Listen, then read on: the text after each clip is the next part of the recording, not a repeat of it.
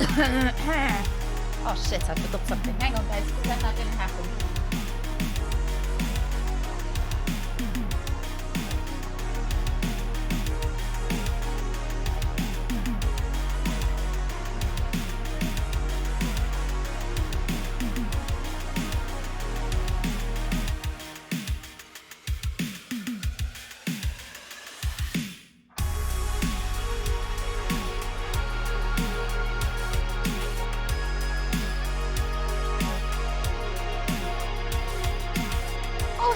For definitely the first time today. Hello. Happy Monday, Friday, Wednesday, Tuesday. It's Tuesday. Happy Tuesday, guys. For definitely the first time. Definitely the first time that I'm saying hello to you. And I definitely didn't just cop down the mic and then run off before. Why would I do that? That would be weird. Hello, everyone. Hello. How are we doing? Good morning, Zenon. Good morning, Zenon. Good morning, Mr. Westhana. Hello, Drunk. Hello, Rooks.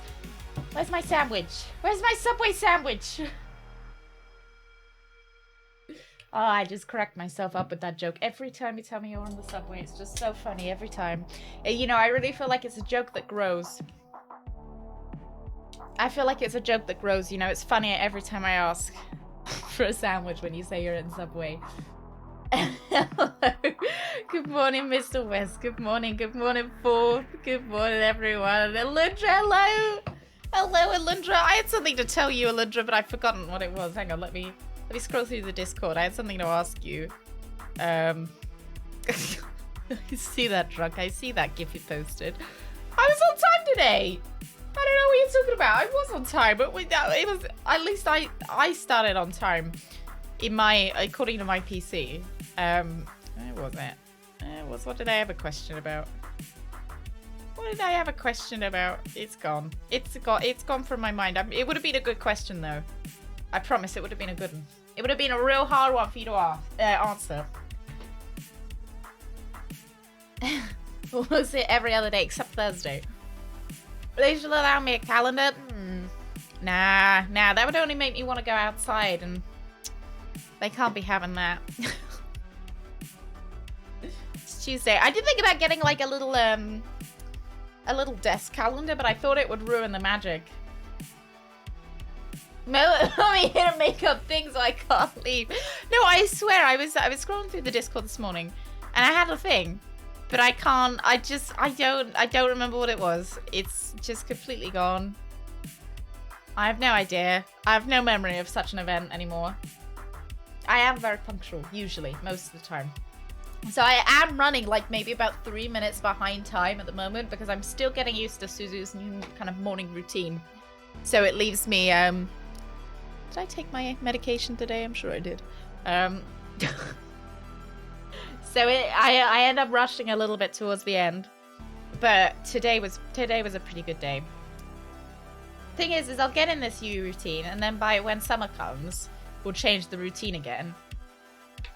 And then I'll be out of it. I'll be out of it, and then I'll be on the wrong routine. It's when we walk her, so we want to walk her while it's still light outside because she enjoys it a lot more. And obviously it's better for us to walk her when it's light. So we were walking her after stream or after work, and then now we've moved to walking her before. So I had time before stream that now I don't have. So I'm just relearning everything. Grandma's memory isn't what it used to be now. Grandma's body isn't what it used to be. Like the dungarees, they're not quite there. Any chance of any overalls? Not a kid. I didn't think it was until you said that, fool. No chance of overalls. I'm sorry. No chance. Thank you, Drunk. Thank you, Drunk. Thank you. See, that was a noble way to word it forth.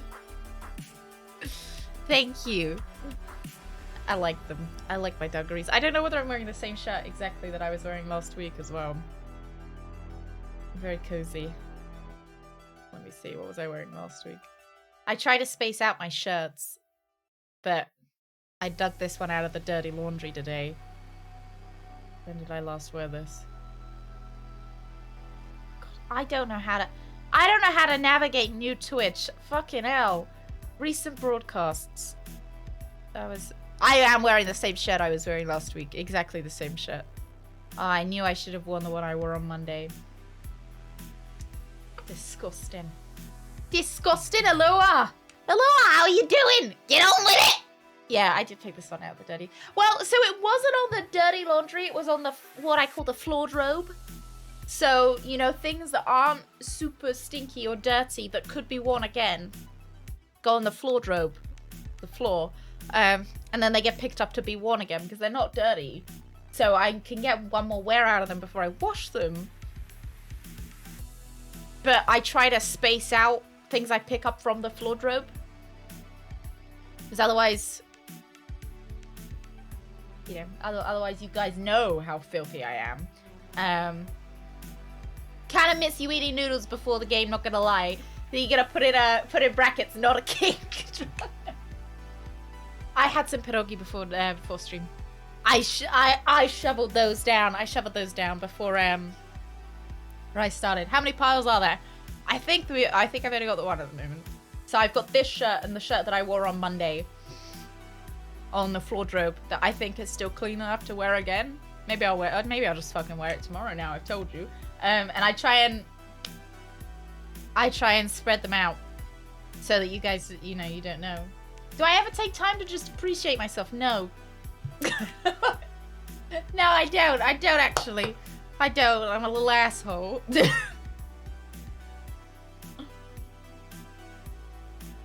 My mom once won a pierogi eating contest. Oh my god, how many did she eat?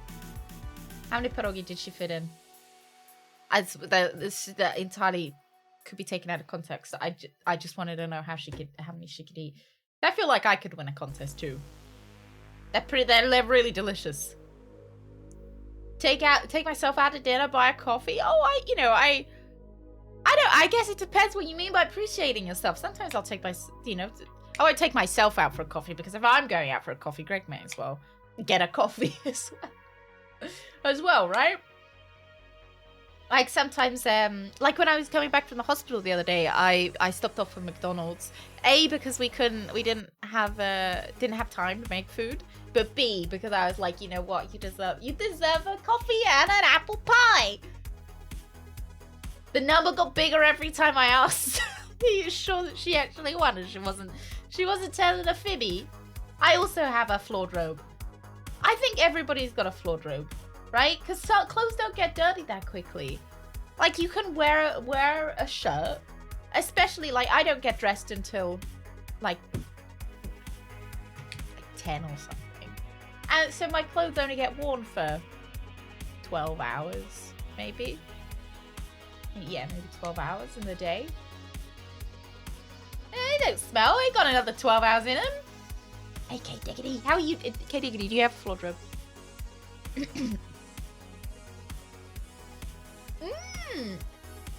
Oh, it's a magnetic soft velour armrest. Oh.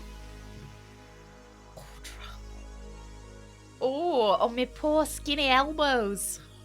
I've got a friend who has like thick pads attached to their chair. They have a pad to sit their bum on, pads to put their arms on. They're like in this like in a cozy dome. Oh no, she got more pierogis as a reward? How do you... I guess, you know, if you eat a lot of pierogis, clearly you like them, right?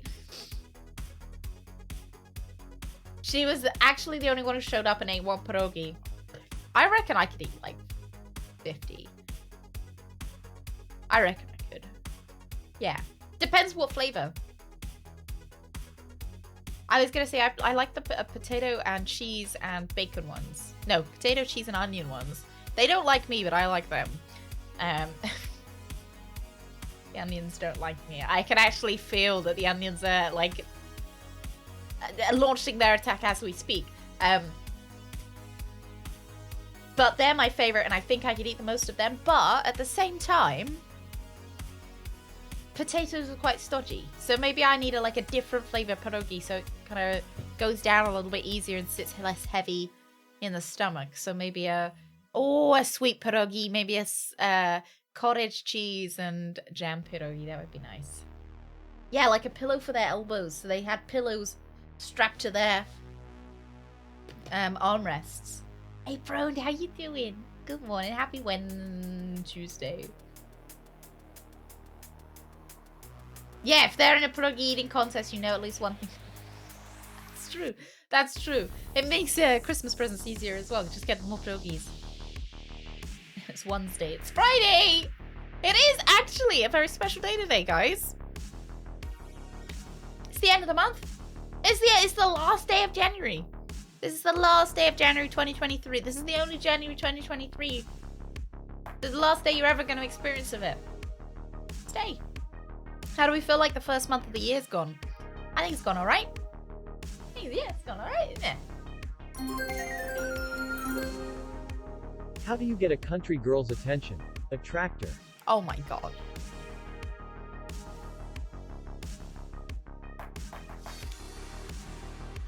Wait, I'm trying to think of a furlough tractor joke. You could combine your skills and attract her. No, it wasn't. I didn't add. I took away from your joke, if anything. Gullix, good morning. Happy last day of January. And Arnold, good morning. I would not even good morning. Yeah, we are the last day of January. I know what day of the week it is. Potato and cheese the best. Don't sleep on dessert pierogi. Oh, apple ones. Best I've had. Made by tiny old ladies in a basement of a church. Funny enough, I keep tiny old ladies in my basement as well. Maybe I should ask them to make me some pierogi. Oh, you're chilly. Arnold, did you pay the heating bill? We didn't pay the heating bill. And our heating got turned off. Has now been paid and the heating is back on. January's remained within acceptable parameters.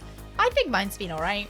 It's been a bit of a mixed bag. You know, I feel like that with any month. But overall, I'd say it was maybe a 7 out of 10. 6 out of 10? 7 out of 10. 7 out of 10. I had the shits last night, so it's, you know, marred my view of January a little bit. So Greg taught me how to pronounce pierogi. Yes. Well, I mean, he just said it and I took... You know what? Weirdly enough, Hero, I saw that advert. I saw that advert today. Wrestling has more than one royal family. I was scrolling Twitter and it was fed to me, which was strange because I'm not, you know. Oh, there it is. No, maybe it's not. It's another wrestling thing. I get fed a lot of wrestling things for someone who doesn't really like wrestling. Very strangely enough. Is that Mr. Lawler? So the one that I was looking at right now was... Oh, wrestling has more than one royal family. Watch the American Nightmare Cody Rhodes make his way into the ring in WWE 2K23. It's IGN feeding me wrestling stuff. American Nightmare. I'm surprised how big the WWE games as big as as I think they are. They seem to be super popular. There's lots of fake drama in wrestling. I don't know. I guess I like fake drama. I guess, like, what are video games if not fake drama, right? Does anybody ever fuck other people's mums and then that's like, you know, there's a love child involved? Because I could get into that.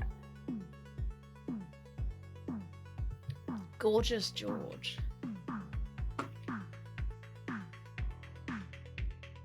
Video games are.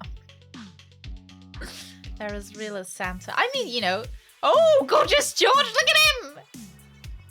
Oh, hello, George. He's been married twice.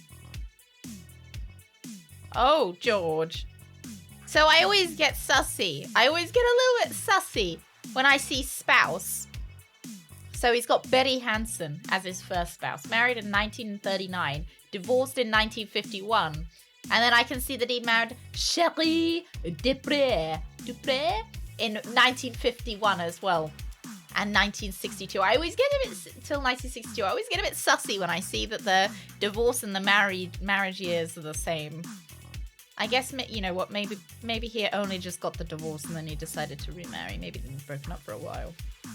See, I'm already looking for a sorted affair.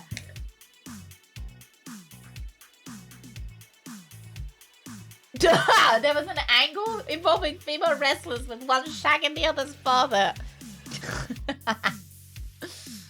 He was married twice, first to Betty Hansen, whom he married in 1939 in Eugene, Oregon, inside a wrestling ring. Oh. They adopted 2 children. After divorcing Betty, he married Chérie Desprez in... by this marriage, he had 1 biological son, Gary, George. Really like G names. Chérie filed for divorce from George in 1962. Okay. We're not getting any more information on the sordid affair, unfortunately.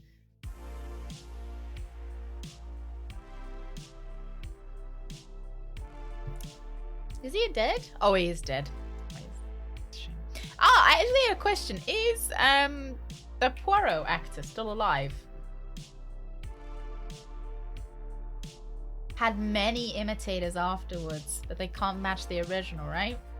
Is it still fake drama if it's literally a TV show? I guess it depends where we draw the line. What is fake drama and what is real drama? Oh yeah, David Suchet. Is he alive still? Is old David alive? Hang on, I'm booting up Poirot. Ooh. Sometimes this stream is crazy when you're just listening to it. Galax, how many pierogi do you think you could eat in a competition? Oh, he's 76. You said I'm a twin to Hercule Poirot. I'm his twin? I never even knew it. At least 1, I'm sure. I reckon you could eat 2. I reckon... No, Galaxy, I think you could eat at least 5. It would also depend how moist they were. If they were a little bit greasy, they could go down the gullet a little bit easier. He doesn't have too long. I don't know. I reckon... Let's have a look. Let's have a look at David. Poirot is loading up. Ba-doop-boop. Not this music. Poirot music. I'm right smack dang in the middle of the screen. Good. That's what I wanted to see. Don't know what we were doing last stream, but put me here.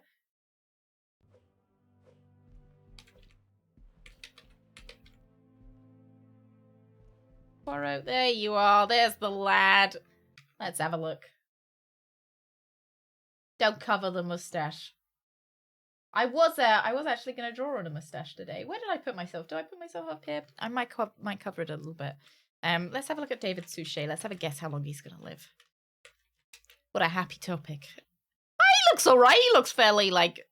He looks like a fairly healthy lad. You know, he's not super old and... You know, he doesn't look like he's... You know, not gonna make it. I reckon he's got another 20, 30 years in him. Yeah,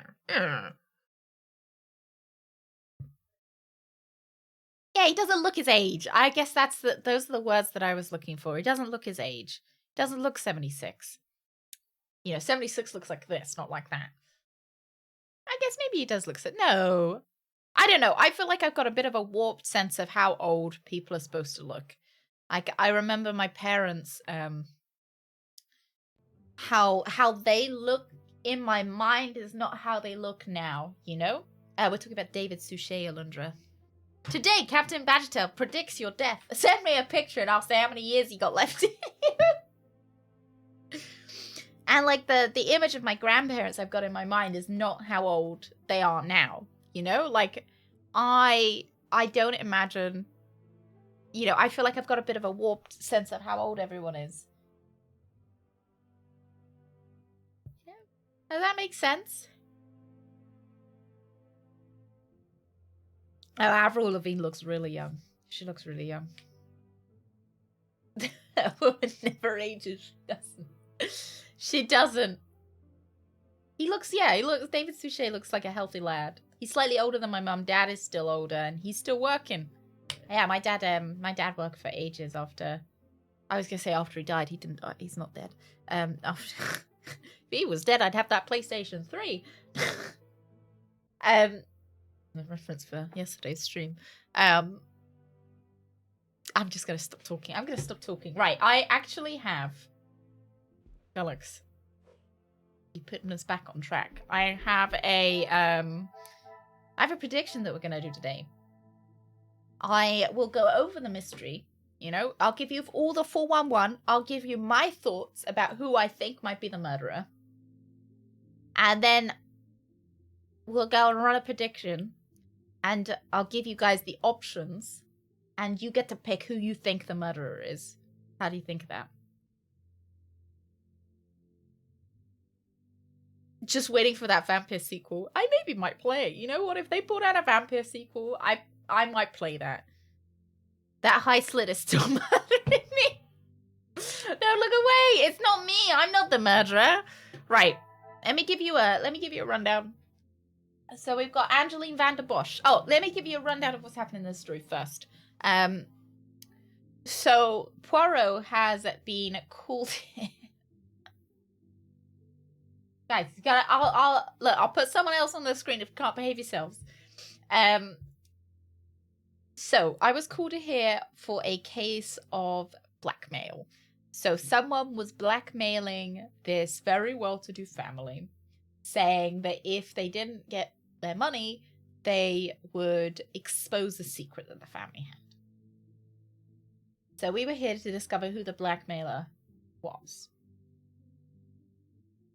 So at the moment, there is an engagement party going on between Angeline. So Angeline is the lady who invited us here. And she is getting engaged to Gideon, this absolute fucking chat of a man. She's engaged to him. So we're currently having an engagement party. And at this engagement party, we're trying to see who the blackmailer is. Importantly, Gideon paid the first demand for the blackmail. So he got the cash money out of his pocket. He paid for the first blackmail demand to protect his, what he says is protecting his new wife, or wife-to-be. But the blackmail is not the only problem we have here. This guy, he's got a lot of teeth, but, he's got his mouth closed. You don't need to know that. He has been found murdered. He's been found murdered. So, we're now here to solve the murder as well, because we're snowed under currently. So no one could get out of the house. So it's kind of the perfect scenario for us to solve the murder before we call the police, because the police can't get here. No one can leave. We're in, an insular bubble. So, it's been murdered. This is where it gets interesting. This guy was having a sordid affair with Angeline's mother, who was this lovely lady here. They were having an affair. And Angeline is actually their love child. Right? So Angeline is actually their love child. So she's not really a Van den Bosch at all. She's actually his daughter. And the secret that was the blackmail secret was the sordid affair. So we've got to figure out who would know about the sordid affair and who would start blackmailing the family for it, and then who would murder the guy on top of that. So let me go through our suspects. Everybody on this list is a suspect. No one gets away. And I'll list the main suspects and also have an other, a different person option. And you guys can decide who you think the murderer is. Not who the blackmailer is, who the murderer is. Who was the blackmail directed to? So, Angeline received a blackmail letter. And Major Felix also received a blackmail letter. So, they were blackmailing them both for double the money. And Major Felix took out a loan to pay for his blackmail. Because he wanted to protect Angeline, because he's her daughter. Always means a sordid affair. Somebody please make flowcharts. So, Angeline, I don't think she did it. She's got no reason. She's got no idea that she's a love child. She thinks her dad is somebody else, and notably, he's already dead as well. Right, we have the butler. The butler. I am really suspicious of the butler. So he not only received a call for the major and then let the major take the call. So he also he doesn't really have an alibi for the time. He also was kind of in charge of moving the body after the murder and cleaning up the scene. And he let somebody else kind of interact with the body after that. He let one of the other characters do an informal autopsy because she was a nurse. So he let someone have access to the body that we asked him not to. Also, so I actually have a theory that he and... Where is he?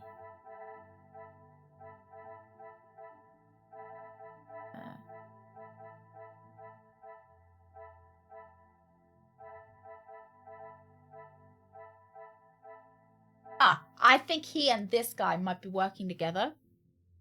Maybe. Or he might be using Zachariah. Because he is the only one who confirmed Zachariah's alibi during the time where the murder was taking place.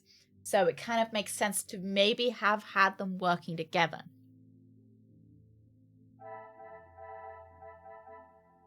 So we have the next suspect as well, Cassandra. She may have killed her lover to protect her family from the secret coming out, because she suspected that the major, who is the victim, was the one who was behind the blackmailing. So it could have been her who killed him, kind of defending her family.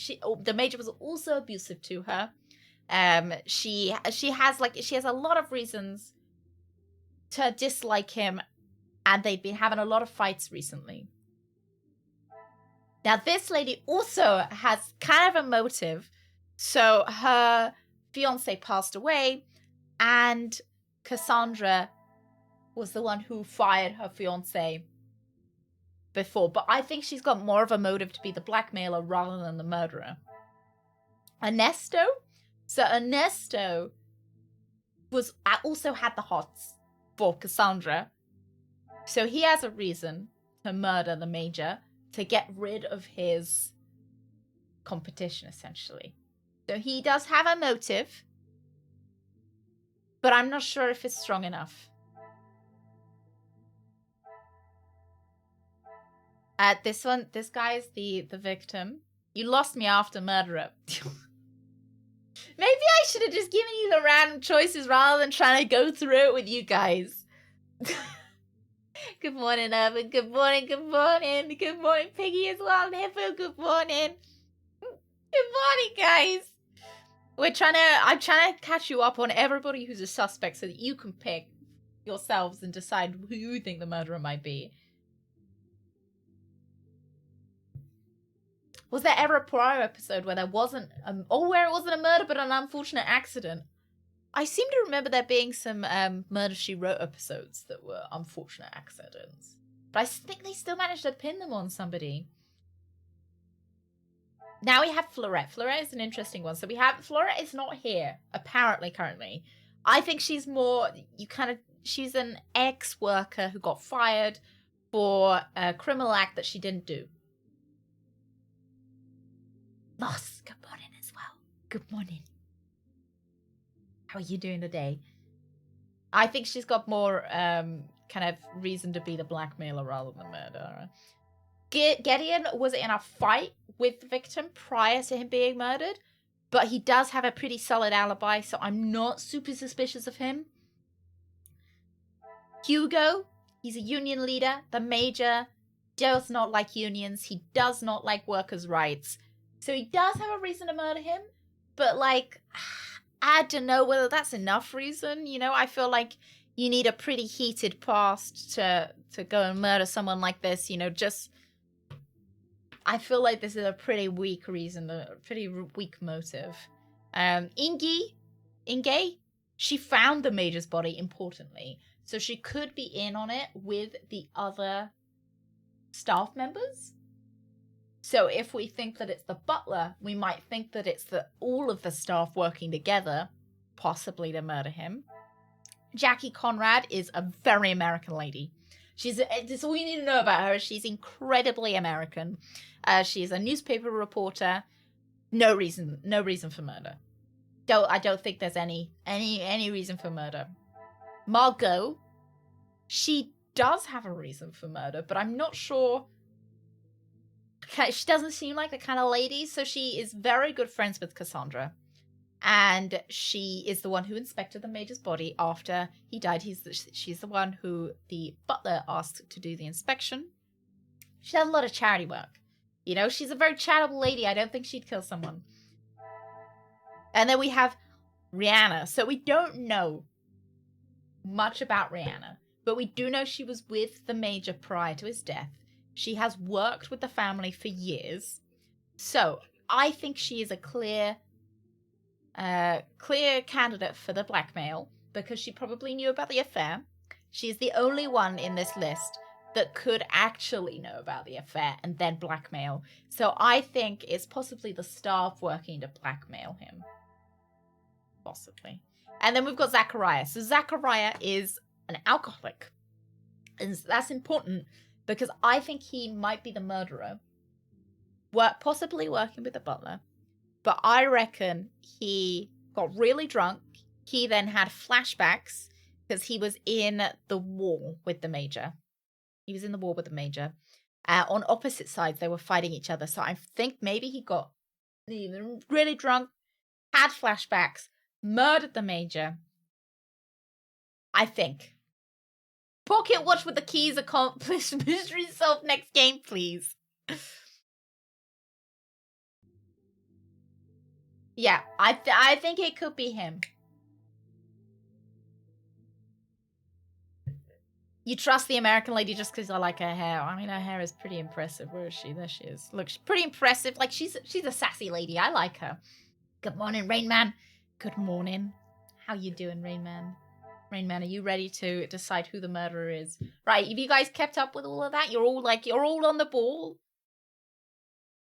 Have I died? Huh? Stream down?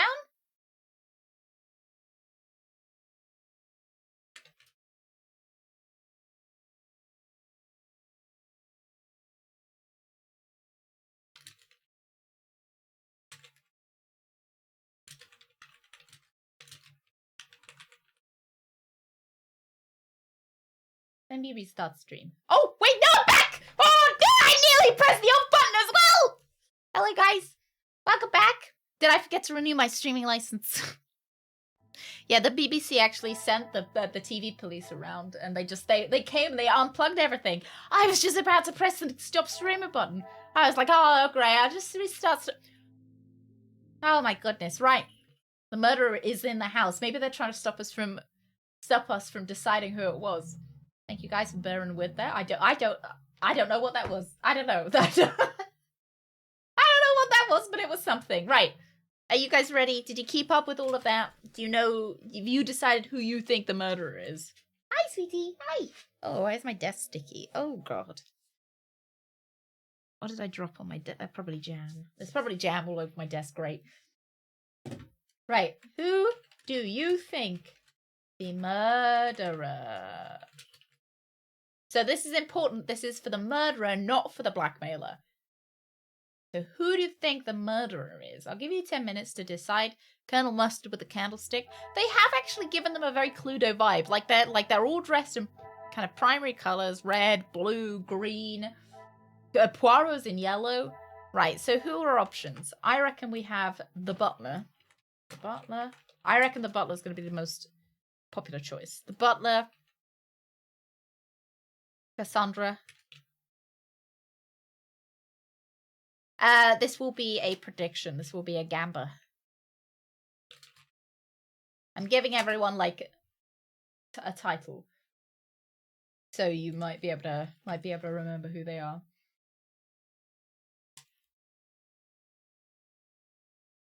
Archibald, the mom.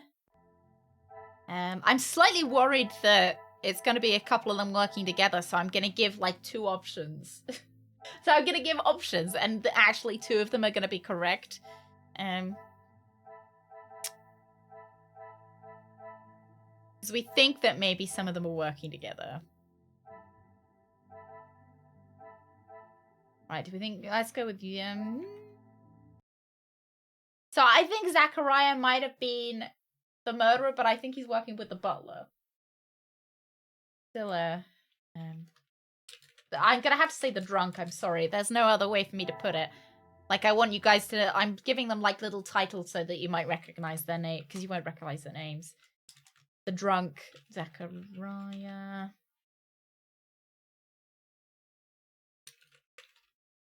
Someone else. Neck guy. Oh, David. I could call him David Bowie because he's, he always stands like David Bowie in the Labyrinth with like his big bulge out. I'm gonna the drunk. I don't know what else I could call him. Because I feel a bit mean calling this guy with shell shock and clearly poor mental health the drunk. I call him the brother. The brother. Because he is the brother of one of the guys. The brother. The drunk brother. That's a bit better. The veteran. So we've got 2 veterans. That's the... I'll just go and call him the brother. You know who the brother is. The brother is this guy. Got 2 veterans. Yeah. Yeah. So I've got the butler, the mum. Go back to...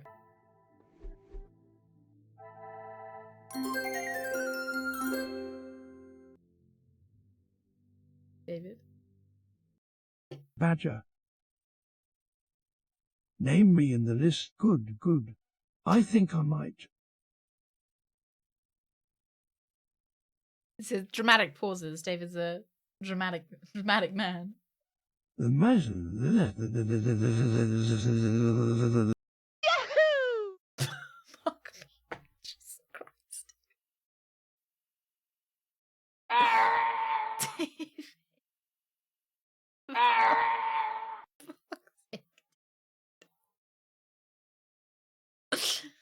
David. Drug, thank you very much. Thank you for your... I am awe-inspired. I'm inspired. Thank you.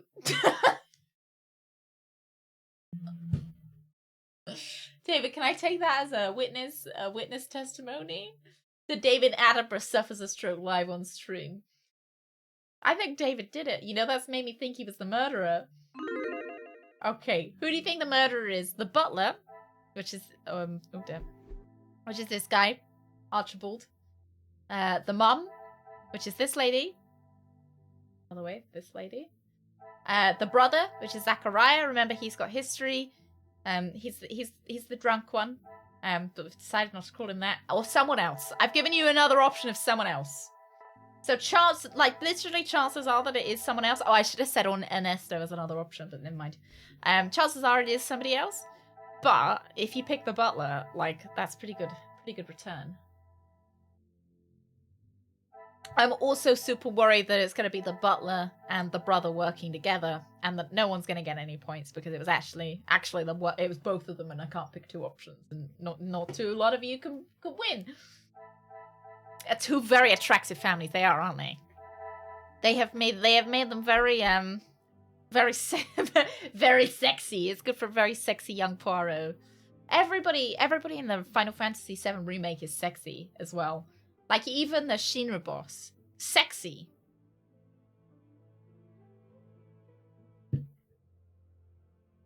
You don't need to think of any witty joke or anything. Attenborough just steals the show. I think he does it deliberately. I think he steals the show. He's like, no, you can't be funnier than me. I've actually forgotten what I meant to be doing. Investigate the murder. Obviously, that's what we're up to. Search the guest rooms. We're searching the guest rooms, but we're running our fingers through people's drawers. Ah, so I was actually watching talking about running our fingers through somebody's drawers. I don't know why that's relevant at all. I should make myself known before entering. I have just gone to the episodes where Beverly Crusher is back in The Next Generation. And I saw someone in chat saying that they prefer, oh god, I've already forgotten her, liked Dr. Paluski. Paluski? Yeah, Dr. Paluski. They liked her, but they preferred Dr. Crusher, and I do agree that I think I agree with them. But I thought that Dr. Paluski, I liked how she didn't give a shit what Picard thought. Like, I feel like Dr. Crusher is quite often like, oh yeah, sure, you know, I will support you, Jean-Luc. Whereas Dr. Paluski is like, no, fuck you, Picard. I'm gonna do what's right. Like, you know how I was saying with that episode with the drugged up, you know, the addicted world, that they were addicted to the drug that the other civilization was giving them and they didn't realize it was a drug. I said that if Julian Bashir was on The Next Generation, they would have gotten the antidote. Whereas Beverly Crusher's like, oh yeah, sure, okay. Yeah, the Prime Directive, Jean-Luc, you're right. I don't think Dr. Paluski would have let that fly either.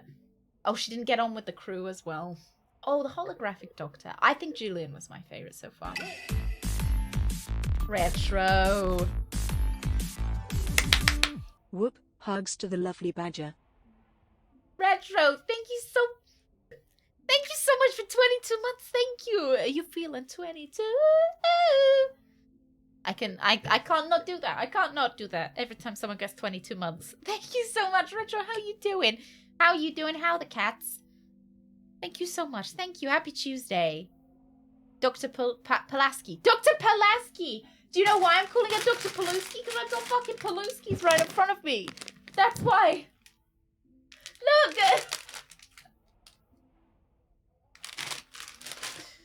You even said Pulaski, and I looked at it, and I was like, Paluski. Good. Good. I even looked at you guys correcting me, and I was like, yeah, that says Paluski. I don't know why you... That's clearly what you're saying. Yeah, Rayman, I was remembering the episode where they searched through Dr. Pulaski's drawers to find an episode of her... find an example of her DNA, essentially. That is Crystal Sticks. They are Crystal Sticks. I didn't, Retro. I didn't. Did you put it on Twitter? I didn't see it. I've seen lots of pictures of them. That's so cute. I don't want to say that I've got a favorite. I do like Bandit quite a lot. General Paluski was a famous Polish-born general of war. Oh, the U.S. War of Independence. Why has he become a pretzel stick? Is it because he's standing to attention? Because they're like, you know, they're sticks. The Comtesse's room. It would be rude not to address her before searching the room. I'm rude. I like to be rude. Look, Poirot, you can't be fucking polite when you're investigating a murder. What a pleasure. Oh, sorry, I don't did wish not to expect to intrude. see Did you you in murder my that man in chambers. cold blood? In a purely professional capacity, I can assure you. Why did you have to... Now I'm suspicious. He's like, in brackets, not a king. There is no need to act so stiff, detective. Madame, after the revelation of your actions last night, Greg is Polish. I'm afraid He my is. sense of humor is all but gone. I will not apologize again for... That's why merely we're very trying Polish to today, help. aren't I? Pierogi for Shall we get lunch, straight to it, Paluskis on then? my Let on my us not desk. waste your time any further, detective. Bandit's a little shit. He steals toys from my daughter's room and eats. But is he your favorite though? Can you pick a favorite? Don't be suspicious. Don't be suspicious. I saw you conversing with one of the young servants yesterday. Oh, was it a hot young servant? That would be Inga. She has been one of the most promising young women that has come from the shelter. So, one thing about Margot I'm suspicious about is I think Florette, who, remember, she is the fired servant who used to work in the household. I think she went to the women's shelter that Margot runs. And I think there's some kind of finger in pie here. Madame Vandenbosch took Oh, me a young Lundra! lady from I'll your see you in a shelter. bit. I'll see you later. Good luck. Good luck with work. There is no need to sound so surprised, Detective. She does have a heart. I did not mean to sound so cruel. I just did not expect Madame to hire someone of that background after the incident with her previous maid, Florette. Oh. People change, Detective. Okay. You should I thought not she might judge recognize the someone on name. their past actions. Believe me, Countess, I know that only too well. How can you be certain I've been mispronouncing Greg's name for years? Is it actually Greg or Grieg? I commend you on your dedication with the women you help. It is most honorable. Be careful, Detective. That almost She's got the sounded hots like a for Poirot compliment. drunk. It is your actions in this house that have been questionable, Madame. Your work outside is something that many more could take note of. We do what we can. Well, he did just insult you. Have you been able to find many of the girls from the shelter work? We wouldn't be doing a very good job if I could only help one girl. I in fact found work for one of them as a maid in Monsieur da Silva's house recently. Was it She Florette? has fitted into Monsieur's home well. Was it Florette? What is better, Detective? That she remained in an abusive house, or she is able to rebuild her life with an honest wage in a prosperous house? When put like that. Is she happy in her position? The happiest she has been in years. I check in with them all as often as possible. And if Okay. there was a problem, I would know.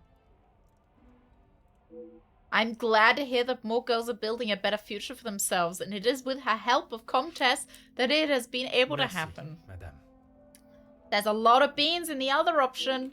Well, I mean, chances are that it is somebody else, right? Chances are that it's not going to be one of the three, but they are our main suspects currently. I think Ernesto's pretty high up. I did forget him. The wonders of modern technology. What a joy it must be to have music in one's home. Wait until you hear about Spotify Poirot book. Perhaps the happy couple's engagement has been put somebody in a particularly romantic mood. So it is also worth noting that Angeline, is it Angeline? Ah, no, Elizabeth Paget, the oh dear, the lady. She likes romance, and I feel like there are romance novels and romance literature, and I feel like there's a lot of flags for romance literature around the house. So it could be her husband or her fiancé that died. The chance to play is very tempting, but I shall save myself the embarrassment. Okay. What do we got in the fireplace? Anything? Come on, have a look. Oh. Have a peek. A roaring fire. Greek.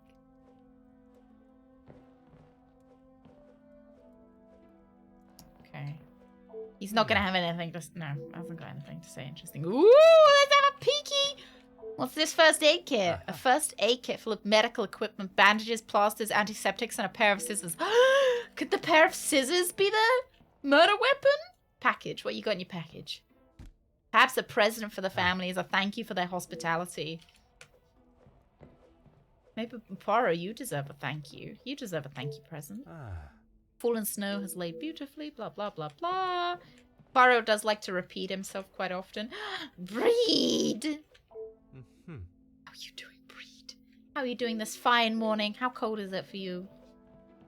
Oh, and Harmer! I will see you later. You have a wonderful sleep. You have a lovely sleep and lovely dreams. Hello. Is the murderer? Or you think Bread's the murderer? I mean, I've always been a bit sussy of Bread. Apparently I've got more to talk to Margot about. Oh, her first aid kit. Tell me about the scissors in your first aid kit that you used to murder somebody. Please. Go ahead, Detective. Perhaps I was a little rash with my response to you examining the Major's A body. compliment and now an apology. Well, Detective, you certainly have changed your tune. I'm trying to butter you up like a beautiful piece of brioche. There was something I was still unsure of. You mentioned that your training was some years ago. From my days Oh, as I'm doing a bit nurse. of Columbo. I'm leading her down the garden path a little If bit, that is and so, then why would you have brought several Yeah. pieces of equipment usually found in a physician's bag? One must always be prepared, detective. minus 25. And it's minus 8 degrees for you? God, it's so cold! At an engagement celebration. If I had not brought them, I would not have been able to assist you last night. Perhaps you should be thankful for my precaution and not so suspicious. I am suspicious though. And she had not bought them all, I would not have to... Had she not bought them at all, I would not have to ask such a question. Merci. So we're a little bit sussy about her scissors. I mean, it must be so annoying to have a murder happen while you're at a party, and then all of a sudden those scissors that you innocently brought to the party become under suspicion for the murderer, like the murder weapon. Oh, the ever-guarded Jacqueline Conrad. It is time I should question her on her conversation with the Major before searching her room. Hey, Zach. Good morning. Good morning. Detective, Good morning. What can I do for you? Mademoiselle, I am Incredibly sure American. you understand my reasoning for such intrusion. If it's going to clear my name, be my guest. If you wouldn't mind answering some questions, it can hopefully be cleared faster. I'd like to start with your relationship with the Major. Will you put in your fork in some cheesecake? Like I said, he's not the man he wants everyone to think he is. Oui. But how is But it you everyone came to thinks that he's an conclusion? asshole. So is he not You an don't asshole? really want me to recount every conversation I've had with him, do you? Yes, please. There is one I'm particular nosy. I had in mind. Tell me about your argument. An argument would imply it was a two-way conversation. And that is not how it was? Here it is. I've been helping Angeline get exposure, her marriage to Gideon is big news, and his work is really paving the way for others. I saw the chance to get their names out there, and he didn't like it. Fred, how warm does it get in the summer? I respect the decision to go red shoes, red socks, and then full yellow suit. We went really big bird sack. What was there not to like? Your guess is as good as mine, detective. But if I had to, I'd say he was Not a jealous it wasn't hot his dog name and a at the top of the Budweiser. article. Wouldn't it be a Bud Light? Don't Americans like Bud Light? And his reason to storm off? Oh, you know about that. Let's just say I didn't accept his pathetic attempt to get me to stop the story. If you're gonna try and pay someone off, at least make it worth their while. Oh, so the Major took out a loan, and we thought it was to pay for the blackmail. I thought the Major would only be supportive of Madame Angeline. There must be more to why he would not want her success to be known. Maybe he didn't want more eyes on the family, considering she was a love child? I am sure you have grown weary of this subject, but Monsieur Beckers... You've really got a fascination with that guy, huh? I do. The horrible stereotype, and also true that you like Bud Light. Why do you like Bud Light so much? What's the difference between Bud Heavy? I would not say fascination. An interest, perhaps. Well, I'll save you the bother of trying to find out more about him. He's not that interesting. In fact, he's a bit of a wimp if you ask me. That is not the impression I got of him. That's because you've only seen the side of him he wants you to. He knows what to say in front of the right people. But behind closed doors, he's clueless. Clueless in what way? Let me guess. The first thing he told you was that he was a union leader. No, Yes. the voice of the people. A man that is proud of his work is not something to be sneered at. Don't get me wrong, he has a way This is when we with find out words, he's not and a he can union certainly leader. rally a crowd, but that's about it. At the end of the day, he's a representative and nothing more. He's got to play the part, not just learn the lines. Mademoiselle does not think particularly highly of Monsieur Beckers. She is a strong, independent woman. But this use of the term wimp is unnecessary attack on his character. Oh my Merci, god, Poirot. Sure thing, detective. And if you change your mind on that exclusive about that shooting... Minus 11, minus 12, If I living do in the change north it, is rough. You shall be the first. Jeez. I feel chilly even hearing you guys say how cold it is. Oh! Very quiet music in the background. Oh, there's more water in Bud Light, so it goes down a little bit easier. Does it mean that is it the same price as a Bud Heavy then? Among them, a recent article by Jackie Conrad about the riots linked to Ernesto's factory. Peaceful strikes turns to loss of lives as violence breaks out on the front line. Following the tragic events of in the city that has darkened the spirits of the people and brought to a screeching halt the rising defiance of the working class. The area has been cordoned off and police presence at the scene has increased. Factory security forces have been asked to step down and the powers handed over to law enforcement services. Workers laid down their tools, switched off all machinery, and stood together shoulder to shoulder as the fight for fair pay and conditions raged on. What started as a peaceful protest by those employed at the factories has turned into a battle of class, with support for the workers coming in from all over the city. Although reports have not been confirmed, sources state that violence broke out following a second wave surge of supporters. Official numbers have not been published, but it is believed that as many as 8 workers have lost their lives in the fighting. The workers' front line has been considered as a representation of the people and the working class of Belgium that now refuse to work in such demanding conditions for such a demanding and insufficient wage. Chief Commissioner LaRue has confirmed that the outbreak of violence and resulting civilian deaths are being investigated and official statement is to be made in the coming days. Jacqueline Conrad. Right. I feel like it should be cheaper if some part of it's water. There does not seem to be anything of interest in here. Can we not steal her orthopedic underwear? Oh, bucket knife! Everyone's gonna have a murder weapon, aren't they? Oh. Chasing a story may lead her into some precarious situations. Everyone's gonna have a murder weapon. I have to check the fireplace just in case there's something in it, you know. Highs are usually around 30 sometimes. Brett, how big is your wardrobe? How big do you have to have a like? Because you must have to have such cold weather wear and then such hot weather wear as well. Like, you must just have to have such a range. Jackie has set up a makeshift office from her room. She must bring her work everywhere. Oh, Mr. Artique spotted leaving the Velvet Tickle. Friday. Fucking Velvet Tickle. Mr. Artique spotted leaving the Velvet Tickle. Friday at 23:15. Sounds like somewhere Esme Boyle would frequent. Camber House has been poaching off neighborhood land, boar, duck, and deer.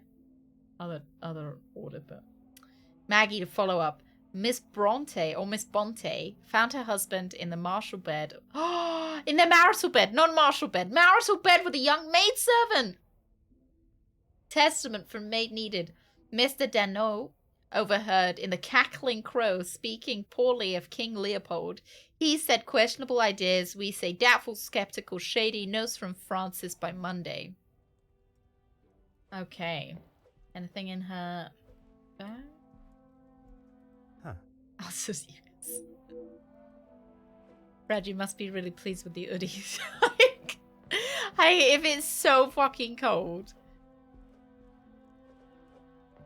God, and then it's so hot in the summer. He even had a fight in the bed, a tumble with the maidservant. Ah, let's see if we can link anything up. No.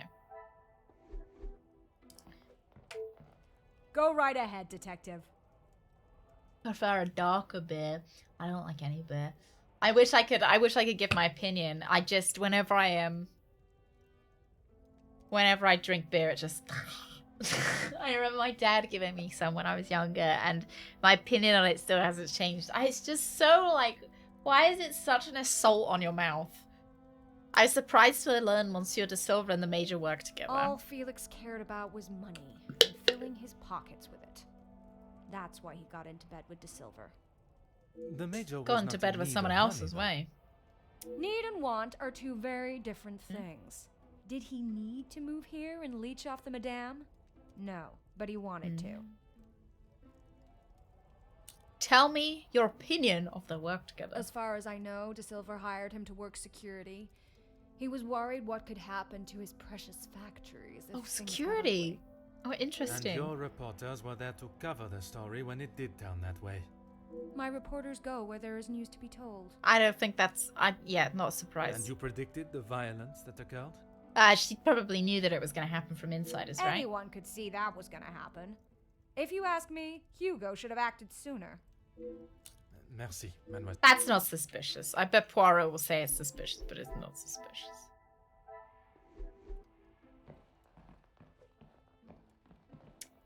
It's what men like. If your drink doesn't punch you in the mouth, it's not a man drink. Our drink must taste like the brawls we get in. So I have liked one beer. It was a very Polish thing. It was a Polish apple beer because it tasted more like cider than beer. And the cider that I drank tasted more like beer than cider, and I didn't like it. You get used to it. You just kind of sound like an insane person when it's winter and you say that 0 degrees is sweater weather. No, like 15 degrees is sweater weather, Brad. You still in like shorts when it's 15 degrees. Getting hot in the summer. Last summer it only got to 42. Oh my god, 45. Oh, I'd be so sweaty. I mean, like, the UK's been getting hotter every summer as well. It was, oh, I don't know how hot it got last summer. It felt fucking unbearable because, of course, my office is always the hottest room in the house. It's always, like, the last place we lived, the room I streamed in was also the hottest room in the house. It just so happens that even aside from my PC running, which does heat up the room, it's always yeah, we might actually need AC. Yeah, because the UK homes are not built to keep heat out. They're built to keep heat in because it's we're a colder country. So keep heat in. So in the summer, it's so fucking unbearable because we just don't have AC. We don't have obviously we have insulation, and it's a nightmare. It's a nightmare. I remember last year there were times where it was colder outside than it was inside. You were a cold country. We still get pretty cold in the winter. So yeah, we still get pretty cold in the winter. So maybe we're just becoming, the difference between winter and summer is going to be a lot more.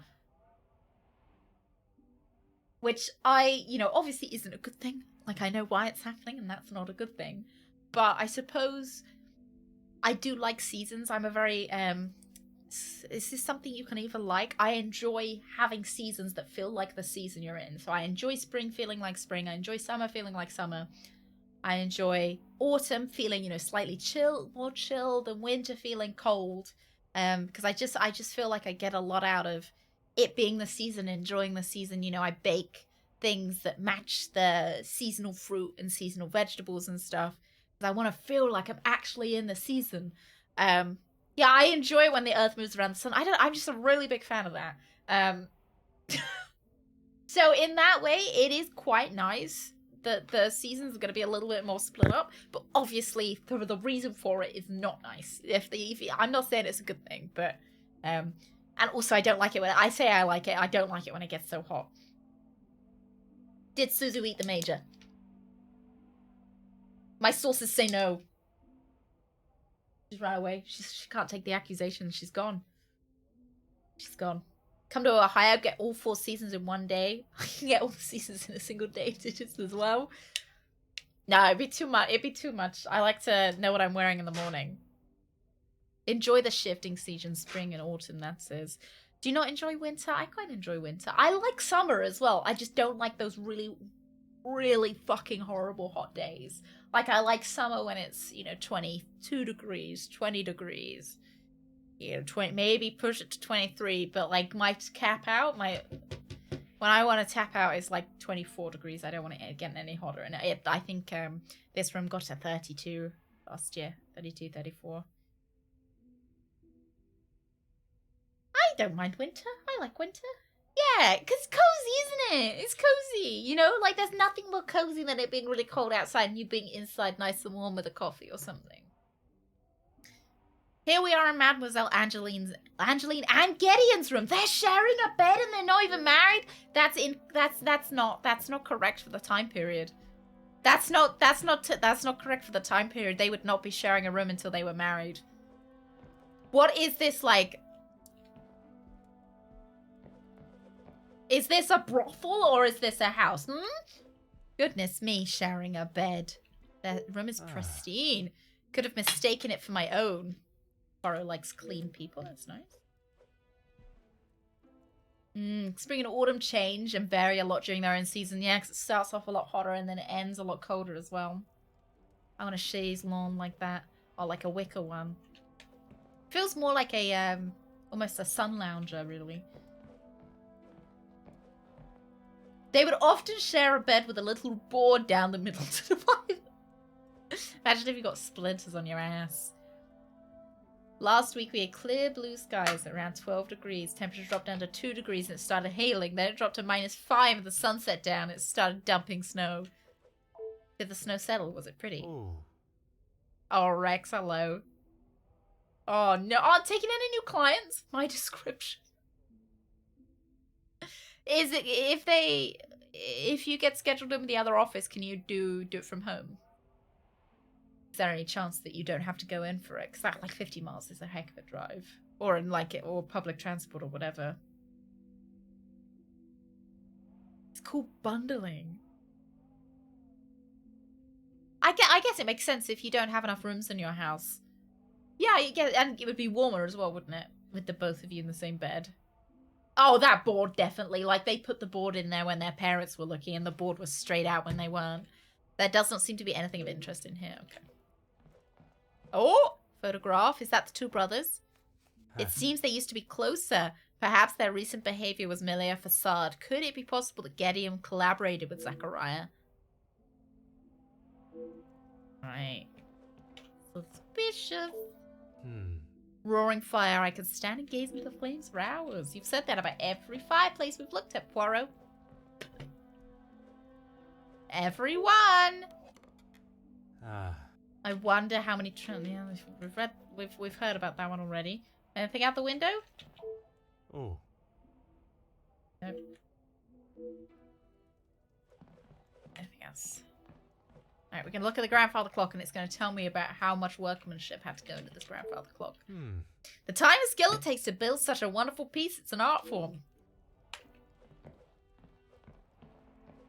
She just really likes clocks. Right, have we got anything else? There's a nice bust of a man with a mustache. Wait. How do you not spin a globe every time you see one? Oh, I used to have a light up globe as a kid. Fucking loved that.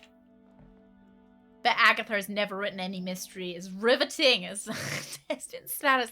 I had diarrhea last night. I think I ate something I was allergic to and I got diarrhea.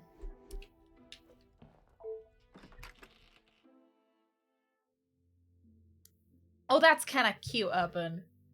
That's kind of cute. They would stay up all night talking. That's low-key kind of cute, though.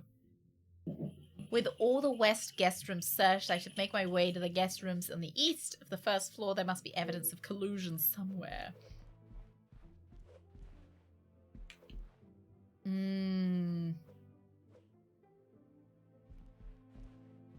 Oh, Rex, I hope you find... I hope it sorts itself out. I hope I hope you find something. Oh, we're in the murderer's room. The victim's room. If is the board really necessary, keep your hands to yourself. I feel like it's more necessary for outward opinion rather than in, like, whether what they're gonna do. It's like, you know, when parents make their kids stay in separate rooms. They you know, say your boyfriend's over, whatever. And your parents make you, like, sleep in separate rooms, but they let you stay all day together unattended. You know, I feel like the separate rooms thing is just to make them feel better, if that makes sense. Oh no, I tore up with my hemorrhoid with a rough poop. Oh no. I feel you on that one. Oh, dang. I hope your Hermes get better. Oh, shit. Literally. Oh, no. Mademoiselle, we You meet gotta again. poop less viciously, Rex. You gotta poop more gentle. Sponge and duct tape. Bonjour, Monsieur Poirot. Bonjour. Pardon, Détective Poirot.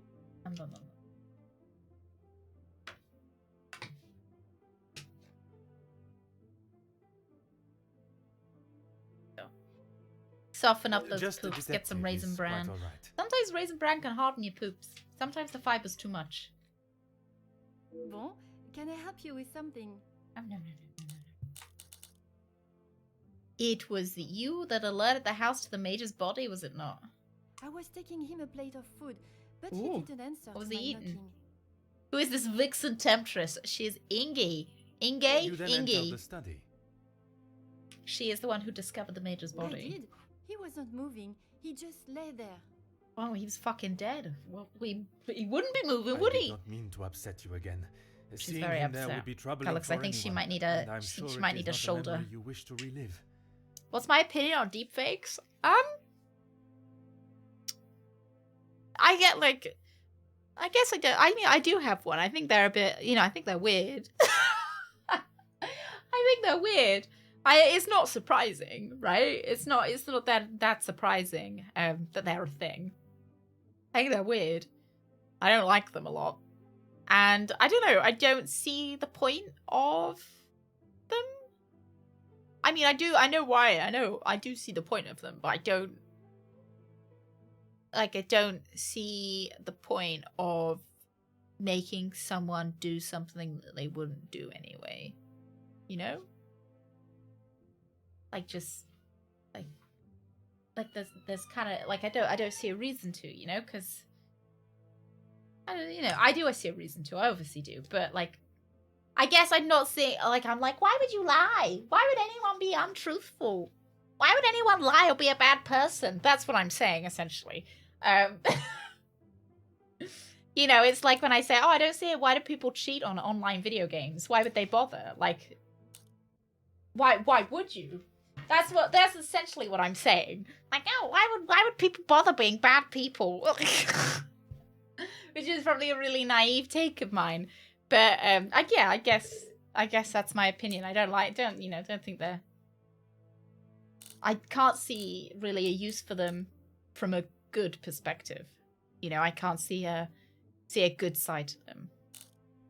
But maybe I'm being maybe there is a a good use for them.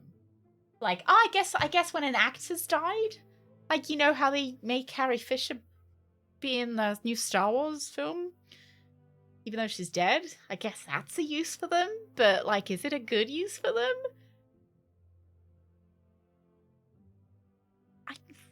It's a use for them, but like, hey.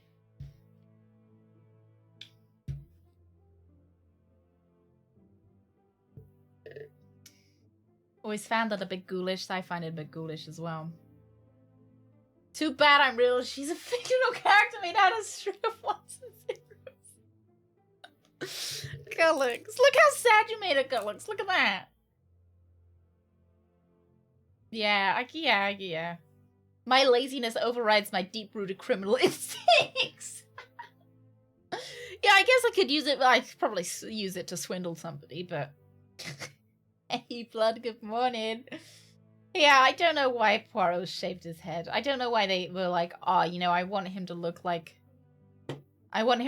someone that would beat me up at a football game. I'm not entirely sure. Not that that's what that haircut means. I get that kind of vibe from him sometimes. Yeah, I don't know. I can't think of a good reason for them. But I was gonna say, maybe for like, to make your favorite animated character say something you want it to.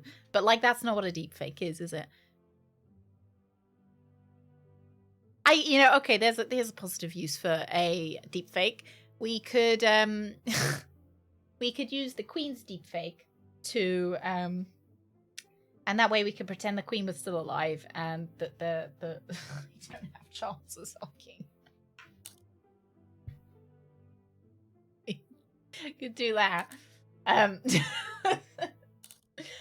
know that's what people do with a prone. I know, but like I'm trying to think of a good use for it. Like, because you know, I like to think of you know, I wanna think of something that it can't just be all bad. There must be like a good use, and there must be a reason that would be a positive thing. But I can't think of one. I just don't pick up my phone. If it's important, leave a message. It pisses me off when like the hospital or whatever puts themselves as like a private number, an unknown number, or like a, you know, they hide their number from you. And I'm like, I'm not picking up a call that says private number or like unidentified number or whatever it says. I'm not picking up a phone call that says that, and then they get annoyed at you for not picking up your phone. Also, moreover, like, what if I was pooping? Like, you're calling me about my gastrointestinal issues. Like, who's to say I'm not shitting right now? So why you get annoyed at me not picking up my phone call? Oh yeah, museums could make them for use for exhibits for people who are no longer dead. Or that are long dead. Oh, sorry, no longer dead. Are long dead. That's kind of cool. Yeah, like Night of the Museum, X-Menzer. Night of the Museum. Teddy Roosevelt comes out at you and tells you all about his Rough Riders. I troll telemarketers, no. Really? Oh dear, you can put them on the phone with each other. Got myself a robot to answer the phone. Oh my god, that's cool. People with memory issues? Oh no, that's... Oh, Brett, that made me feel a little bit moist there. Oh, that's sweet, Brett. What a sweet idea. Hologram in Tex Murphy. I suppose, you know what? You could have deep fakes. Oh, would they be deep fakes or would they just be holograms at that point? Like doing like hostess work, you know, host work. You know, so whenever somebody really rude wants to talk to the manager, they're berating a hologram rather than a real person. But then I guess it would, you know, will the hologram have feelings? Tell me. Oh, no, wait, hang on. I pretend I'm a detective at the scene of a homicide and the victim's phone just... That's amazing! That's amazing! Oh my god, and then I bet they feel really fucking bad. Yeah, hospitals hide their numbers. I have the heart of lung doctor's literal mobile phone. Text him and be like, is my heart meant to hurt when I fart or something? Every time I fart, my heart hurts. Is that right? Tell me about your relationship with the other staff. Oh, have you been having any I affairs? suppose we're like a family. We argue, but most of the time we get along. You must all be quite close, then. Some more than others. You refer to whom, mademoiselle? Well, Maman Ray, sorry, Rihanna, she's been here the longest, and she's very close with Lizzie on account of Luke. Just goes to show how your ass and your heart are connected. The ass bone is connected to the heart bone. How is Mademoiselle Elizabeth's late fiancé? Oh! How is it that connects them? Maman Ray is Luke's sister. You didn't know that? Oh, there's something going on here. I thought she would have said. She talks about him all the time. It must have been awful, losing him in those riots. Apparently, We didn't know he why was he right at the died. front when they were charged. They didn't stand a chance. If I had been the one responsible for his death, I wouldn't want Maman Ray looking for me. Mademoiselle Rihanna, Maman Ray, she has expressed her desire for revenge. And the major was involved in that as well, which is probably why she was blackmailing. Okay, I think the staff are behind the blackmail. Not necessarily Inge, but I think Ray, I think Mummy Ray is probably behind the blackmailing, maybe using Florette as well. Every time she talks about what happened. How is it that the knowledge of Luke's death has eluded me for so long? The death of a brother is certainly motive enough. I think it's motive for blackmail, not motive for murder, though. I did not see an aggressive side to Mademoiselle Ray when we spoke, but I wonder if she would act on such impulses for revenge if the opportunity arose. You mind me inquiring what brought you to the women's shelter? I guess you wouldn't know anything about life on the streets. It is not an experience I have had to face personally, but I understand that many are forced into it, and the lifestyle that comes with Many revelations I've had while playing this game. It makes so much. Everything comes together in this big sordid affair. Put rather bluntly, oui. Oui. You are the first officer that has not taken one look at me and pulled out their handcuffs. Mademoiselle, I can see you have turned your life around, and I commend you on your efforts. Without the Countess, I would probably be rotting in a cell somewhere. There is an obvious alliance to the Comtesse and the understandable. Merci, mademoiselle. So everybody's got their fingers in each other's pies as well. Inge may seem nothing more than a young innocent maid, but there is something she's withholding. If I am to solve the case before me, I must learn what it is. We're so fucking nosy. She was previously prosecuted. Okay. What pie? Apple pie. How do you know the victim? How are you affiliated? Grimes in, you just called the victim. I need your name and phone number now, or I'll get you for obstruction. But what do they do?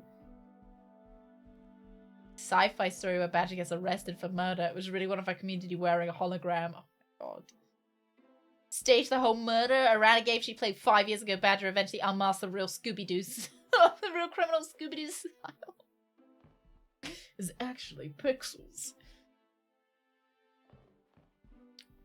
What happened to the accounting tips? Right, you want some accounting tips.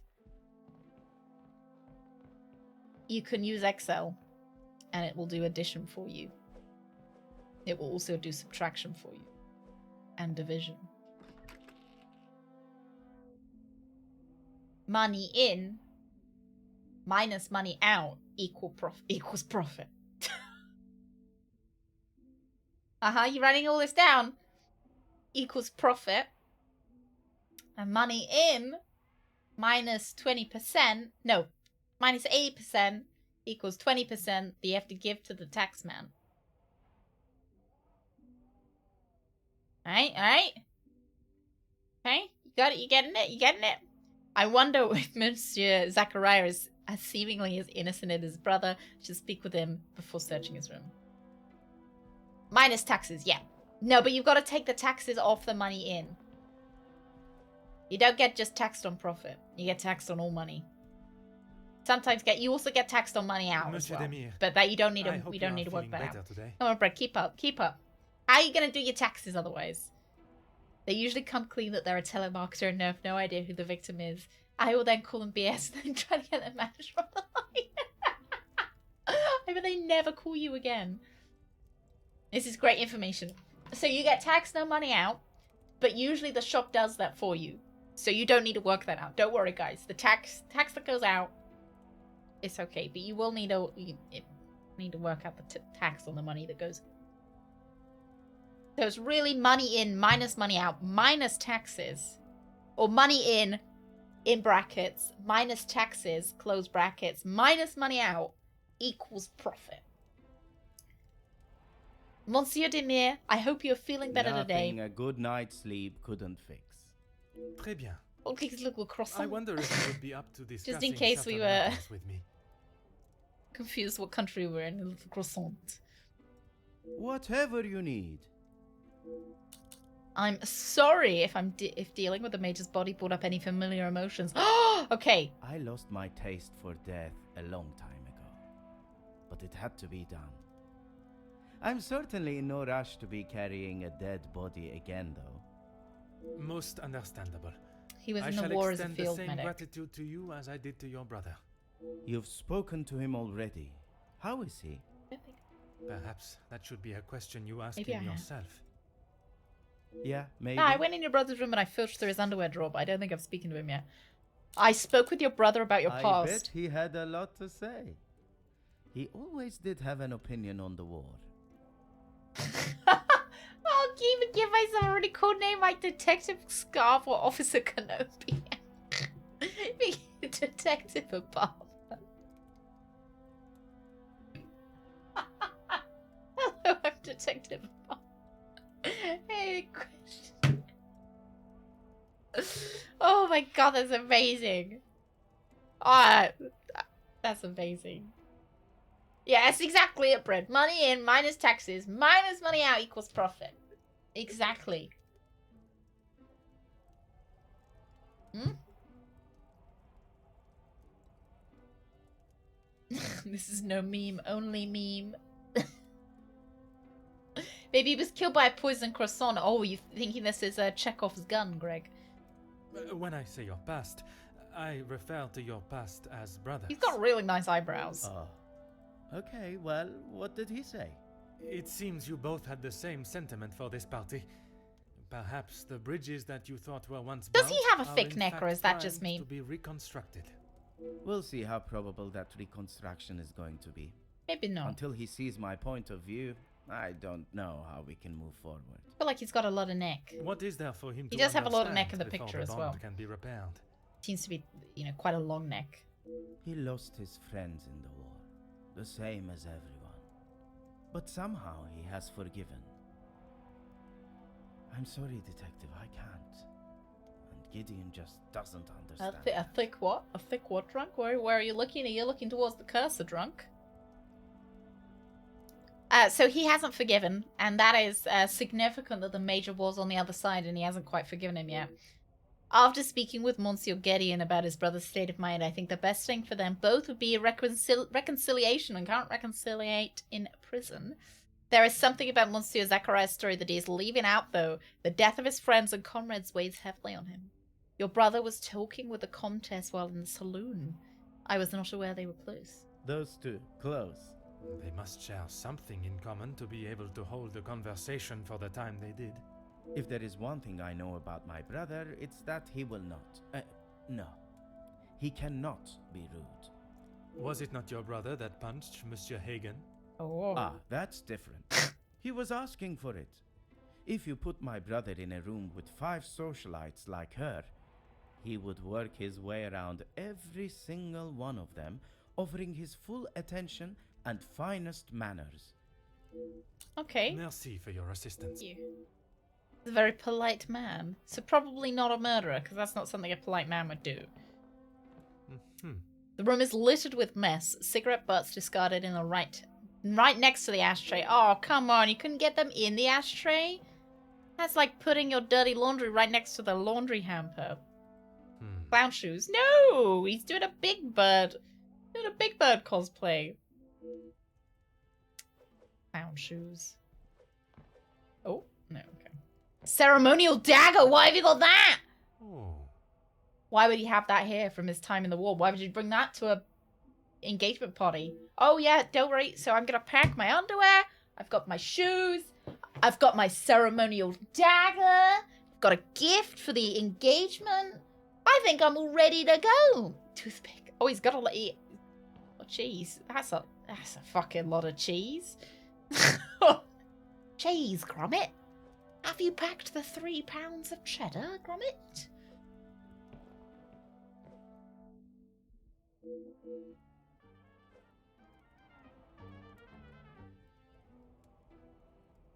His Adam Apple's the size of a baseball.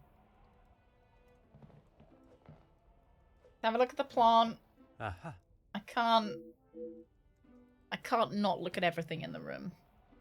I think we're good to talk to him again. Actually. When you stream the Wallace and Gromit point and click, I've already streamed the Wallace and Gromit point and click. We've streamed all of Wallace and Gromit's Grand Adventures. All of them. He's hesitant to talk about Gideon. Photo, right. Magnifique. There we go. The Demir brothers' estranged relationship is enough to suggest they would not have worked together. Unlikely to collaborate. I'm hoping. I don't know. I hope that we don't break up the engagement. So in that way, I hope it was this brother rather than this brother. But it's always the person you least suspect in a murder mystery. We gave the Wallace and Gromit point and click very high praise. It was great. It was really, really great. I haven't streamed it over Dim, actually. There is a full list of all the games that we've played, plus my thoughts on them after we played them. If you exclamation mark games. So if there's any that you missed, Always got time for my favorite detective. and the last 6 on the list usually come with clips as well, and a link to the YouTube video if there is a highlights up. There is a particular item I found while conducting my search. A The dagger. knife. Yes. I wondered how long it would take for that to become an issue. I Tell shall me give about you your the knife. opportunity to explain the reason for it being here before I jump to any conclusions. It was going to be a wedding gift. for I Gideon. sure. I've maybe not been the best brother in recent years. I thought this could make up for some of it. After what happened to the Major, I thought it was a bit tasteless. Depends if it's been coated with blood, if whether it tastes of anything. You did not see it fitting to tell me you were harboring a rather sizable knife in your room? I wouldn't say harboring. And I wasn't expecting to be a suspect in a murder. Merci for your I am assistance, saucy.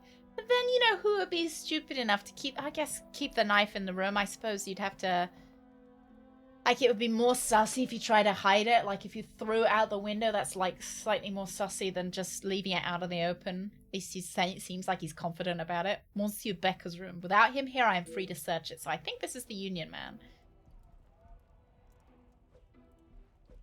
Let's have a look at the grandfather clock that will undoubtedly say that it was a great piece of craftsmanship. Diamond skill, lovely. What book have we got? Inside Hugo's notebook is a hastily scribbled regarding a meeting with who I assume is Ernesto. Curious.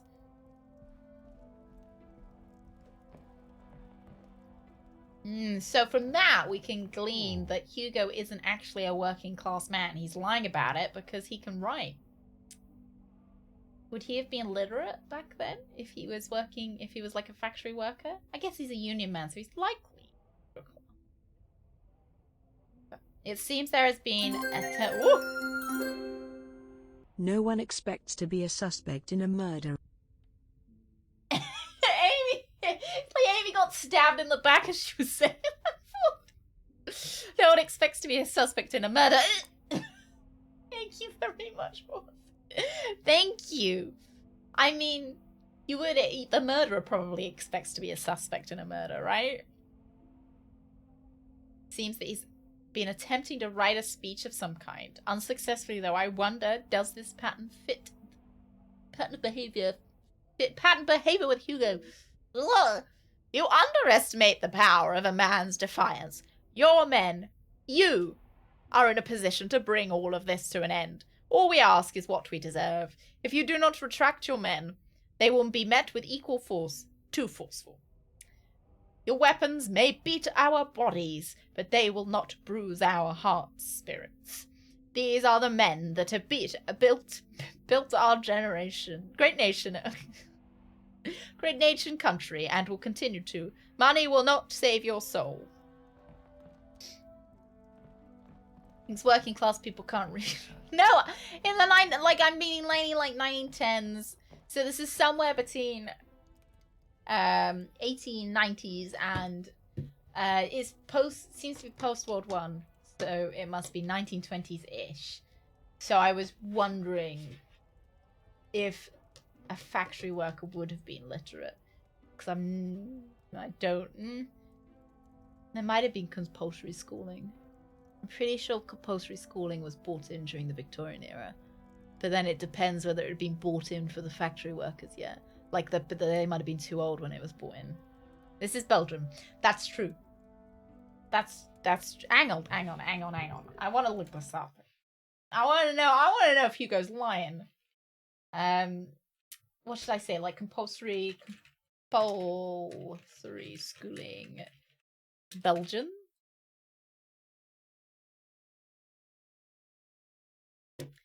Education system in Belgium. Right, history.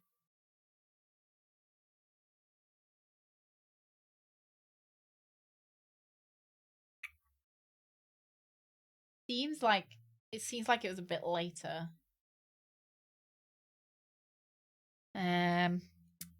In the past, there were conflicts between state schools and Catholic schools. Blah, blah, blah, blah, blah, blah, blah, blah.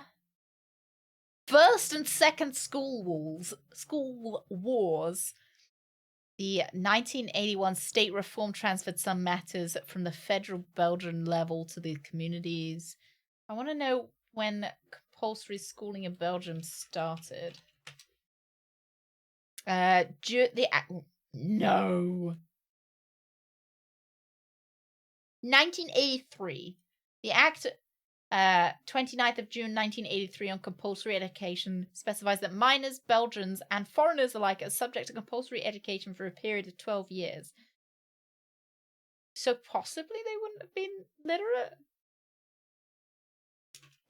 Literacy rate. Belgium. 1920. According to the census, 8% of the Belgian population over 15 was illiterate in 1920.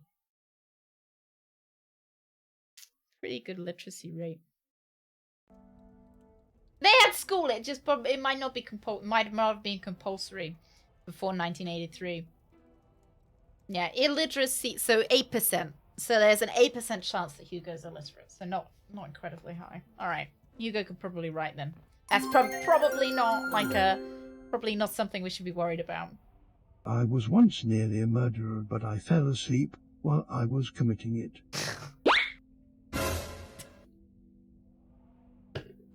David just had a heart attack mid-murder and he was...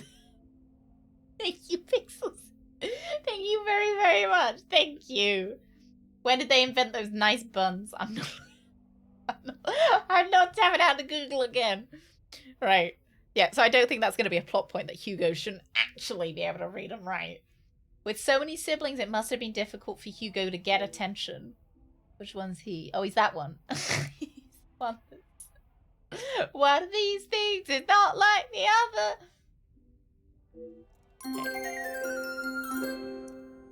Jacques, who's Belgium?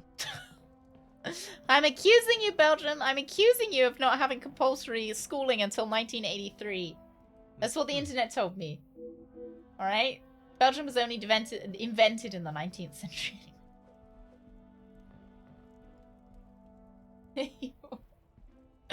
Thank you.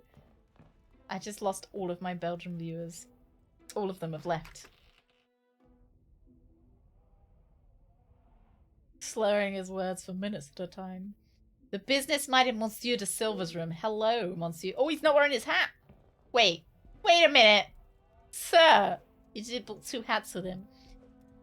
Or maybe he's got like a slightly smaller hat under each hat. He just keeps taking them out. Germany didn't have compulsory education until 1988. What was everyone up to until then? Were they just opting to go to school? Monsieur de Silva, 38. I am No, sure you understand the necessity for this type viewers? of search. 32% are United States. I think 18% last time I checked are UK. And then everyone else is kind of 2%, 3% of different European countries. Oh, just dabbling in some communism, dabbling in some wars. You know, just dabbling in some things. Oh, it was East and West. Still had the war. The wall, not the war, the wall. Belgium boycotts Captain Badgertail. What they don't know is that the B in CBT is actually for Belgium. Hey, Fennel! Hello! Hello! Good morning. Monsieur de Silva, I'm sure that you understand the necessity for this type of search. Not really, Detective. Your speech was rather spirited. Oh, thank you. I have not had my abilities questioned to my face by one of those I suspect of a crime before. Well, if you wish to prove me wrong, you should hurry up and find Felix's killer. And I hope, with your help, monsieur, I shall. Someday you'll say my name right. Okay. I'm gonna take a good Final.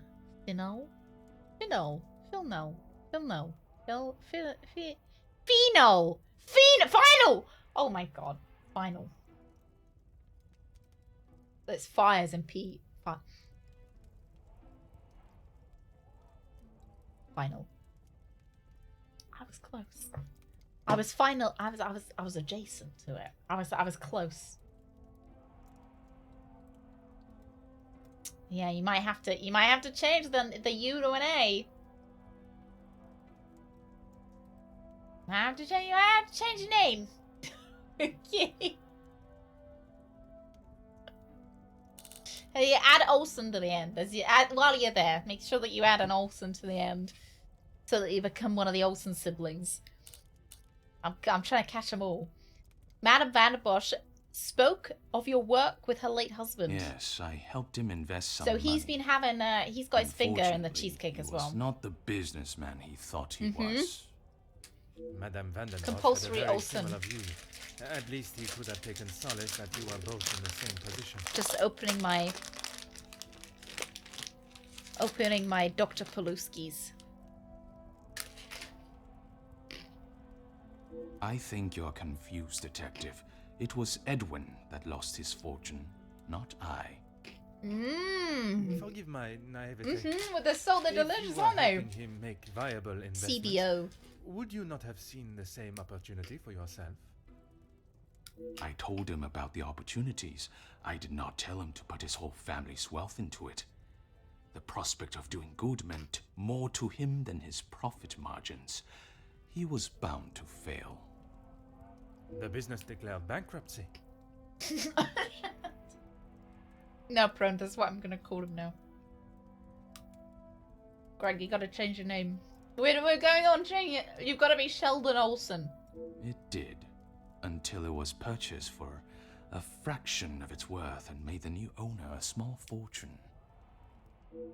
I'm beginning to see Monsieur de Silva's more ruthless side. It sounds as though Vincent was trying to at least make a positive change, but perhaps he was missing Monsieur de Silva's cutthroat edge. What we spoke of last night regarding Madame Vanderbosch. Oh yeah, you Everything haven't that I want having to a say on sexy that thoughts. matter has already been said. I understand, monsieur. But what I would like to know is, was the late Viscount aware of your feelings towards his wife? Excuse me, Detective, but you have crossed the line.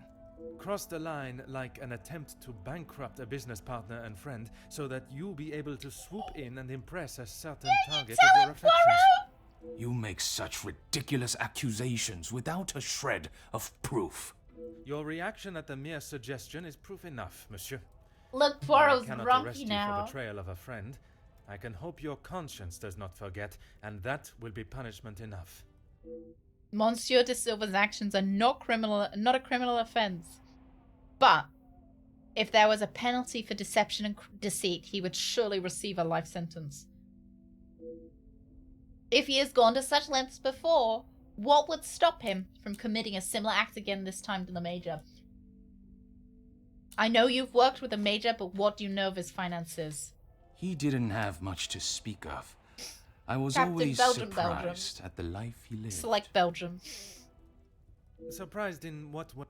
Well, considering it wasn't so that long excited. ago he came to me asking about work, I didn't think he was in such good financial shape. You offered him a position. Nothing that he was willing to lower himself to. Oh. That's when he began talking about what else he could do for me. What else he could do? You need some of your cheesecake, The Major worked security for your factories? If you can call what him and his team did security. For the money I paid, I did not expect them to be so reckless. How much did you pay? It was a considerable amount you paid him? Exactly, Poirot. There's no need to divulge amounts. No, there isn't. But it was need. certainly more than was expected.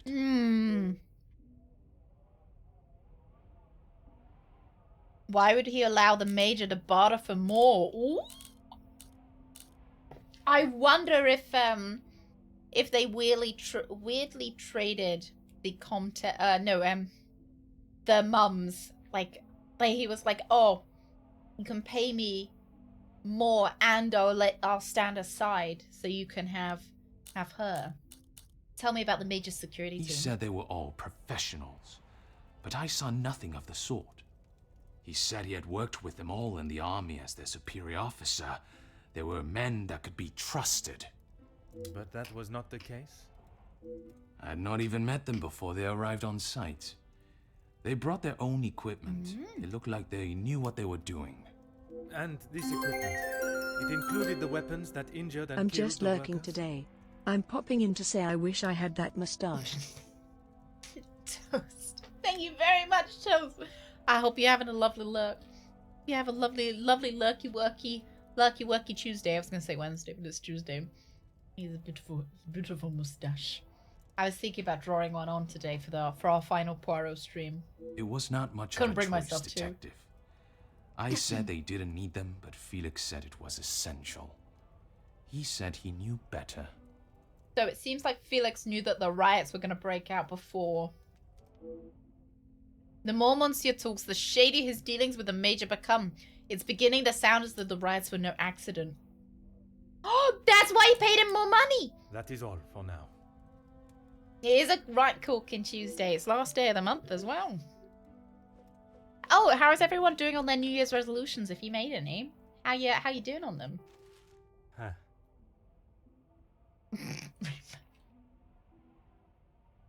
A letter stating the blackmailer would reveal informations of his...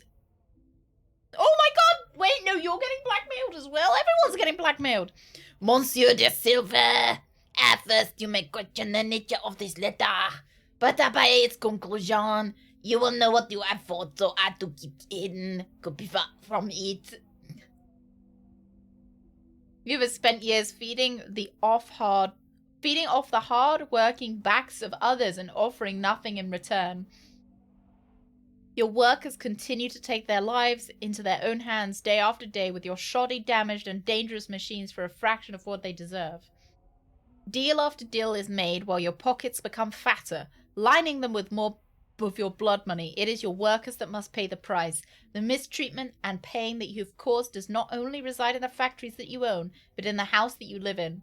You do not value the lives of those that allow you to live the opulent life that you do, and I will not allow that to continue.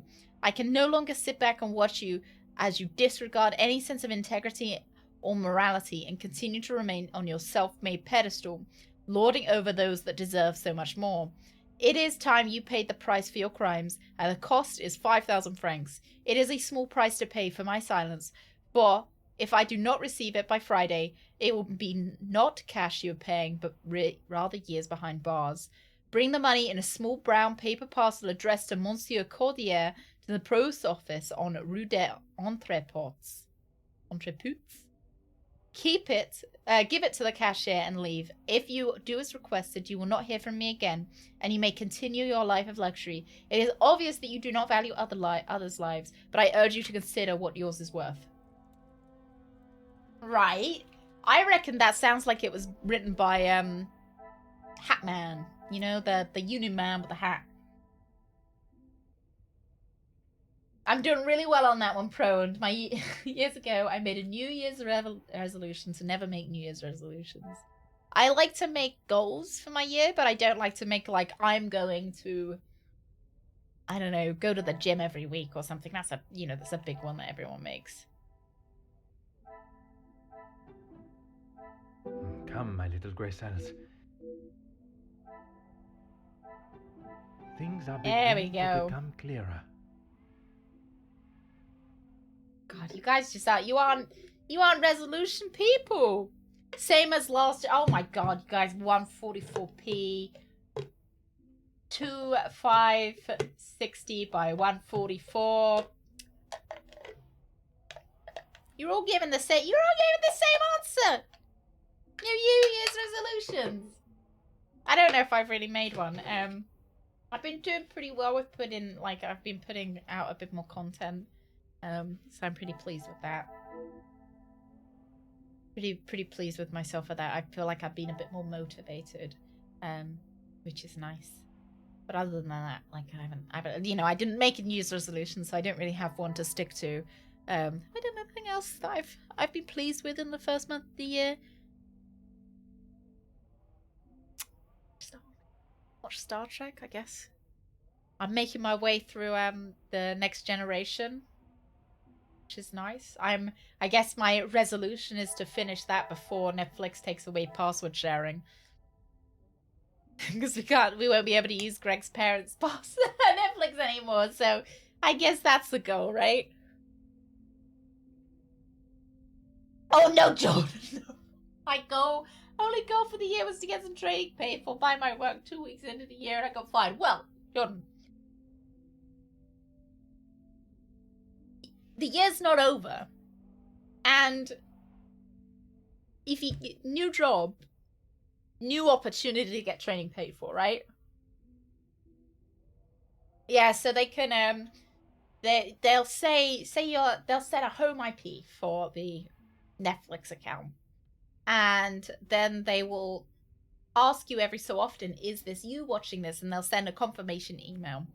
And then you'll have to say, yes, this is me. Or you'll have to like input a code or something.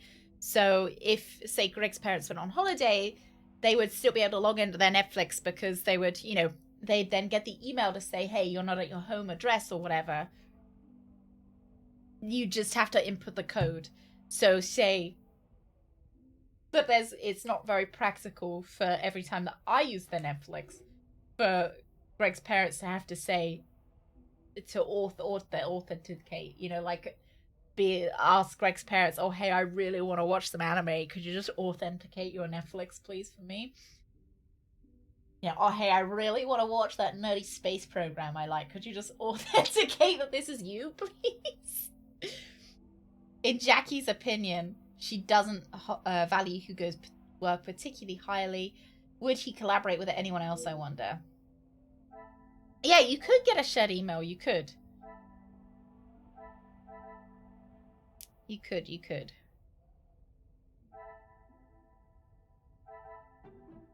This will not get me any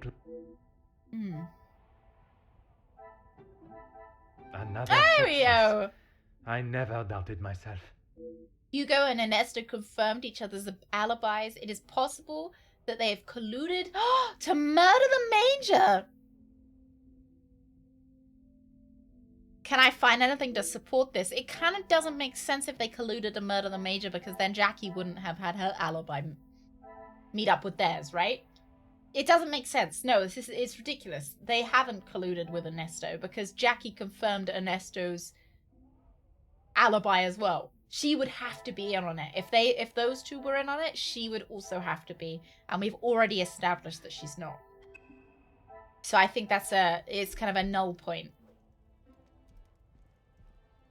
I don't know. I don't know really what Netflix's plan is. What is it now, detective? I get that they're trying to make more money. They're hoping that some people who now password share would then go get their own Netflix. Which may be true, but I think it also might be true that a lot of people will cancel their Netflix. So I'm not sure it will really be a net positive. I don't know what I don't know. I am not sure what they're trying to do, because I remember back in the day, Netflix had actually a marketing campaign that said nothing shows love more than sharing your Netflix password or something. Like, you know, they like actively advertised that it was a thing. Stop making shit live action animate. There's a new One Piece live action. Yeah, no, I agree. Yeah. I haven't seen the newer Poirot movies. I would like to, though. I kind of want to see the older stuff, too. Push on Wyonesto. Okay, right. Boss battle time. You know when there's a little diamond with a exclamation? It's boss battle time. Big boss baby. Hang on. I'd like to save prior. Oh, let's hope it's saved anyway. What is it now, detective? I'm ready. Why did you hide the I have letter? spoken of a potential blackmail ring, Ooh. yet you still kept your letter to yourself. Okay, so it's this blackmail letter we're asking It's about. none of your business. And it is nothing more than a cheap trick to have me admit something that is not true. If that were the case, it would be strange for you to have kept the letter and brought it with you, would it not? Your persistence is a trait I do not enjoy. It's so strange how these people are absolutely crying out for help. Like, he's clearly brought the letter with him because he wants help. But then as soon as help appears, he's like, no, not you, go away. Monsieur de Silva's remained blunt, if not curt, with his responses to my questions. Perhaps I would be best to act in a courteous and empathetic manner so that he may be more forthcoming with the truth of his blackmail letters and its contents. So there must be a reason you thought it justified hiding it? Okay, so what does he want? Courteous and empathetic. So I'd say that was straightforward, right? No reason, detective. Merely saving you from wasting your time. I think they don't move their hands because they're all actually lizard people in flesh suits. Hey, Bravo. Oh. Oh, that is so sweet. Bravo. That's so sweet. Thank you very much. No, thank you for being here. I'm glad we could turn it around. I hope the rest of the day goes like it goes up. I hope the rest of the day is much better. And I hope your bowels are doing all right as well. I didn't poop today. No, I didn't poop. I had diarrhea last night. Guess Poirot doesn't have a reputation for discretion. So I read that is excretion at first after. I was like, I'm not sure if Poirot ever gets a reputation for excreting. I will be the judge of that. Hey ho, I would good like morning. to know about any and all evidence that may help my investigation. Right, so we're being courteous. I trust there is nothing and else empathetic. you deem a waste of my time. Of course not, officer. Oh, he it's called not me as though officer. you think I'm harboring some illicit secret. Oh, I do think you are. The letter was a Yes, pathetic a attempt sordid to secret. intimidate me. Nothing more. Concerned. You do not value the lives of those that allow you to live the opulent life that you do. Deal after deal is made while you're... Okay, right, I'm gonna... Concerned. I have never heard so much rubbish in all my life. I value those that work hard and deserve it. That suggests there are some that you do not respect. Yes, well, why should I praise someone for doing a poor job? You make me sound like some monster. Monsieur, the letter does not only discuss your questionable business dealings, but also cases of abuse against your staff. Both accusations I reckon that those must were be the major, taken though. very seriously. I reckon the abuse was the major. Detective, there is a difference between telling a member of my staff what to do and abuse. And it is you that decides where that line is drawn? In my house? Yes. Yes, it is. We won. We won the boss battle. Monsieur does not like being pressed on the subject of how he treats his staff. If he had nothing to hide, there should be no need for such reaction. Do you have any ideas as to which staff member may have expressed their abuse? Please stop calling me that. I treat all my servants exactly how Right. I always have. And no one has complained before. Notably, he calls them servants and not like members of staff. That does not mean your behavior is appropriate. They have one chance. If they are not doing the job they are hired to do, they are gone. You would be surprised how many staff expect an easy ride. I did not expect Monsieur to treat his staff the same as his friends, but I did not expect him to treat them like stray dogs. Is there a specific member of staff that may have expected such a ride? Fleurette? There is one girl, Fleurette! my maid. I didn't Is it expect Fleurette? great things from her, but Comtesse de Vos promised me she could do what was required. Is it Fleurette? It must be the young girl that Comtesse spoke of. Perhaps the position she is finding for these girls are not the best fit. That is all for now. I wonder if it's Fleurette. Poop jokes are the only way to get over a crap morning. Crap is the only way you can get over crap, alright? Right, what do we have now? Ernesto employed the servant from the women's shelter. Inge got a job from Margot. What a revelation. I like how sometimes these voice lines sound like they've either been recorded underneath a bed or they've been recorded in a bathroom. Margot is making her shelter girls do her dirty work. Finding oh my god, finding dirt on the members of the social elite. Ernesto cries innocent. I could have sworn I saw him preparing puppies in an oven tray with a dry rub. And Rosemary, man is guilty of sin and needs a one-way ticket to the oblit. Drunk than you. Yeah, he was just eating those puppies, you know. If the puppies do not do their job. They're being hired to do. They go in the outlet.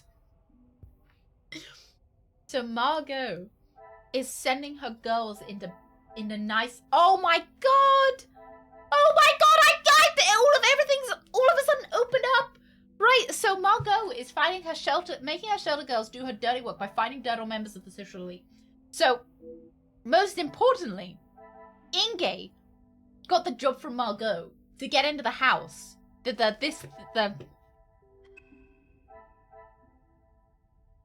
Vanderbosch house.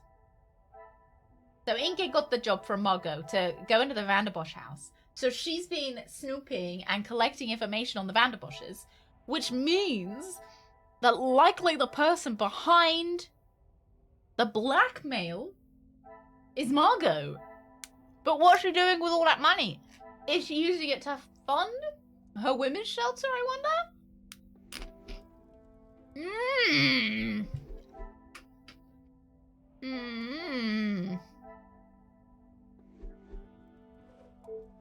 Now I What is it wonder. now, detective? Drunk.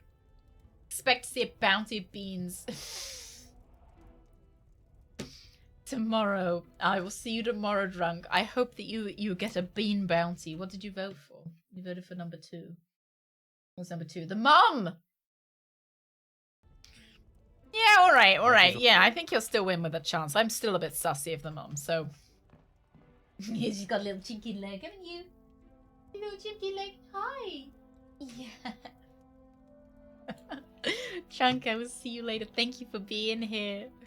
Oh, there's still something in here, I think, that I need. Heil, there's a sordid affair, and I can taste it. We're so close. Oh, yeah. Every time she asks to spell it, she struggles to find a word that starts with G. G is in God. Oh my god, Brett. I was trying to spell something out for someone down the phone, and I had to say letter P. I couldn't think of a word other than penis that started with the letter P. So I'm like P is in, and there's an obvious silence as I'm desperately trying to think of something that begins with P, and I'm like looking around the room. I'm like, I can't see it. That starts with P. I go with pen because can't spell penis without the word pen. Sordid affairs. They're so sordid. I think we've cracked a nut. A contract for a partnership between Ernesto and Hugo is missing Hugo's signature. This agreement is governed by the laws of the Kingdom of Belgium. Both parties agree to the following. Current workers' strikes shall cease in all manners and forms. Factory floor machine operators and supervisors shall return to their positions immediately. Terms of the above contract shall be implemented and relevant action taken directly. Signed, Mr. M. Ernesto de Silva, factory owner and employer, Ernesto de Silva, Hugo Becker's union leader.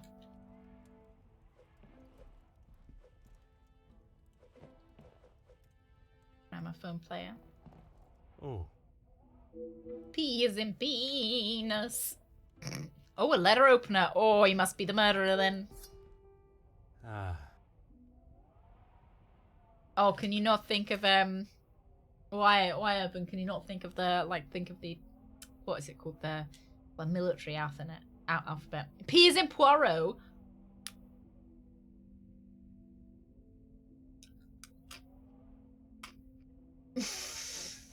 Imagine if Urban was like, my password is. This is my password. A razor sharp letter opener, almost brand new, lies discarded on the floor.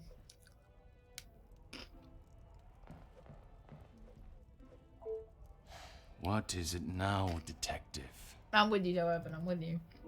I'd hate that too. I'd get really confused because I'd end up typing in Romeo and Foxtrot. Were you expecting some correspondence this weekend? Excuse me? Detective, I think you are beginning to lose your mind. You have to ask your mum, Loss. I do not think it is unreasonable to question why you would feel the need to bring a letter opener with you. Really, Detective? If I had stabbed a man with it, do you really think I would have God, left these it lying out in fucking my room? things are dangerous. I don't. You know when mums are like, take it away from me. Take them away from me. Monsieur de Silva is correct. It was a stretch to believe someone would be so careless. The murderer weapon remains somewhere in the house, though. Oh, eat a whole packet. That's so good. That's so salty. Oh. Monsieur Demire invited Monsieur Beckers so that you two might sit down and find some common ground. Yes, and no one asked him to. With a glass of Coke or to wash it down. But surely it is beneficial to both parties. Your profits must have been affected. There are barely any profits to speak of. You just negged the other guy about not having any profits, and now you're saying that you don't have profit? Why have those talks not taken place and a deal arranged? I don't believe it. Monsieur Beckers has made no attempt to speak with me and offered no counter-offer. The ball is in his court, Detective. Was it careless, or was it calculated to seem like it would be careless? Yeah, because like if I'd murdered someone, and I didn't want people to think that I was the murderer, I would just put the weapon out in plain sight. Because who would do that, right? Although it is Monsieur de Silva's wages and treatment of his staff that's in question, it sounds as though he's at least tried to resolve the issue. Surprisingly unlike Monsieur Beckers. That is all for now. No.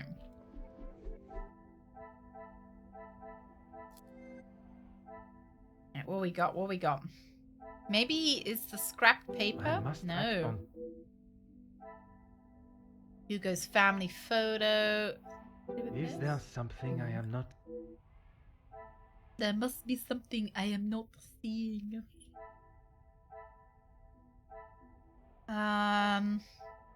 Family photo? Ernesto employed a woman. I must take a different approach if... Margot works at the women's shelter. Hello, Stinky. Hi, Stinky. Hi. Oh, see, look, sometimes they do cross over. Some would say a lucky Where are guess. you? You are. I would say a moment of... Hey. I am doubtful this duo would collaborate. Would Ernesto deal with another man of the house? Another member of the house, perhaps someone who never confirmed his alibi. Oh. Are we thinking they might have... Okay. I should not be surprised by my own skills of deduction. Don't think you can.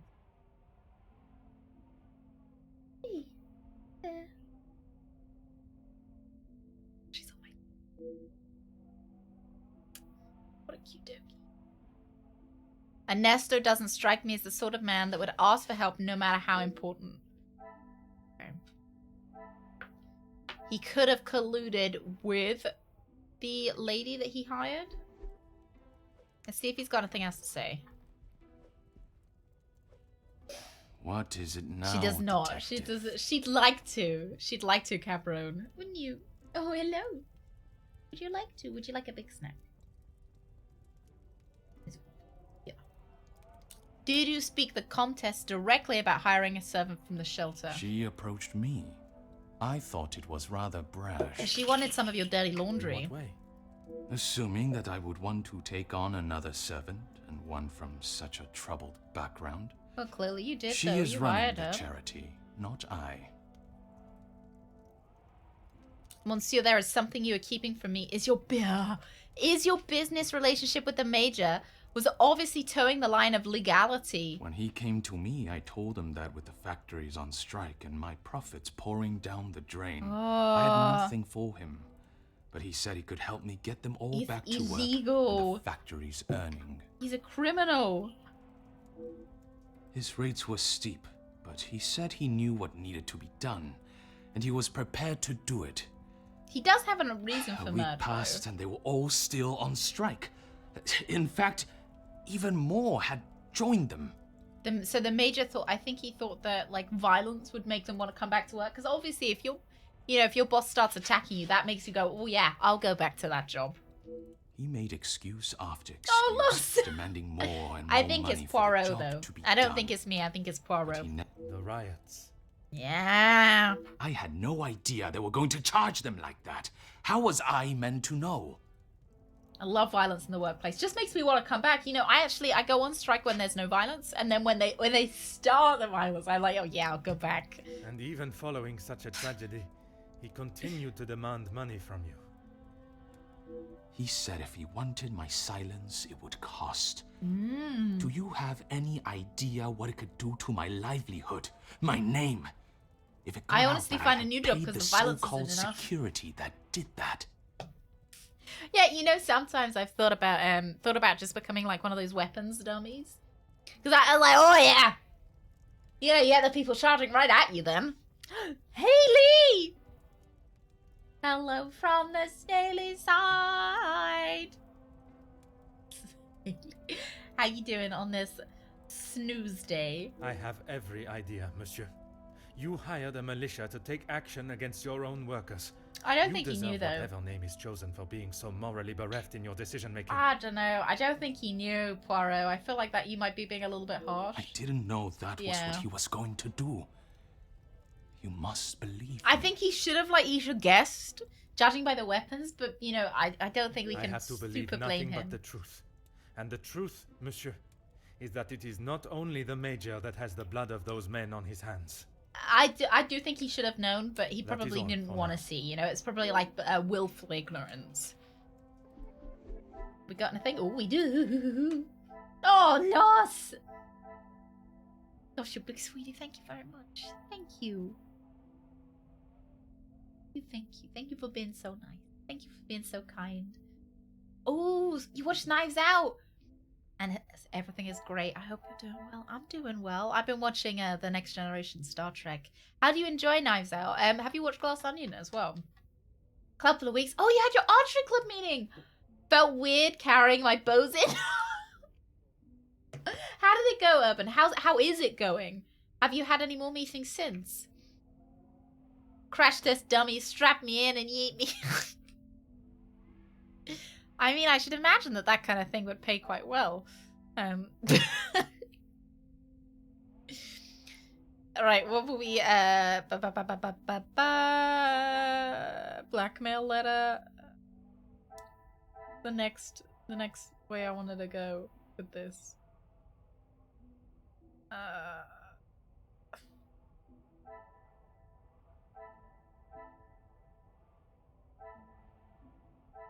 I don't know what I just learned. Margot approached Ernesto to help after an offer to help. I cannot see the logic in this. Okay. Order and method. How far in the Next Generation am I? I am, just started season 3. So, nearly halfway, maybe? 7 seasons, I think. So not quite halfway. Nearly there, though. Haven't seen Glass Onion yet. I've heard really good things about it. I haven't seen either. I would like to. I like Daniel Craig. Just need to find the time. Somehow I find it easier to sit down and watch a series than I do to sit down and watch a movie, even though I end up spending more time. Oh, I love the Quark one. The Quark one. I saw that Star Trek has some official merch of Quark's bar. Loved it. I'm hoping the game's going to tell me. I've also got some... I've got a bit of pretzel in my teeth that was really bugging me. There we go. Rug! Rug, you enjoy yourself a nice lug. Oh, you've got it in the wine stuffer! Oh my god, amazing. I really wish they'd do... Not that the merch isn't already good. I wish they'd do better merch, though. I wish they would do, like, merch... Like, sometimes I wish that they would do merch that made me feel like I'm in the world, rather than merch of the world, if that makes sense. So, like, I like the Quark's bar, because it feels like something you could actually buy from Quark's. I would like some, like...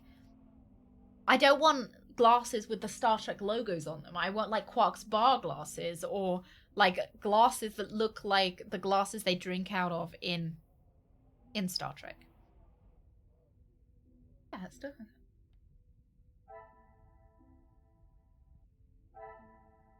So gross picking out my teeth. I'm sorry. Yeah, Greg, write that one down. I don't know what I'm supposed to be matching here. I'm hoping that the game lights up and shows me, but I don't see it lighting up anything.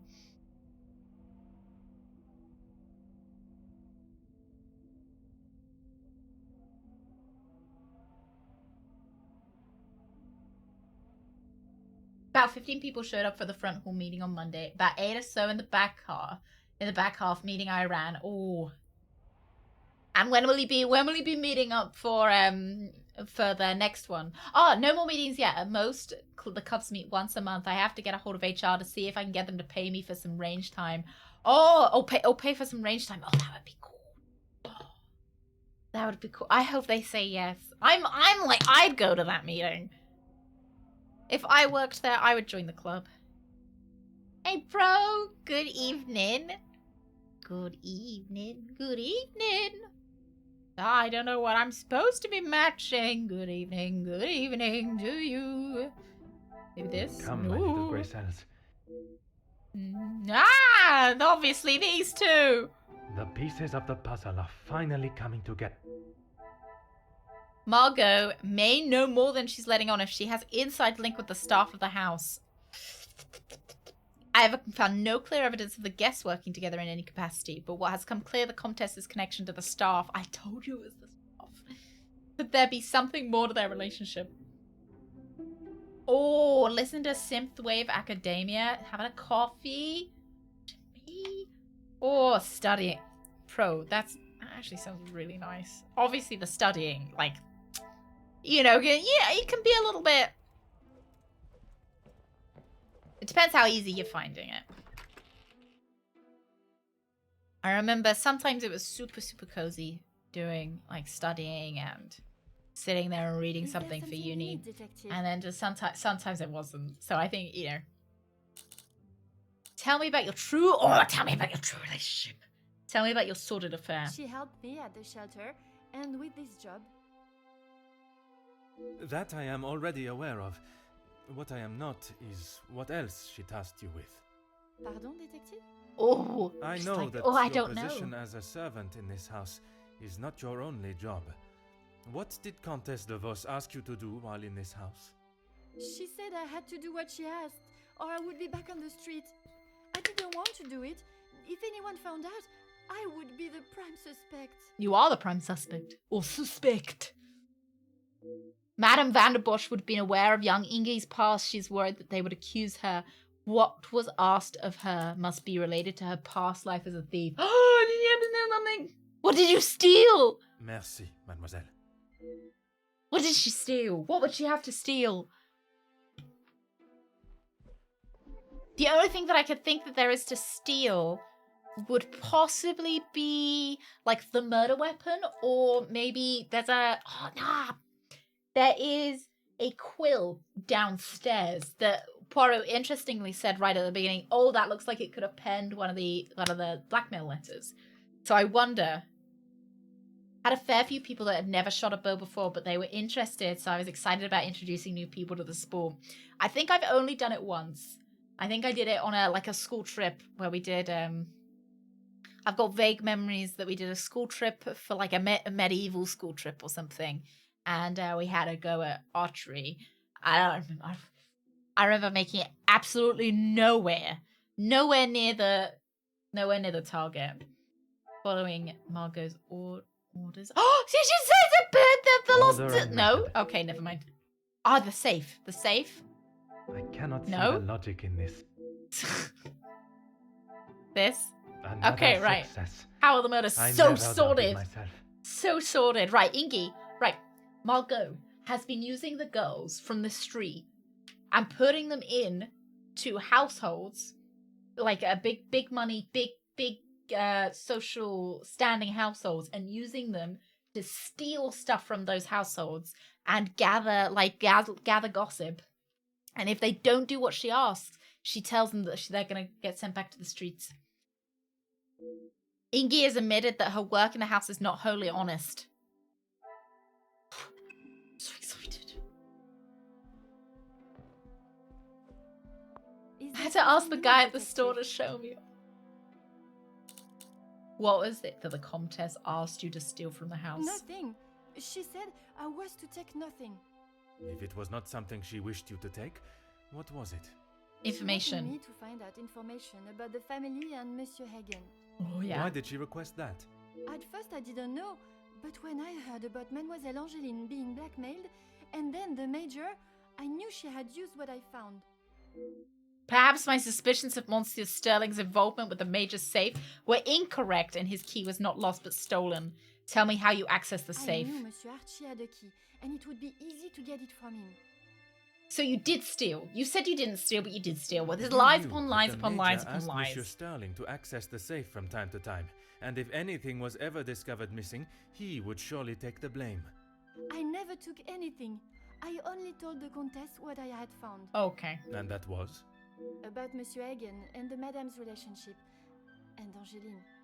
I'm sure the Comtesse was pleased to hear such valuable information. She said I had done a good job, but I needed proof. That's why I went back and got the letters last night. Right. So it was young Ingy that beat Madame van der Bosch to the safe last night. But why would they be left in such a precarious fashion? When I returned to the study this morning, the letters remained out and the safe open. I fetched the letters again and took them to the Comtesse last night. But she shouted at me and said what a stupid girl I was. You were only doing as she requested. She said it was too dangerous for her to have them with you around. That's when I returned them to the study. I thought I heard someone on the stairs, so I just threw them back. It was dark as I dared not turn the light on. Someone would have seen it. Fucking boofer. Big boofy. You were wooing a mummy. You're not going to get a snack for that. Trying to slot a key into a lock in the dark is not easy feat. That would explain the scratches on the safe. Stinky. If Madame van der Bosch had only tried to retrieve the letters, a letter minutes earlier, she would have surely crossed paths with. Merci, okay. mademoiselle. I'm so excited. I'm stumbling over my words. Like, so, okay, we've got the blackmailer. We know who the blackmailer is. Hello. We know who the blackmailer is, but we still don't know who the murderer is. Ingy accessed the safe. Ingy scratched the safe. Previously prosecuted. Knows of the hidden room. Do we know? I must take a different Do we approach. know about the hidden room? I feel like, I don't think I know. Is there something I am not... Oh, did she say that there was a hidden room in the Major's office? Maybe. She said something about a hidden room in the Major's office. I got too excited. I think we're on chapter 6? Chapter 3? I'm not sure. I'm not sure it's going to tell me. No, it doesn't tell me. It won't tell me until we get to the next chapter, I don't think.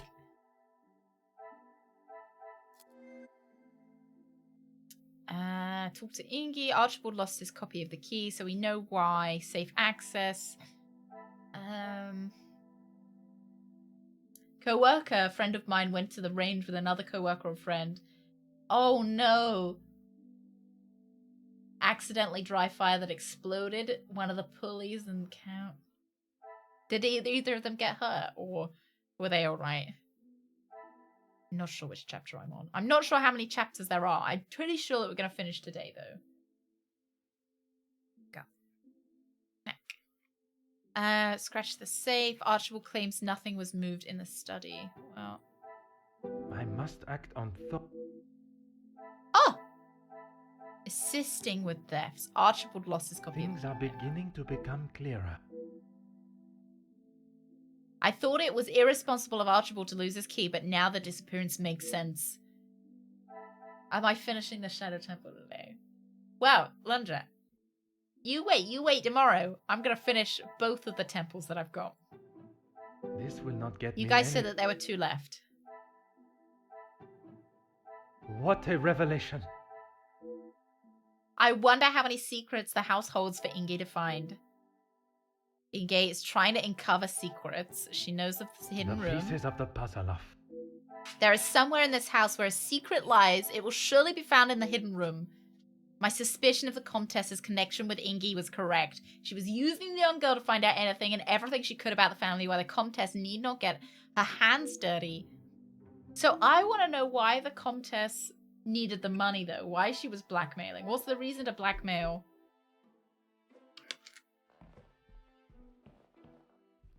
Because she seems pretty wealthy already.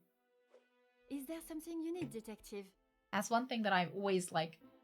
Same reason I don't like ice skating really worries me, because I worry about injury. I worry about, like, you know, I see in the movies people's strings snapping when they're doing archery, and them getting a big gash down their face, or, you know, ice skating. You just ice skate over someone's fingers. What's Greg's? What, the restaurant? Or so Greg's in the UK is a place that sells pastries. Sells delicious pastries. Yeah.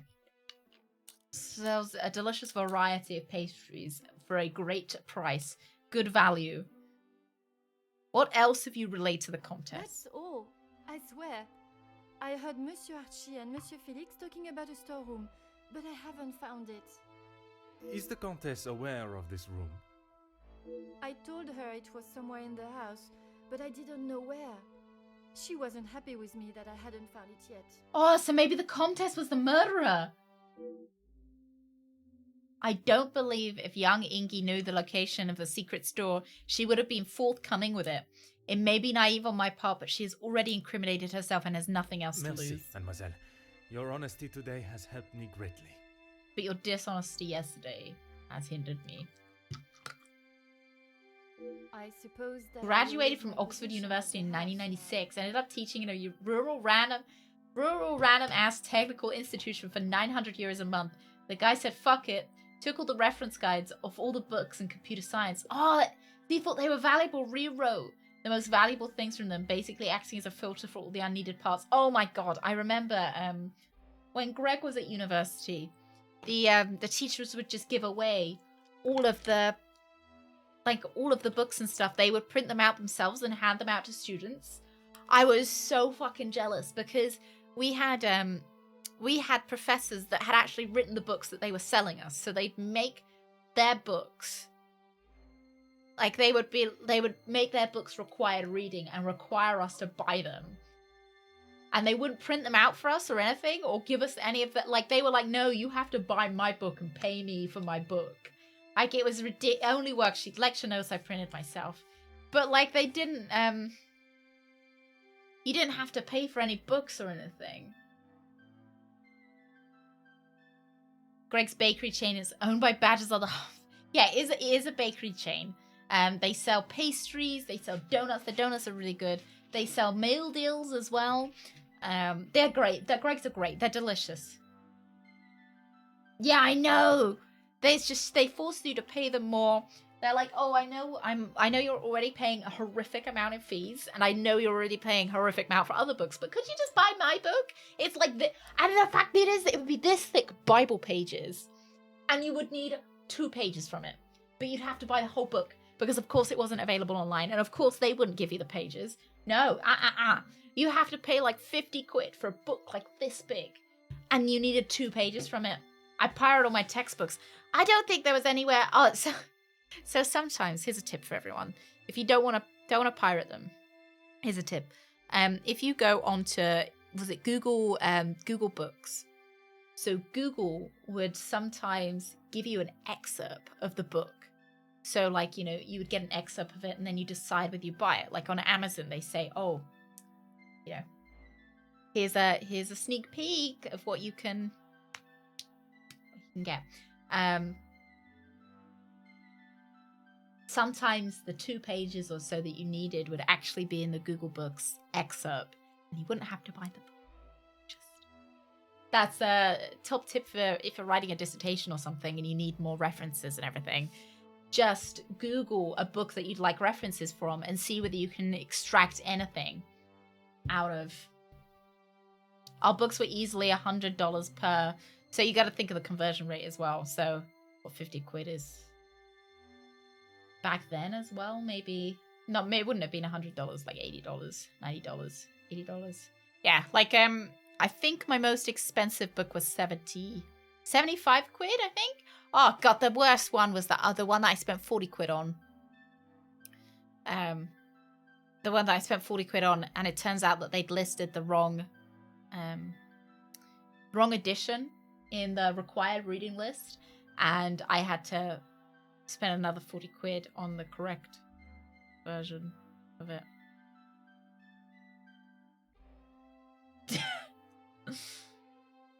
Current exchange rate 50 quid is about $61.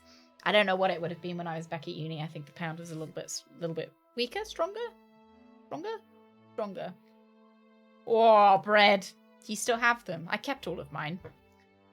Because I was like, because you can, and the fact is after the year that you're there, you can't resell them because they changed the required reading list, so no one needs your fucking 50 quid books anymore, so you can sell them for like 2 quid. Hey, Seth, good morning. Good morning. Yeah, like 80 years ago, then like 50 quid would have been worth $1,000 back then. Sect, how was work today? How was work? We're bemoaning, is that the right word? The price of university books. It was ridiculous. And because I did literature at uni, we needed 1 book per week for each module we did. So we were reading 1 novel per week per module. And then on top of that, there would be maybe 2, maybe 3 critical pieces of writing that we had to read per week per module. And some of them would be the books. Like horrific. I suppose that I will lose my position at the house now. That is not my decision to make. But when the whole truth is revealed, it will not be the pawns the law looks to convict. True. We shall be coming for the queen. Oh, coming for the queen. So my doctor and I'm now on sick leave for the next 2 weeks. Oh, sect. I hope, obviously I don't want to be like, oh yeah, nice, sick leave. I mean this in a, I hope it's, you take time to relax. I hope it's a good, I hope it's a good couple of weeks that you can spend time relaxing and taking it easy. Sex, I hope you, I hope that 2 weeks is really good for you. Is what I'm wishing you. I'm not like, oh yeah, nice sick leave. Because, like sick leave is never, never something you really want to take or you would want to need to take. But, yeah, I hope the 2 weeks is nice. Yeah, we'll try to relax. I hope you maybe enjoy it as well. I don't know if that's the right thing to wish. But maybe, yeah, I don't think it's a bad thing to wish someone enjoyment of 2 weeks. I hope you have an enjoyable 2 weeks in the best time as you possibly could. I am feeling slightly better. I got horrific diarrhea last night because I ate something that I was allergic to. Still trying to figure out what I'm allergic to. That's my allergy update. I had a burger that I had onions in, and I had absolutely horrific diarrhea.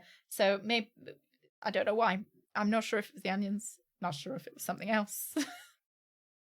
But it was the type of shit that no matter how much you wiped, how much you wiped, poop just kept appearing, and if anything, it just spread further and further around. Just type of poop that you wash your hands really thoroughly, you sit down, you smell your hands, and they smell like shit, and you have to go wash them again. The poop talk was late. It was late. Hey, Duke. Oh, we know who the blackmailer is, Duke. We figured out. So it was the lady who was running the women's shelter. She was using her women that she was putting into prominent households. She was using them to gather gossip so that she could blackmail the heads of the household.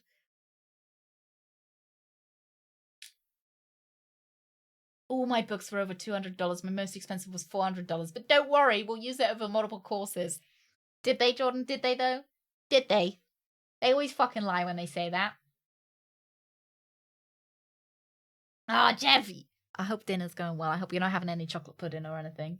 I wonder if it's this. Some would say a lucky guess, I would say a moment of Oh yeah, it's a genius. burger again. It was. Yeah, it might have been. It might have been the onions. Yeah, the onions usually give me a bit of trouble. But usually, I'm loath to say I'm allergic to onions, but I don't know. I don't know. We're still trying to figure out what I'm allergic to. Clearly, it's something.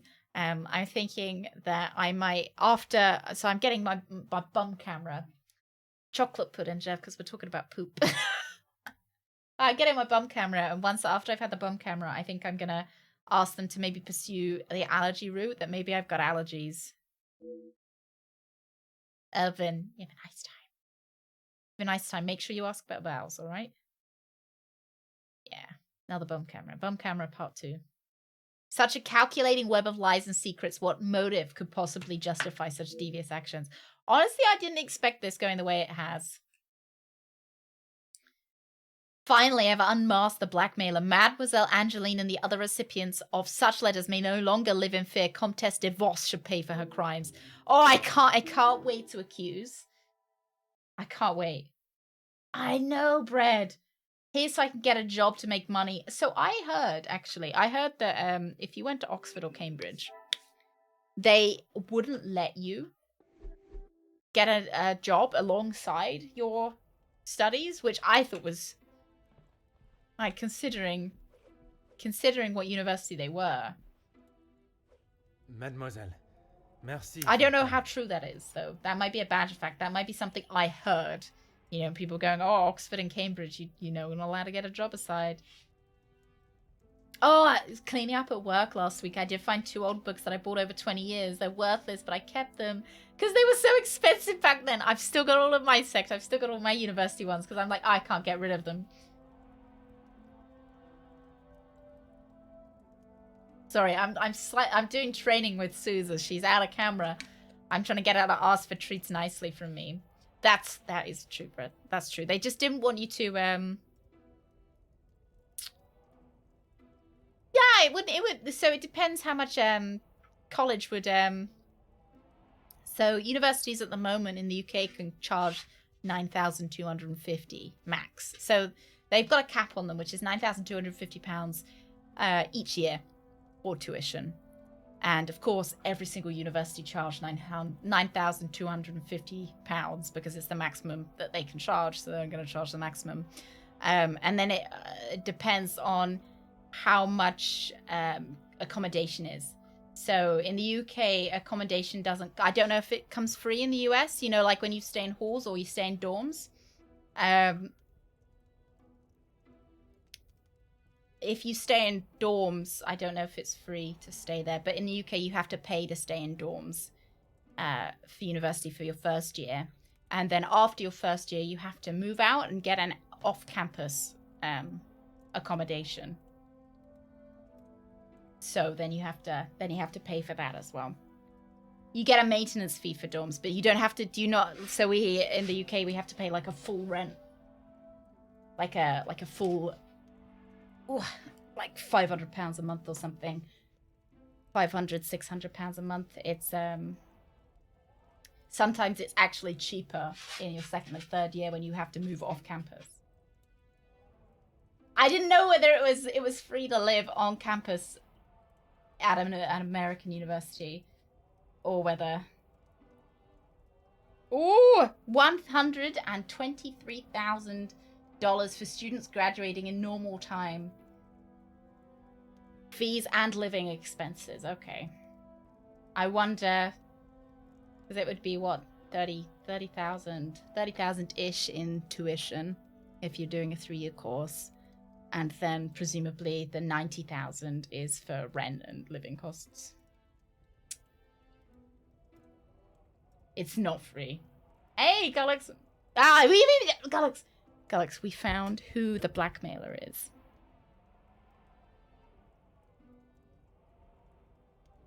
Found out who the blackmailer is. Yeah, Galax. I'm pleased for you. I'm pleased. Have you celebrated yet as well? Oh, I don't look at mine anymore.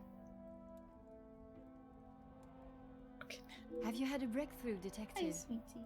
You're a good girl. I have. Finally, I have the news you have awaited. Please, detective, don't hold me in suspense. Oh, I'm holding her in suspenders. I have finally uncovered the identity of the one holding the Vanderbosch named a ransom. Oh my, I feel faint at the thought of knowing who could have done this to us. It is said to keep your friends close, but your enemies closer. It is Countess de Vos that is behind the letters. I don't believe it. What about the Major's letter? Not only his, but a letter to Monsieur da Silva. She was blackmailing him as well. Yeah. Detective, I just don't know what to say. Yeah, in the UK, it's 25 years. Is it 25 years? 35 years? If you, it is, loans are forgiven after that time. Take a moment, mademoiselle. It is a lot of information. She doesn't know. She doesn't know if, she doesn't know who her real dad is yet. I just don't understand why she would do such a cruel thing. Now, the interest is so large in the UK. It's you end up paying off a slice of the interest. She has never been particularly forthcoming with it, only that she was homeless for some time and that she was at the women's shelter before here. And it is there that the Countess abused her power and manipulated her to uncover secrets of the family. All this time she has been working for Margot, doing her dirty She work. has. I am afraid Well, so, I mean, she didn't really have a choice. I feel like we should add that in, Poirot, that she didn't have a choice. Poirot, please. Mademoiselle is in a state of shock to try and learn. Such a close friend of the family has betrayed them in a cruel way. It must be devastating. Is Maman aware? You are the first. Like, I feel, told, can we add in that she didn't have a choice? I'm afraid that we'll have to wait. S'il vous plaît, mademoiselle, we must go through the correct channels. And we will. I want to see her punished to the fullest extent of the law. But Monsieur Archibald informed me earlier. Can we say I that had it's hoped not they her would fault? Be working again. Please? Last night's snow must have caused more damage than expected. last night, they have been done all weekend, detective. Detective? They've been down all weekend, yet Archibald took a phone call for the Major. The murderer's Archibald! How could I be such a fool? I saw Monsieur Sterling talking on the telephone, but I heard no ring. I told you! I told you all! It was a lie, a scene acted out for my benefit to throw me off the scent, and if I believed that the Major was still alive at that time, I had no reason to investigate anybody's whereabouts beforehand. Anyone being Monsieur Sterling and his staff. You a glass of water, detective? You guys, how many people picked the butler? How many people picked the butler? 1% of you. 1% of you picked the butler. I've got a feeling that the 1% of you, the 5 people that picked the butler, are about to get raking the mother load. My apologies, Maybe. mademoiselle. Maybe. I was taken by surprise for a moment, but I have regained my composure. A glass of water is not required. Would you excuse me? Merci. I am. Always the butler. Chapter 7. Chapter 7. Okay. It's the butler. It's the butler. It's gotta be the butler. My patience has grown thin. The guests and the staff of this house think it's acceptable to lie to my face when questioned and obstruct my investigation. But no more. We shall now see how Monsieur Sterling and his staff fare under some pressure. Oh no! Don't worry. Don't you worry, Pro. Don't you worry. I've been lied to for the last time. My suspicions initially led me to the guests, but now they are firmly placed on the staff. Monsieur Sterling and Mademoiselle Rayner cannot hide behind their lies any longer.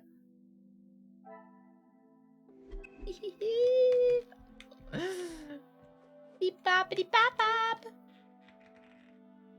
Boppity da bop bop bop. Beep bop bop. Okay.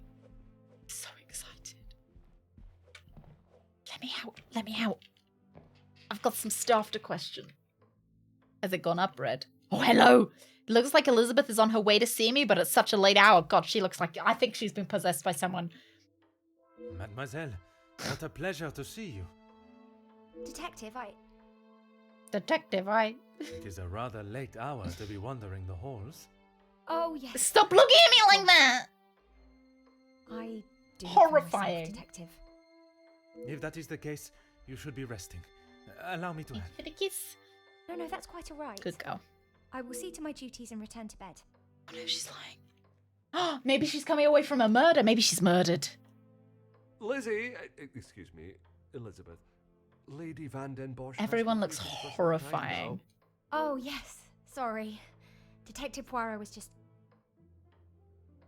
I'll see to the detective. You just head on up. Off you go. Off you go.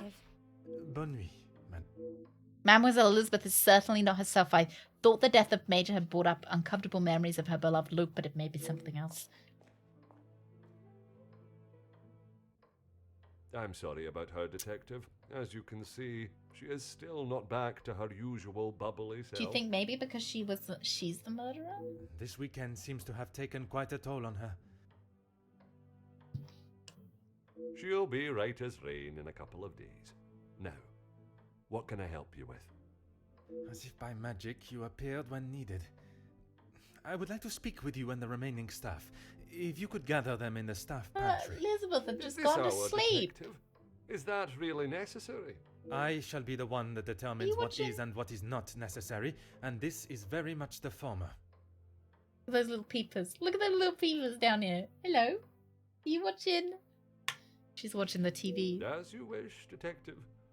I'll see if Inge has finished preparing for breakfast. And Mademoiselle Rihanna? Yes, of course. I'll fetch He's her from the saucy, kitchen. isn't Elizabeth he? may He's be like, some time with the lady of the house. Perhaps you'd like to start with us? Very well.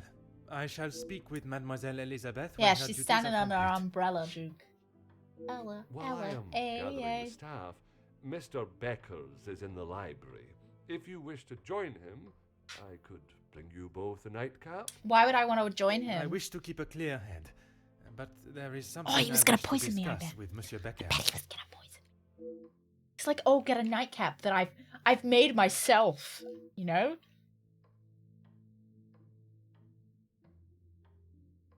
This is my opportunity to confront Monsieur Beckers about his dealings or lack of with Monsieur de Silva without being disturbed. Why do I care, though? I don't care about their dealings. Like, whatever. Like, that's got no bearing on the current plot, but sure. Sure. We'll investigate anyway. I think it's just because we're nervous. Oh, we're not nervous. Nosy.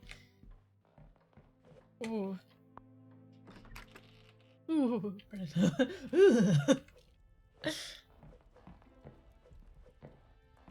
No, I'm not looking at all these novels. He's just going to say, oh, hello, hat man. Monsieur He's Becker, got a hat. It is rather late. The other guests have already retired to their rooms. I didn't even see the time. It's easy to lose oneself in a library this impressive. That is something we can agree on. Like how Queen Victoria is just sitting there like, I suppose watching I should be us. A moment, monsieur. There... Oh, what is it, Detective? I did not realize your relationship with Mademoiselle Conrad was business orientated. I'm not sure what you mean. Her proposal to make you somewhat of a star, a figurehead for the working man. What would you call that? There was certainly no talk of making me a star. Is That he not the type of American? man I am. She wanted to write a piece on my work with the union, and I was happy to oblige. I can't tell if he's American or supposed to be Belgian. Monsieur Becker has always appeared to have the workers' intentions at the forefront of his decisions, but perhaps he thought of being remembered for something great was too much for him to pass up. I mean, it's fair enough, you know? He's on that grind set. I was wondering, did your speech go the way you expected? My speech? I'm not sure what speech. You may save your false ramblings for your next audience. I am aware you spoke with the Major yesterday. Whoever told you that has it wrong, Detective. No one told me. Please, monsieur. The truth. Okay, fine.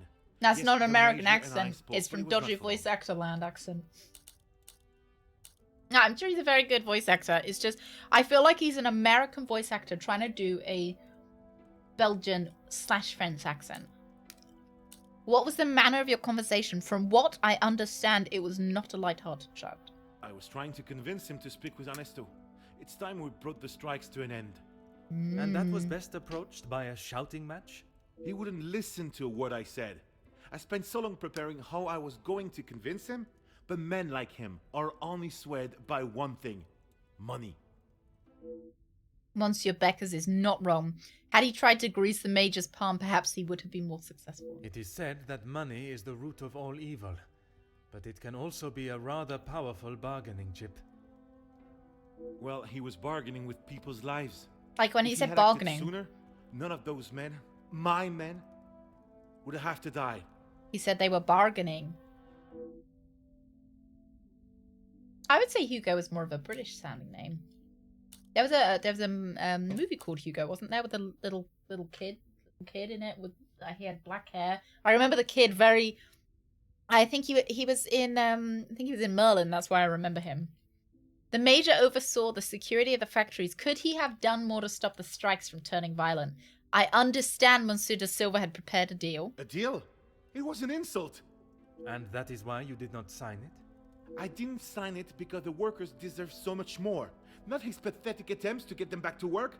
Did you think there was a chance for a better deal to be made? I know there was. He's a pompous swine that cares for only himself and filling his pockets.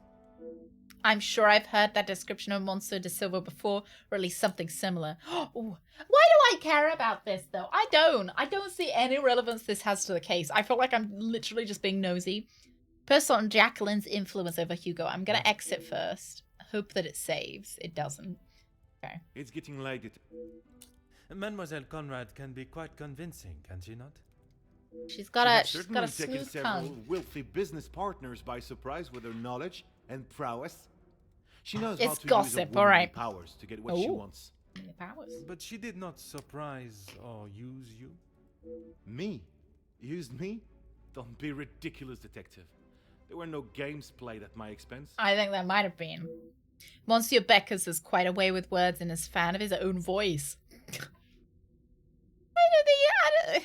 I feel like we're being a bit mean to him.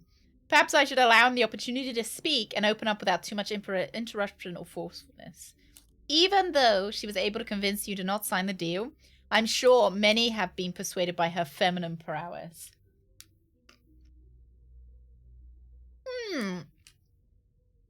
I feel like either would work, you know? Either allow him to open up. Curious? No, she just reminded me of what I was fighting for. Curious. The less sex-filled option. Gullux, that does not sound like you. Oh, Hugo was set in Paris. Had Ender Wiggum as Hugo. Hit Girl as his friend. Was Ender Wiggum the guy, the child from Merlin? He was Morgan? No, Morgan. It wasn't Morgana. The kid, I can't remember his name. Yes, you can fail.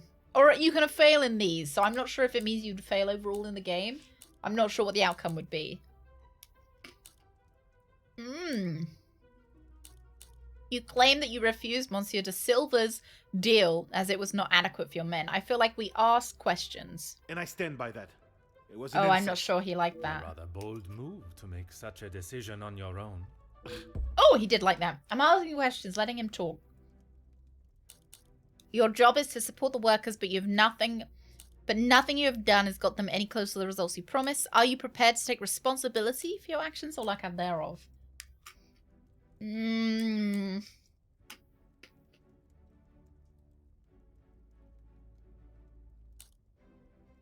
Was played by Asa Butterfield. I do know that actor.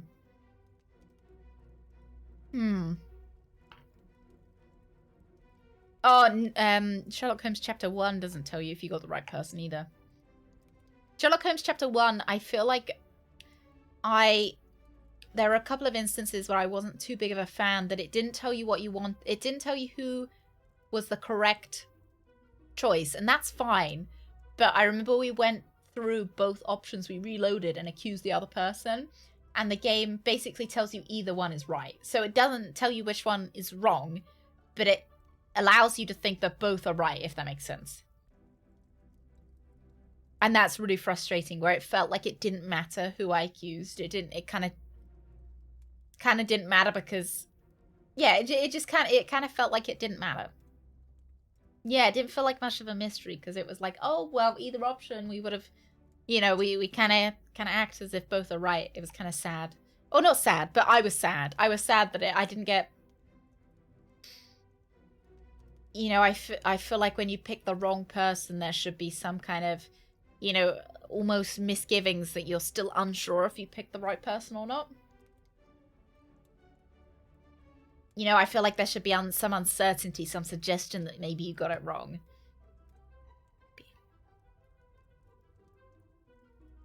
I don't know. Maybe that's just me. A mystery game is boring if you can't get it wrong. I kind of agree. Oh, I do actually have some water today, Rain Man. Some water on me. A racing game where you always come first. Oh, but like that's like Mario Kart. Maybe I'm just that good at it though. Do I go with accusatory or do I go with honest? I want to go honest because I'm, you know, nice. Maybe I ask questions, right? Do I have fortune cookies? No, but I can get some. I can grab one.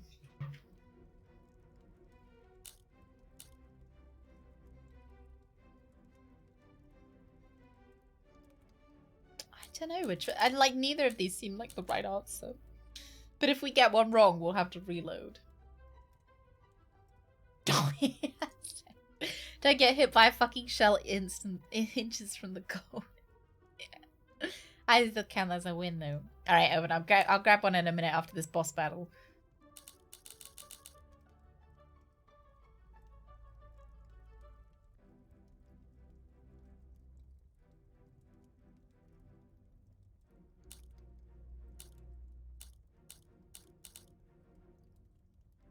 Everything that has happened is my doing. You yourself spoke of Mademoiselle Right, Conrad's I think we get turn in another business. chance, maybe. And I told you, I was not one of her targets. Tell me then, what was it she reminded you of?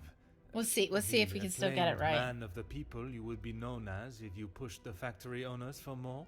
I did accusing because I was like, more questions. It wasn't like that at all. From where I am standing, it was she that was manipulating the terms of the deal, and you in the process. You were merely her pawn. Okay, yes. It still works. Okay, I think so. I have listened to her. But what else could I do? Remain an unknown my whole life? I didn't mean for anyone to get hurt.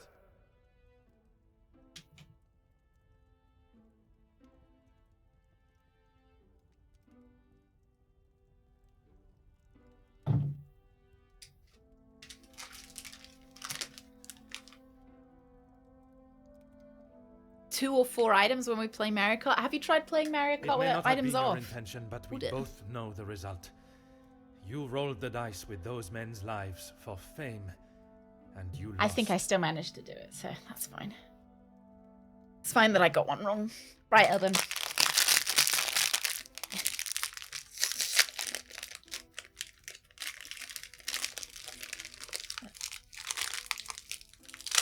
Oh dear, that was a lot of crunch. Okay. Oh, all right. This one's a cute one. I don't think we've had this one before. Wisdom is the sunlight of the soul. Urban. I think this fortune cookie's telling you you're very wise and that it's very sunny outside. Wisdom is the sunlight of the soul. Either that, or it's giving you a suggestion. It's saying be more wise. Be more wise, and your soul will be more sunny. It could be kind of either way. Either way that you would like to take it. Or that it's just going to be really sunny tomorrow and it would be wise to check the weather forecast. Oh, Lamplight City. What is Lamplight City like? Is it a murder mystery? Maybe I'd be interested in playing. If you get too much wisdom in you, you'll get sunburn. Oh, don't be too clever. Don't be too clever for your own good. but you were from a large family. Why do we care? Why do we need to know about him being from a large family? What does that have to do with anything? I don't know, Hugo! I have often wondered about the competition siblings face in a large family. When you're young, it is the best feeling Like to know you young? have family that will That was a stand bit by you American. without even being asked. It is not until everyone starts carving their own path that you realize you're walking yours solo, and those that were beside you are now miles away. Or, so I've been saying that I reckon this voice actor is American. Maybe this voice actor is either from Belgium or from France, but he learned American English. My older brothers were the athletes of the family. They both played soccer. And has a bit of an They were the like infatuation Americanness. of every teenage girl. I'm That sure was you just have a little seen the bit at type. the end, Brad. Like the grr sound. Oui, monsieur. But I can assure you that was not I. Then there was me. Quiet, timid, a shadow of the Becker brothers. My voice and very presence was forgotten and ignored. Oh, Nothing sad. I could say or do would ever reach the bar they had set. But I always knew I was destined for Violin great plays things. in the background. Years passed, and now that I no longer stood in the colossal ombre of my brothers, I could become my own man. When the position of union leader was posted, it was my chance to finally be heard. Oh yeah, Urban. Like when she sneaks about, I'm really sussy. We have to follow You her. hear politicians speak of the little or the common man? Well, that was me. And I knew what we wanted and what we needed. When I spoke, others listened. I held their gaze with a sense of pride, a sense that what I was doing was for the greater good. It was supposed to be my crowning achievement, lead the men to victory over the money-grabbing oppressors. But instead, all I did was lead them to their death. Oh, his head looks kind of like a dumpling. Monsieur, I was it going to say not it's really at your sweet. hands that these men died. The blame cannot lie solely on your shoulders. Those responsible will be punished for their crimes. You know, I'm not That's sure. you must trust. Not sure. I love. You know, I feel like this like background story about the workers' riots isn't like. I feel like it's not that relevant to the game. I feel like we could have almost done without it. Monsieur Becker's story is fighting to have one's voice heard, be it a single one or the one of the masses. I'm afraid he might be remembered for what he did, but not in the way he so hoped. The voice actor from Hugo is from Franceland. Now I feel fucking rude. Maybe he does know American English, so that's why he has that kind of accent. I feel fucking rude. I think he did maybe. I think he maybe did mention it before, and I think I like the sound of it as well. Who hears the voice of his dead partner? I do remember it. I do like the sound of it. Stop trying to blame Americans for everything. I'm just saying you did put a lot of tea in the harbor. I can't, you know, that was kind of your fault, right? Like you did put the tea in the harbor. Wasted a lot of good tea. While speaking with Monsieur Beckers, was not the reason for me being up at this hour. He was able to fill in some of the blanks regarding the Major, but not in getting any closer to discovering his killer. Perhaps the staff living quarters will. Where is this supposed to take place? Belgium. It's supposed to be 1920s-ish Belgium.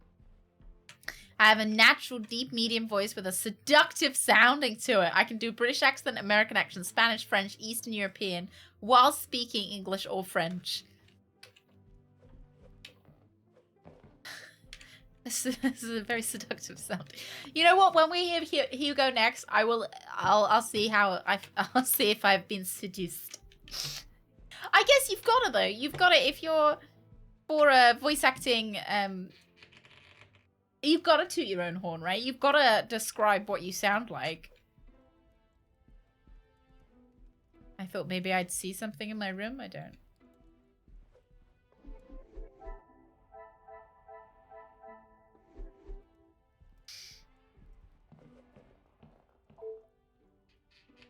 Hello. Hi.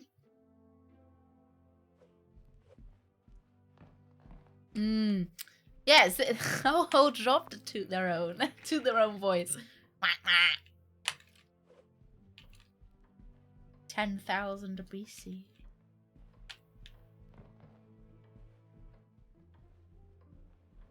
Yeah, they got it. It's like a CV, you know, in a CV when you have to say that I am a team player.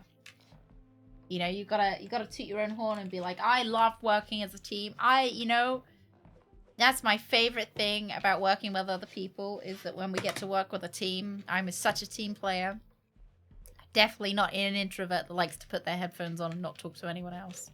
When really you like to be an introvert and put your headphones on and not talk to anyone else. Hire Badger for a Southern Belle voice. Yeah, I like. On my profile, it would say I have a high-pitched voice. I do a very convincing British accent, and can also do a very convincing Southern Belle accent, as that is my native tongue. Hello, I'm Brett. I have a natural high voice with very small child sound to it. I can speak American English and do piss poor accents.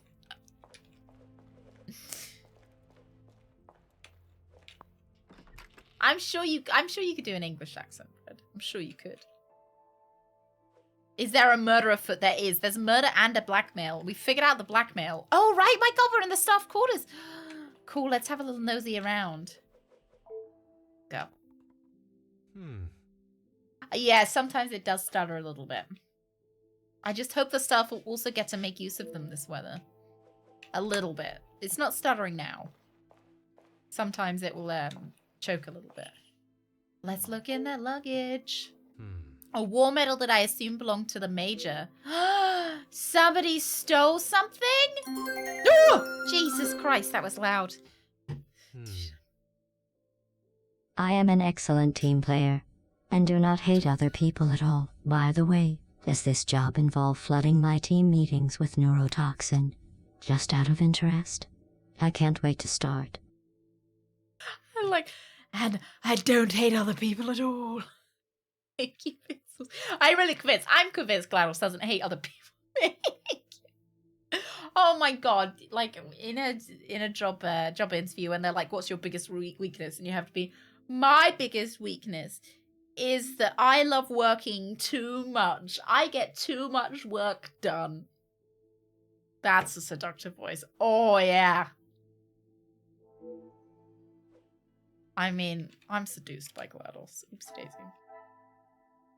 I just take on too much work. I love doing work so much and I don't know how to relax. This can have a positive though, as I tend to be really dedicated.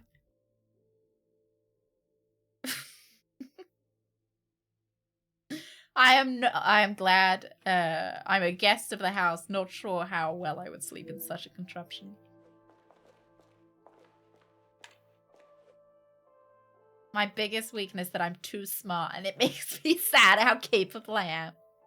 Not for myself, of course, but who will never achieve this level of capability.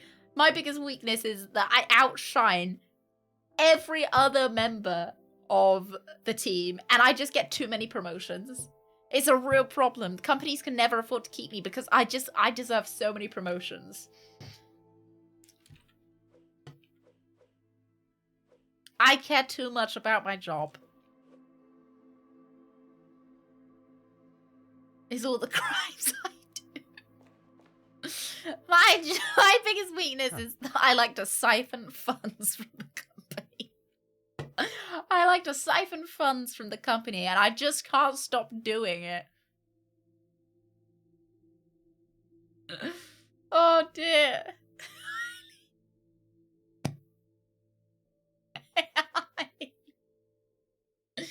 I'm not sure. I guess it depends on the job interview, right? I was going to say, I'm not sure that you could say that in a job interview, but it does depend on the job. They are a few days old, and I do not hold a candle as to what transpired here this weekend.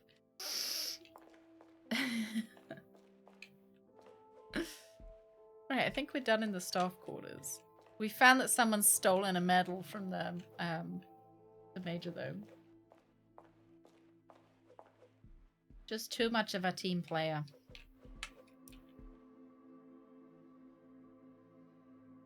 I'm too weak to open doors. I've been stuck in the toilet for 3 weeks now. Apparently now jobs like to hear an actual weakness because they've they've been inundated by saying, you know, their people's biggest weaknesses is that they love working too much and, you know, everybody always makes it into a strength and whatever. That they actually want a weakness. And I'm like, okay, do they want to know that, like, my biggest weakness is that I'll cry whenever I'm criticized? Is that what they want to know? I don't feel like that's the kind of thing that they'd really care about. Oh, abandoned clothes. There we go. I cry even when I get the most slightest criticism. Oh, Alundra. Oh, good. Are you looking forward to are they coming to you, or are they going on holiday? I think they want to know that I cry, but also how I overcome it. Well, I just get over it, you know? I cry, and it's not like I can't do my job, so I just keep going. I just write emails while I blot away tears. Is that what they want to hear? Is that what they want to hear? Or like, oh yeah, I cry at the slightest bit of criticism, but you know, I'll do it in the bathroom and not in front of you. Is that? I overcome it with medication. A rather luxurious jacket with the initials FH, Felix Hagen. Are these scruffy boots his as well? Why would they be left here though? Is he having sex with one of the staff members? I'll let this job crush my soul, but you'll never notice.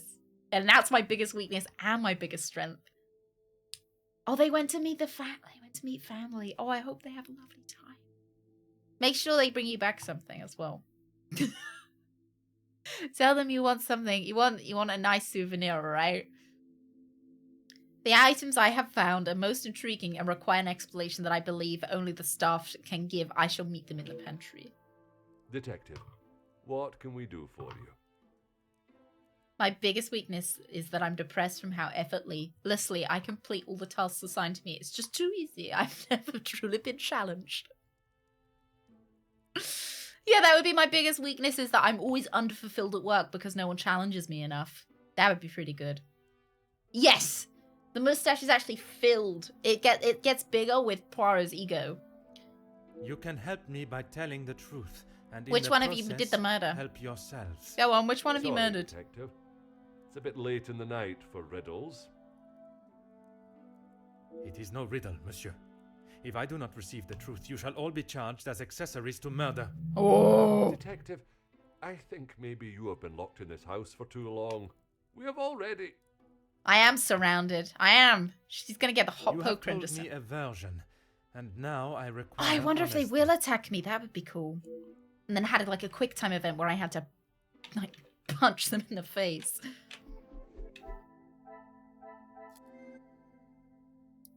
Okay, right. Elizabeth is quite upset. Major's oh, is it because she was having sex with the Major? Order and method. No. Well, maybe, but not quite yet. This will not get me any club. I reckon the Major was having the sex. Archibald stole the medal, which is interesting. Come, my little Stage the Gretel. phone call. Oh, two, obviously. Magnifique. The Major would not have left such a fine coat in the staff area. Someone must have worn it. More importantly, however, who wore the Major's clothes? Oh, okay. Right, sure. Is this also worn out boots to... I must act on thought and...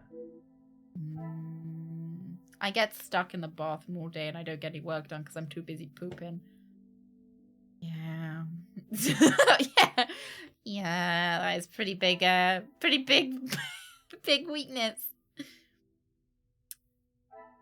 Is distraught.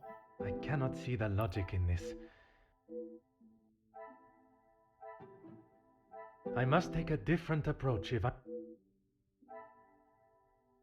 Maybe a minor killed the Major.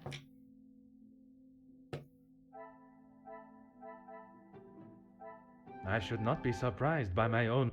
The theory that the Major had been killed during dinner was nothing but a ruse, but why are the staff covering from the real time of death? Maybe it was an accident. Maybe she accidentally stabbed him. What do you think? Because he was abusive, maybe he was going to hit her, so she stabbed him. And they're all trying to cover for her. Monsieur Sterling, is there anything you would like to add to your story? I'm not sure what you Self-defense, think I have done, yeah. Detective. Maybe a bit of an oopsie. Let us not string out this charade any longer. The telephone call the Major received. From his associate.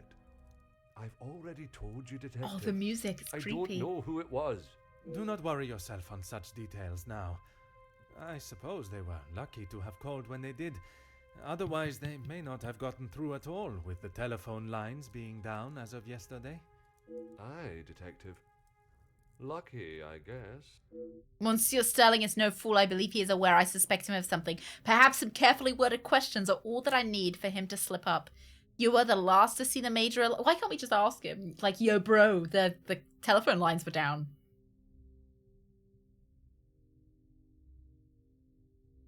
That you didn't receive a phone call. What were you doing?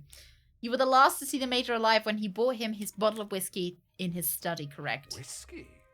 You took a bottle of whiskey to the Major. You spoke with Monsieur Demire en route. Aye, of course. It was a bottle he picked up from his last visit to Scotland.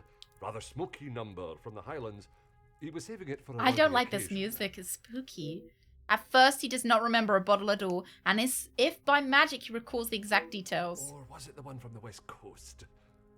You'll have to excuse my memory, Detective. Oh, I don't like the creepy lighting as well. Can you explain why a medal belonging to the Major was amongst your belongings? Oh, you found it. Thank you, Detective. I've been looking everywhere for it. Creepy. If I had lost a war medal, I would not stop until I found it. It's not what you think. I was exploiting a dead man's military achievements for your own personal gain? Nothing of the sort. He asked me to clean them up. I must have dropped it into my pocket when I was putting them back. An honest mistake. Never have I heard such a pathetic excuse to explain a stolen item in one's possession. I would expect a better life from an infant. Poirot, like, giving it to him. I cannot claim to be an expert, but I would presume a medal like that would be of quite some value. I wouldn't know. Probably. Your father was in the military for many years. That is what you told me. He was. And your family still keep his medals? They were sold. And why was that, monsieur? Is my family on trial now, Detective? Yes. Only you, monsieur. And I repeat my question. Because we needed money. Voila. Monsieur Sterling was well aware of the medal's value when it found its way into his belongings. You claim the Major asked you to clean his medals for display purposes. No.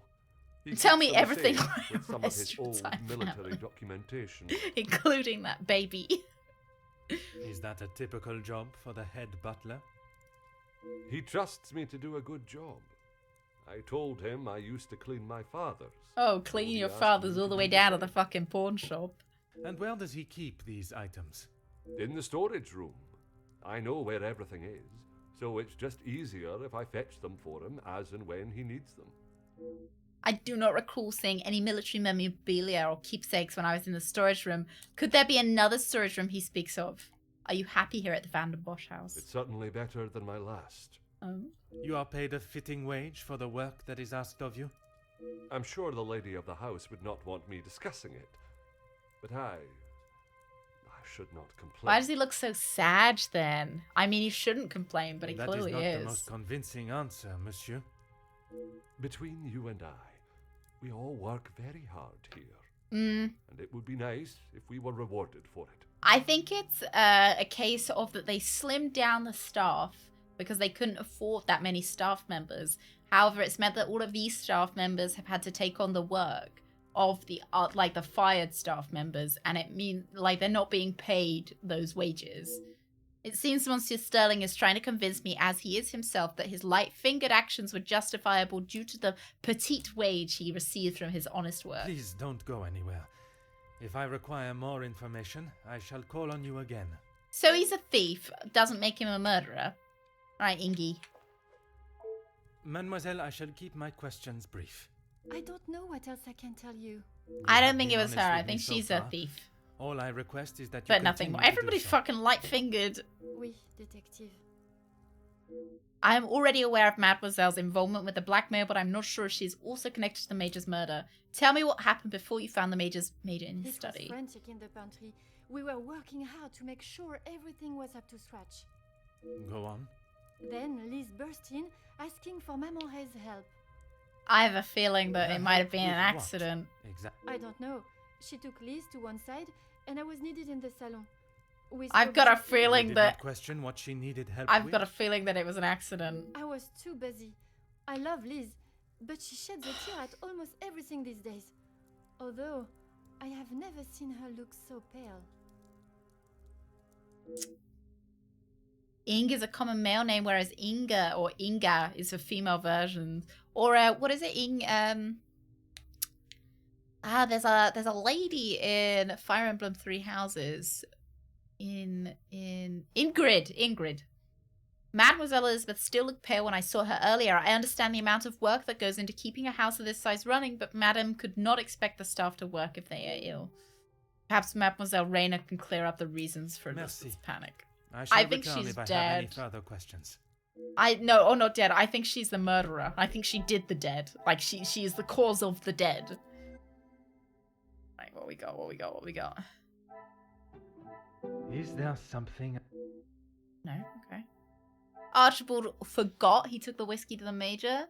Claims he lost the notice lack of.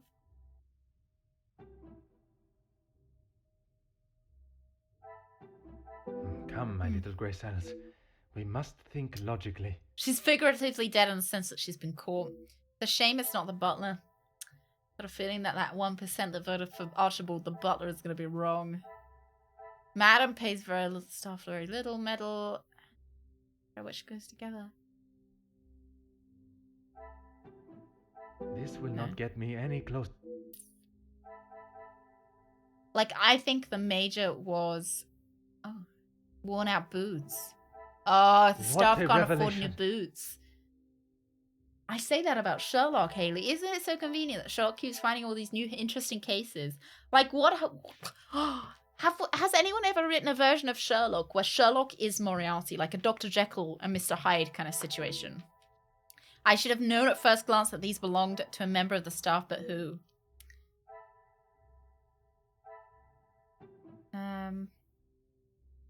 Oh, but Archibald, right? Is there something? Staff members' boots. The Archibald. Whose boots? I should not be here we go. surprised by my own skills of deduction. The closest is the Michael movie where Watson is the real brains. Oh, that would be. It was Michael Caine, Watson. If Poirot set it all up, then why is it taking so long to solve it? He likes the chase. I should not have been surprised by my own skills of deduction. A staff member dressed in the Major's clothes took his position out in the snow for the guests to see. Why would they do this? To make it seem like he was still alive. And that her husband took her place, that she's really Luke under. Mademoiselle, I She's shall really be as Luke. quick and precise with my questioning as possible. Okay. What do My condolences on your brother's passing. He was a good man. Taken too early. Forgive me, mademoiselle, for not extending them earlier, but I was not aware of your relationship. Should play SNES Dr. Jekyll and Mr. Hyde. Oh, is it good? What kind of game is it? He was my only brother. And he died doing what he believed was right. If I ever get my hands on who took him from me. I understand why she's so angry for her brother to be taken from this world at such a young age and in such a violent manner. Violence cannot be met with violence, but I'm sure Mademoiselle feels the same. So the Major was the one who essentially killed her brother. Think it's the worst game you've ever played, then go lower. Oh. So Metal Gear Solid... No, Metal Gear Revengeance. And then worse. Tell me about your brother's involvement in the riots at the factory. You say the riots, but it was the strike he was part of. They started the riots, not the workers. By they, you are referring to the security forces. They were brought in to keep the peace. Security, huh? They were brought in to make an example of them. It was all peaceful until they arrived. Why would they need to make an example? So that the workers would stop rallying. No one is going to go on strike if they think they'll get killed. Yes, that's true. The security you talk of were armed and ready. The workers were pigs to the slaughter. What chance would they have? She's right. It is obvious Mademoiselle is still upset about her brother's death. Oh my god, can't believe that. Why would you speak? Can't get over it. And rightly so. If the events were as Mademoiselle describes, I cannot comprehend how the security forces were able to get away with such despicable acts of violence. Poirot, you already know. You can already comprehend. We've already spoken to... We already know. Pardonnez. Pardon-moi, Mademoiselle. I know I have spoken on this, but you took ice to the major, correct? Yes. This was before or after Archibald took him a bottle of whiskey? Before. You are sure? It may have been after. The whiskey is kept in the cellar with all the alcohol? It is.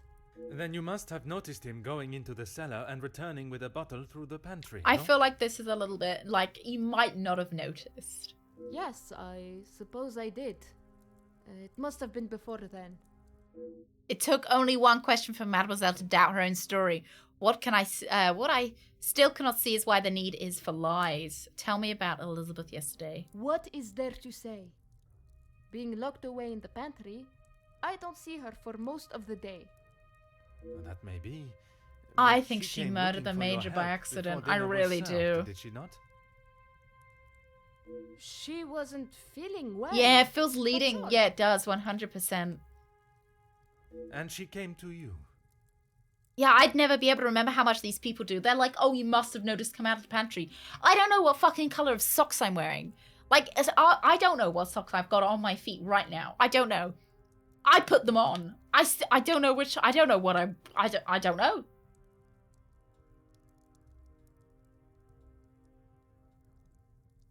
Like, how am I how would I fare in this? They'd be like, oh, so did you notice him?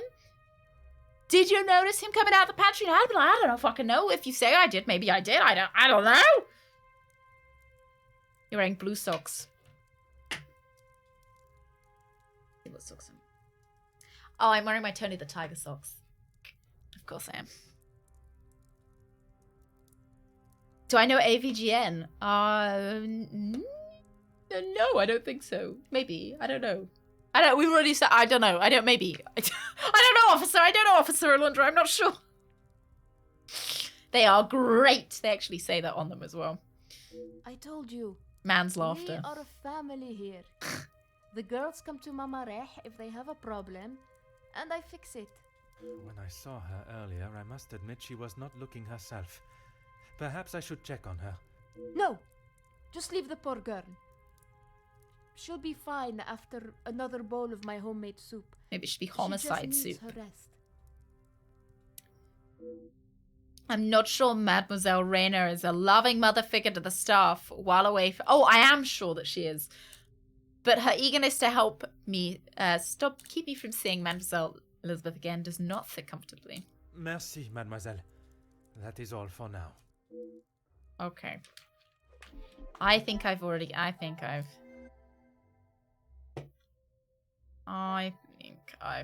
sussed this out. I must act on thought No? and... Unsure about timings. This one? The pieces of the puzzle are How can either of them forget something that was so important from only the day before? Oh, Poirot, maybe they just fucking forget things. I cannot see the logic in it. Archibald and Rayner unsure of their cover stories. Another success.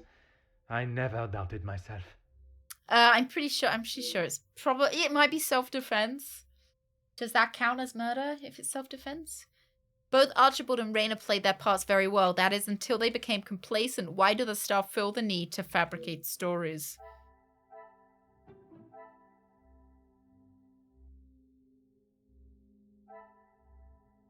I must take a different approach if I am to...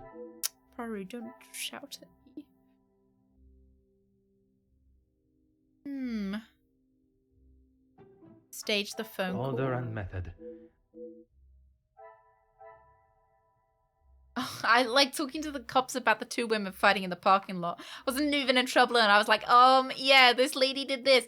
Yeah, it's like when they're like, oh, you know, and can you, like, to access your records, please tell us your date of birth. And I feel like I'm under scrutiny, Brad. It's not, I'm not even dealing with the police. I feel like I'm under scrutiny that they're going to realize that, like, they're going to think I'm lying about my date of birth, that I'm not me, and I won't get, like, whoa, it's too much pressure. Too much pressure.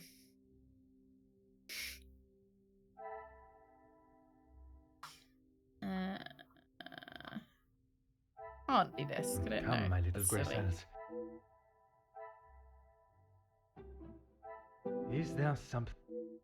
Murder in the self-defense. Only mostly remember what premeditated and manslaughter means. Premeditated is when you meditate before you murder. Some would say a There lucky we go. guess.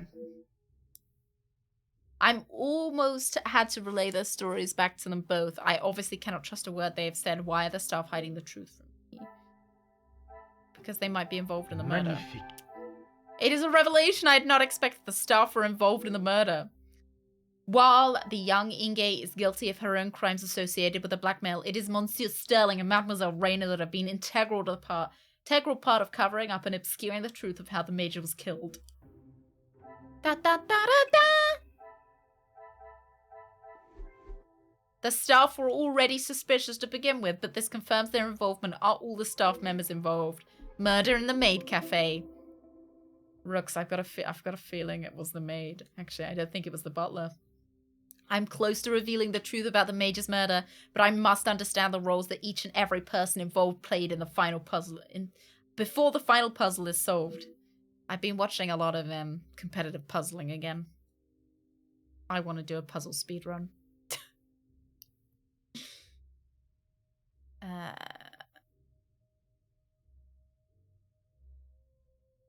Maybe these two. I must take a different approach. Like this? Things There are we beginning go. to be- I cannot imagine the pain they have felt losing Luke. His memory will live on in their hearts. Say that, yeah, the lines would never cross. They don't cross most of the time. 90% of the time they don't cross. But, like, there's that 5% or 10%. That's 90%. 90 minus 100 is 10. That do, and they just really fucking throw you off. If we need to call you as a witness, we need your info. Okay. Brett, have they ever called you? Have they needed you as a witness? I read a good online article about the cliche of the butler did it. Basically, even back in the day, the butler almost never did it. Became a legendary cliche for some reason. I suppose he's the least suspecting person. This will not get me any closer to... Or maybe the most suspecting person. Maybe it's easiest to pawn it off on the butler.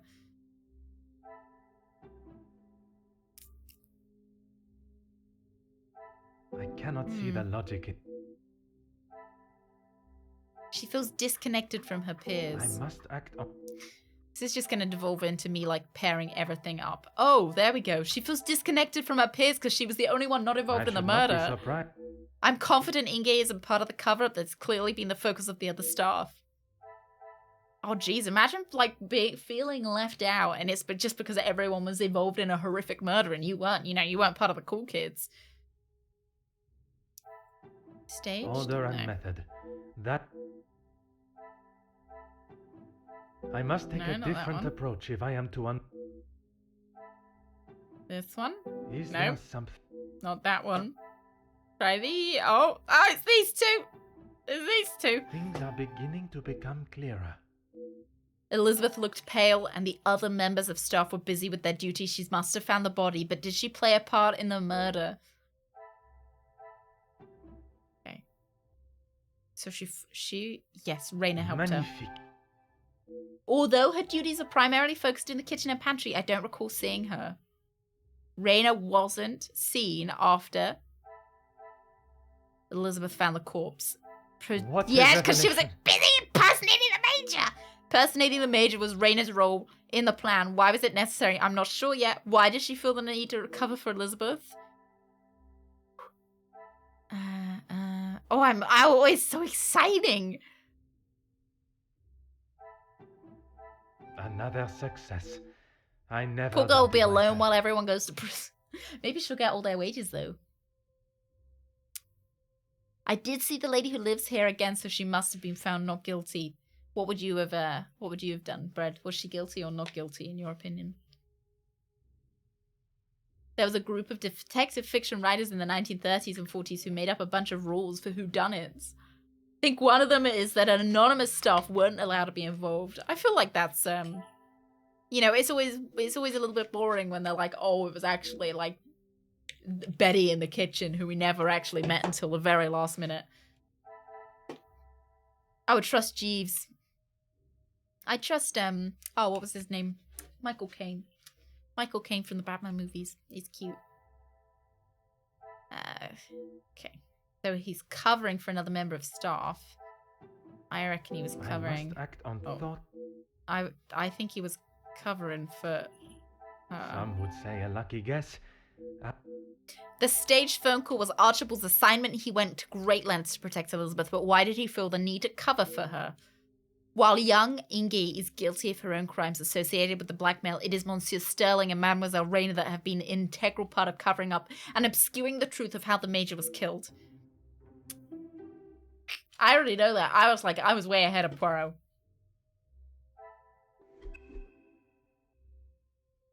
I now have all the pieces of the puzzle. I must return to my room and place them together until the result reveals itself. It is time for my little grey cells to work. I am so close to uncovering the truth. Oh, I'm so excited.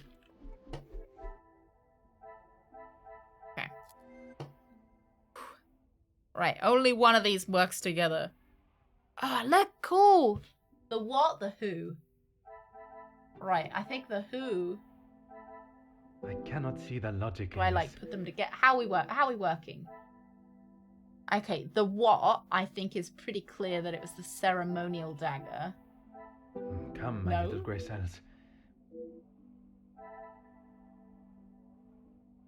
I'm not sure what they want me to put together right now. The means? Not a simple burglary. What are we doing here? What are we doing here, game? What am I supposed to be putting together? What do you want from me? It's a little bit much. Allegedly, the other lady broke into her party to steal her dog, and the lady 100% tried to leave with the dog until the dude who came up to them, threatening to pepper spray her unless she waited for the cops. What kind of dog was it? In the end, it will just be like Cluedo. The what, the why, the who, the how. I'm not sure. I'm like, I don't quite know what they want from me.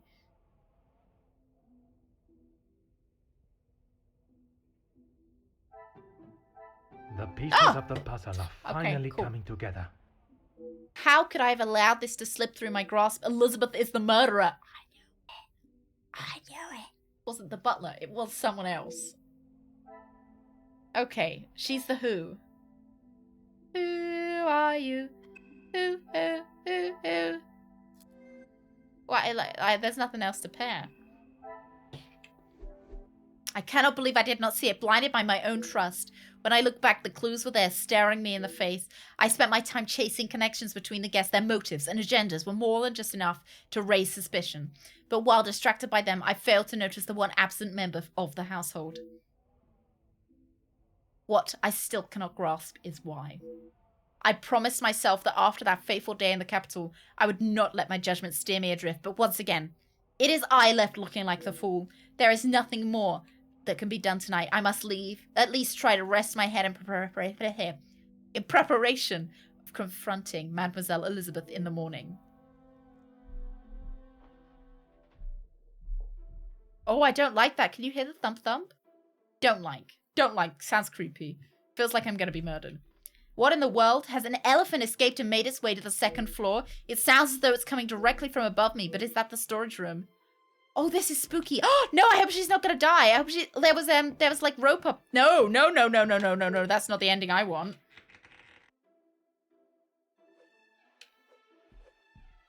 Come on, quickly, Poirot. I don't like how spooky this is. I honestly, a little bit frightened. I'm going to be going up to a doll room.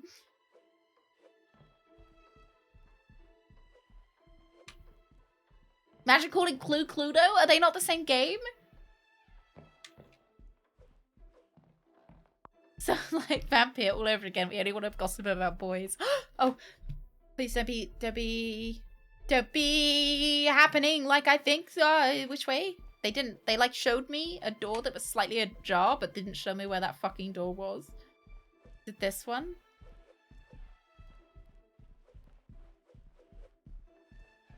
Turns out the haunted doll did it. I would cry and then I would vomit. I'm not looking. I don't want to look. Oh, why is he such a fucking creep? I don't like. No, it's in his eyes. Why would Monsieur Sterling be here clattering around in the dead of night? Why didn't we go up with like a weapon or something as well? Archibald is up in the middle of the night making some noise. I must find out the extent his behavior. Is he maybe he's just stealing something? There's the top of a door here as well. Interesting. Maybe he's just stealing something. Leave him alone. Monsieur Sterling. Oh, Detective. I was just... Just what? Please. I eagerly await to hear what Well, reason maybe if you didn't interrupt him, Poirot. A butler's job is... He just stands there like a creeper with those eyes that like have the... They look like two ping pong balls with a black pupil put in the middle of them. I am no fool, monsieur. You have spun enough stories this weekend. Honestly, Detective, you don't trust anyone. That Cluedo. And with No, I good don't reason. trust you. My patience has all but run out. What are you doing here? I've been thinking about my time with the family. I often think on fond memories, but it does not take me to a storage room in the middle of the night. There are many memories held within these walls. I just wanted to see them again. Oh, he's given me... Sounds as though he has plans on leaving the house. Sounded as though you were moving furniture in here. I didn't realize the noise I was making. Obviously. Were you preoccupied looking for another of the Major's medals? That's not going to make him feel any better, Poirot. Of course not. I already explained. No, monsieur. You attempted to dupe me again into believing one of your stories. Please, Detective. I know you know how it ended up in my possession. I was just trying to get some extra money together to send home. His mouth isn't even moving. I can't lose this job. He's fucking telepathic. If Lady I haven't played Forgotten Anne. Game knocked my socks off. I love it. What is it? What is it like? Oh, a large part of someone playing 30 doll. The dolls in the game are not that creepy. I don't know, sex. I don't know if they have to be creepy or whether they just have to be dolls. Theft of a medal would be the very least of your problems. You have done nothing but deceive and abuse your position in the house. Deceive? I'm sorry that I lied to you about the medal. No, you're not. You're not sorry. You were never were sorry. You betrayed me, Archibald. Flakery. How have the streams been any more hidden gems like Mary-Kate and Ashley? Oh, I don't think anything can compare with Mary-Kate and Ashley. Right, well, we've been playing Poirot, and we're just at the penultimate? No, the crescendo. The crescendo. We're about to reveal the murderer to everyone. We've also been put Ocarina of Time every Wednesday, and then on Mondays and Fridays, instead of Mary-Kate and Ashley, we've been doing Final Fantasy, and I've really fallen in love with it. I'm really enjoying it. I'm enjoying it so much more than I thought I would. I've been looking at Final Fantasy merch. Like, that's how I can tell that I'm enjoying it, because I'm like, oh, you know. Hey, Los, he's been banging around in the storage room up above me. I'm a little bit sussy of him. Even when confronted, Monsieur Sterling still remains steadfast and refuses to acknowledge what he has done. Would you care to explain the fake telephone call? It was purely for my benefit, no? Crescendo is a word that doesn't get used enough anymore. That's very true. Adventure game with light puzzles. Ooh. Looks like a Studio Ghibli movie. Ooh. Yeah, Sephiroth is Anne Hathaway. Why would I fake a telephone call? The same reason If we ever that get him in our Mademoiselle party, we'll Rihanna call him Anne dressed in the Hathaway. Major's jacket in the snow, to allow not only the guests but me to believe the Major was still alive. I didn't kill him, Detective. I know, monsieur. But I also know that you helped the one that did to cover their tracks. Because he's a Genova. Just like Anne Hathaway is. He's a Genova. Like the Genovia, the Princess of Genovia. Is he a butler? Leave his butt alone. It wasn't like that. We were just trying to help. She had no part in it. She had no part in it? Both you and Mademoiselle Reina risked your freedom to help Elizabeth. You never let on. How long have you known it was her? Like maybe 20 minutes-ish. Monsieur, I am Detective Hercule Poirot. I only show my hand when I deem it necessary. We've known it for 20 minutes, Poirot. Don't be like, oh yes, I've known it this entire time. I just did not wish to reveal my hand. You will be taking her away then. She will stand trial for what she has done. But you don't know the full story. She is just a servant in this house. If she He's is the most humble arrested, person that ever. will be the end for her. A genius. If Mademoiselle was only protecting herself, as you both have claimed, she will surely be found innocent. Oh, he's been mentioned by name, so you're probably out of luck giving him his true name. Well, we know it's his soul name. It's the name that he was truly supposed to have, Anne Hathaway. You've still not explained what you were doing in here. The Major's military storage box. The one that stored his medals. Were you gonna put them back, or were you just gonna like? Oh, is it gone missing? My jumper's all. There you go. Amongst other things, All yes. wrinkled up. And those other things are? I had A to gun. protect her. If you found it when searching the study, you would have carted her off then and there. Whatever it is you have hidden, it will not remain that way for much longer. Monsieur Sterling is obviously hiding something. I should perhaps conduct my own search for it instead of relying on his cryptic I message. need a moment. I feel like he's going to attack me. I can see that this is upturned. One of the many saint carvings from around the house abandoned in a box. Why is this saint carving here? Is it Saint Judas?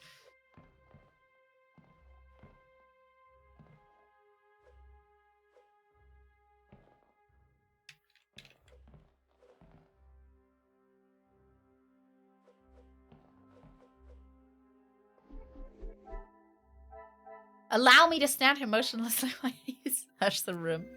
Has his peepers always on me though. Detached carving of a saint. Right. Archibald was taking extra money. Claims there is more to the story. Another success. Secret room. A detached carving may relate to the door in this room. This would explain Archibald's presence. Secret room accessible within the storage room. Hid items related to the murder. What is Judas the saint of? You know, he wrote that Beatles song, Fred. You know the one? Genovia, my heart belongs to you. Genovia. Archibald may have hidden items in the secret room. Presume that this exists within here somewhere. Okay, inspect the storeroom. Well, it's got to be like here, right? Like literally where you can see the scrapes on the floor and the outline and everything, right? Is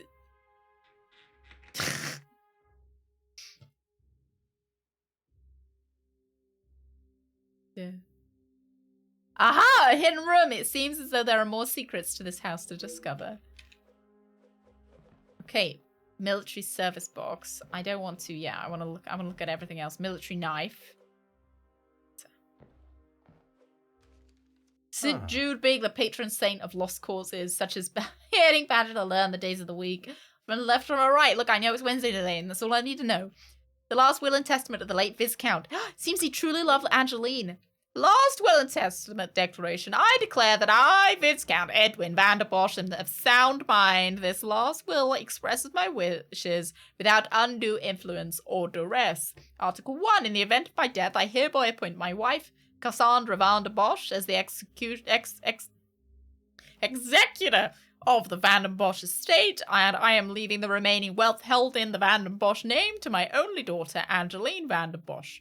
Any outstanding debts, expenses of my last illness, funeral expenses, and administration costs are to be paid from the Van den Bosch account at the National Bank of Belgium. To my daughter, Angeline, you are the apple of my eye, and I never knew that you weren't my real daughter. And in the brightest star in the sky, never allow your light to fade for even a moment. To my wife, Cassandra, fuck you for cheating on me. Thank you for the joyous years we have laughed, we have loved, and we have brought up the most precious gifts onto this world together. I trust that you will protect her and prepare her for a future full of opportunity and hope. Viscount Edwin van der Bosch, Monsieur Victor Roux, and Petite Solicitors. Seriously, it's called Rougou and the Little Solicitors. Belgium. Alright, what we got? Expensive lighter on the floor. Hello. Expensive looking lighter. It looks to have unfortunately been through a war. Come, my little grey cells, I believe we already know something about this mystery. Do we know whose lighter this is? Oh well, it doesn't matter. Apparently we don't. Right, we've got a military knife and we've got a military service box. Let's have a look in the box. Huh. The Major's military service box that contains letters and keepsakes. How the hell are they dealing with the chain of custody? I found this at the scene. Cool, did you bag it? Now, I always wonder about, like, private detectives as well. Like, surely they should become suspects themselves. Because, you know, you do all this private detective work. But what if you were the murderer all along? Do the police just take you at your word that you're not the murderer? Or a prestigious-looking knife likely belonging to the Major. Is that it? Let's see anything else. There we go. War map, empty canteen, standard military, unrecognizable symbol, well used. Rose engraving, bloodstains. Ah, is the unrecognizable symbol a rose? What a revelation. It is. The lighter must belong to the Major. The army symbol all but confirms this. But I don't already have this in my possession. Military lighter. But don't I already have one? See, I thought I recognized it. See, we had one in the garden. I would say a lucky guess. The lighter I found in the military box is certainly the Major's, meaning the other one is not. Fake lighter. Bloodstains, potential murder weapon. The pieces of the puzzle. The murder weapon has been found. Elizabeth must have used this in the study. Murdering detective has already been done. It's what game is it?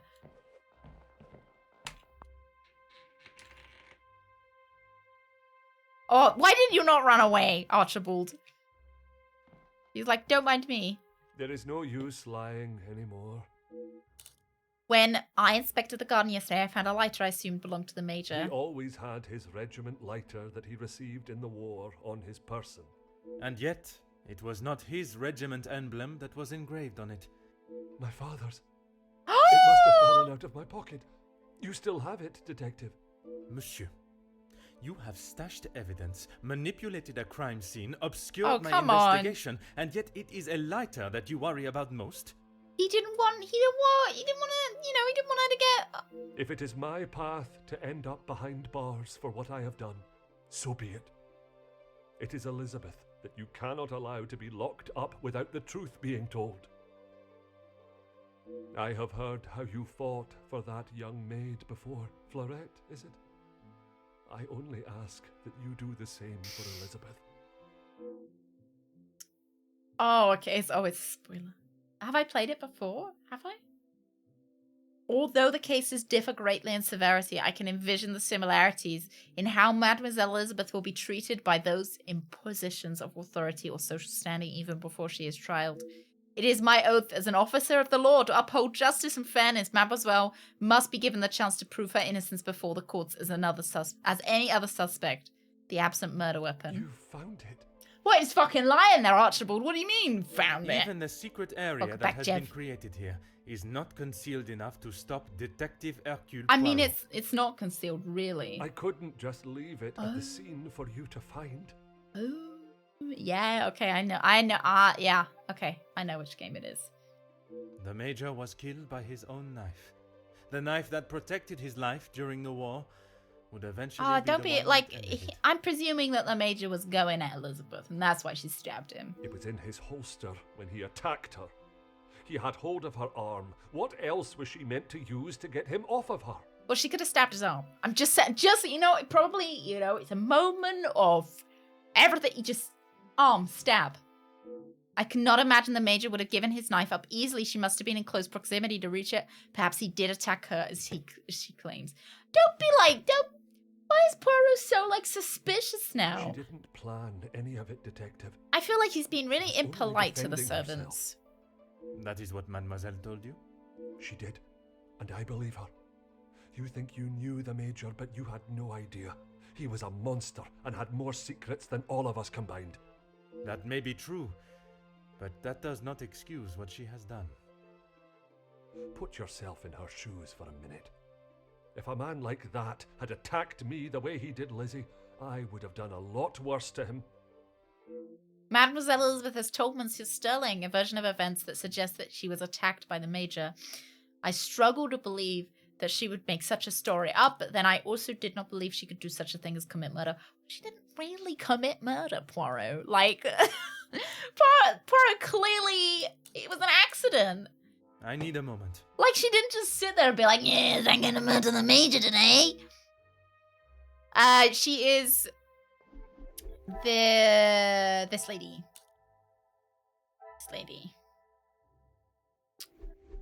She's one of the servants. Her fiancé died. Didn't think she could commit murder. Alright, what we got? Open window. Oh, did she go out the window? Archibald was in the garden. Things are beginning to become clearer. If the only thing found was Archibald's lighter, he must have collected something else. What did Archibald collect from the garden?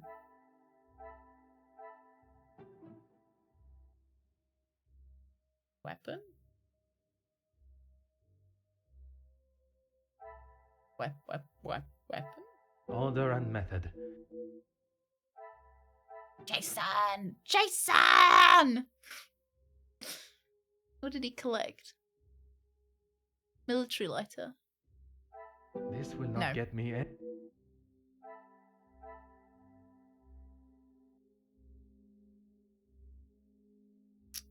Knife?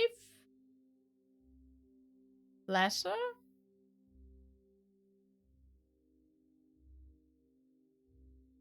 To be fair, I don't think he was that bad of a dad.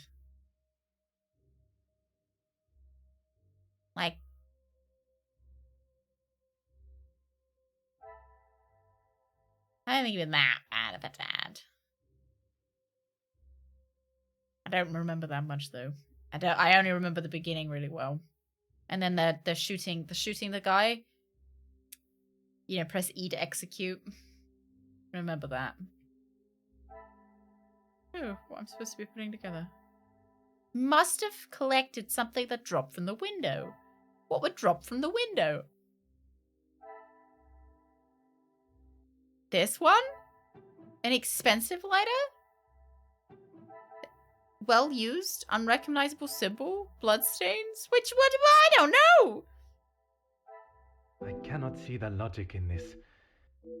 Oh, Brad, was that actually the game? And you couldn't. I said murder weapon. You haven't been able to run away since. Archibald's dropped the murder weapon from the window, collected it, then hid it in a secret room. What a clever boy.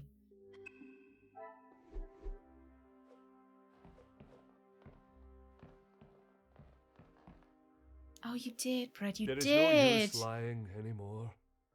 And I got you. I stuck a honey trap up, and you flew into the honey trap, and I was like taking you home with me. Was it you that I saw in the garden that night? When you asked me yesterday about seeing someone out there, I thought the game was taking you home with me. That does not explain what you were doing out there. When Lizzie took me to the study, the knife was still in the Major's chest. Why? And I knew I had Why to did you get have to get rid of it? Just leave it in there. I dropped it out of the window, knowing no one would be going outside.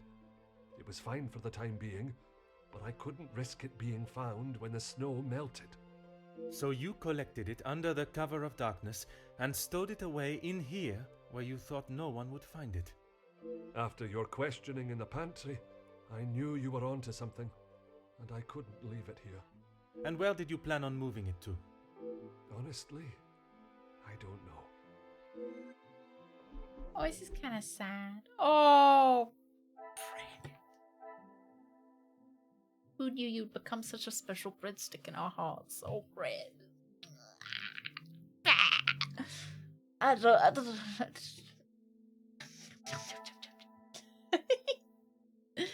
Collecting them and hiding it to save Elizabeth, he must truly want to protect her from the law. Da da da da da. I feel like we should just start accusing and sending people to prison now. Why what? Hey, Why Joe, I would risk ahoy! everything No to clue help how I Lizzie. ended up here. I like to erase memories. So took away whatever memory you had so that you couldn't find the exit. Exactement. Because she is family. If you were in that position, you would do the same. Suzu farted. I can assure you, monsieur, that I would not. Then perhaps that says something about you, Detective. I would do anything for her. For any of my staff. Even if it means crossing the boundaries of the law? Without question. Well, Poirot, it's not about what is legal, it's about sometimes what is right. The lengths that Monsieur Sterling would go to protect someone he considers family is admirable, but when those lengths break the laws that are in place to protect the innocent, they cannot be ignored. I ask that once your morning duties for the ladies of the house are complete, Mademoiselle Reyna and yourself wait within staff quarters. Detective, but please, you have to help Lizzie. It was all an accident. She doesn't deserve to spend the rest of her days behind bars because of that man. Yeah, it is, If Tower. she is put behind bars, it is because that is what the courts have decided upon. Oh, Poirot, is this what Poirot's like in the TV show? Detective, you can't be so cruel. It is not cruelty, monsieur. It is the law. Because it kind of feels a bit bad. Like, I feel like he should be a little bit more sympathetic. After these further revelations, my mind is as busy as Monsieur Goulet's chocolate shop. I have all the pieces of the puzzle to deduce why Elizabeth killed the Major, but now I must allow my little grey cells to put them together. I feel like he was a lot more sympathetic with Florette, you know?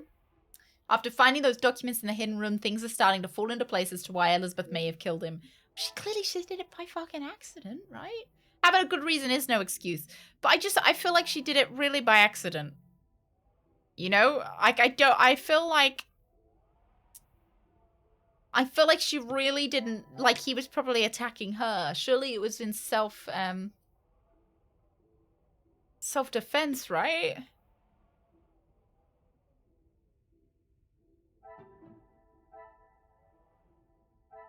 Not receiving much of the pension. Success. The Major's financial struggles may have left him in need of a source of income. Who could the Major have turned to in his time of need? Right, Ernesto, right? Some would say a lucky guess. The Major needed the job to go ahead. It was the only way to guarantee money in his pocket. What could he do to ensure the job will be complete? Kill everyone! Major needed to ensure the job was done. Dishonorably discharged? What a revelation. But we'll see. You know, maybe she killed him, but in, like, revenge for Luke. You know, maybe I'm barking up the wrong tree. To secure his payment, the Major must have ordered the attack at the strikes. What were the consequences of the Major ordering the first attack? Luke died. Magnifique. Major's actions unfortunately led to the death of Luke, and Ulf agreed. Who would have been the most affected by this? I should not be surprised by my... Elizabeth has probably lost more than anyone else involved. She may have sought her revenge. I don't know. I get the vibe, like the vibe that she didn't.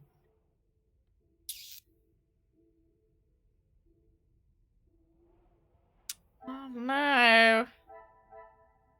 Right, what do we have next? Empty canteen, war map, standard military box. Major killed prisoners of war? When did we read about that? Can I read that?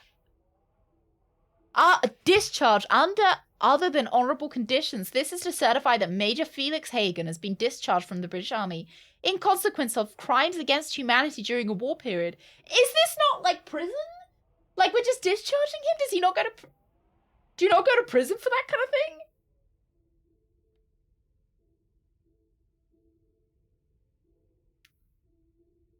Is that not the kind of thing that...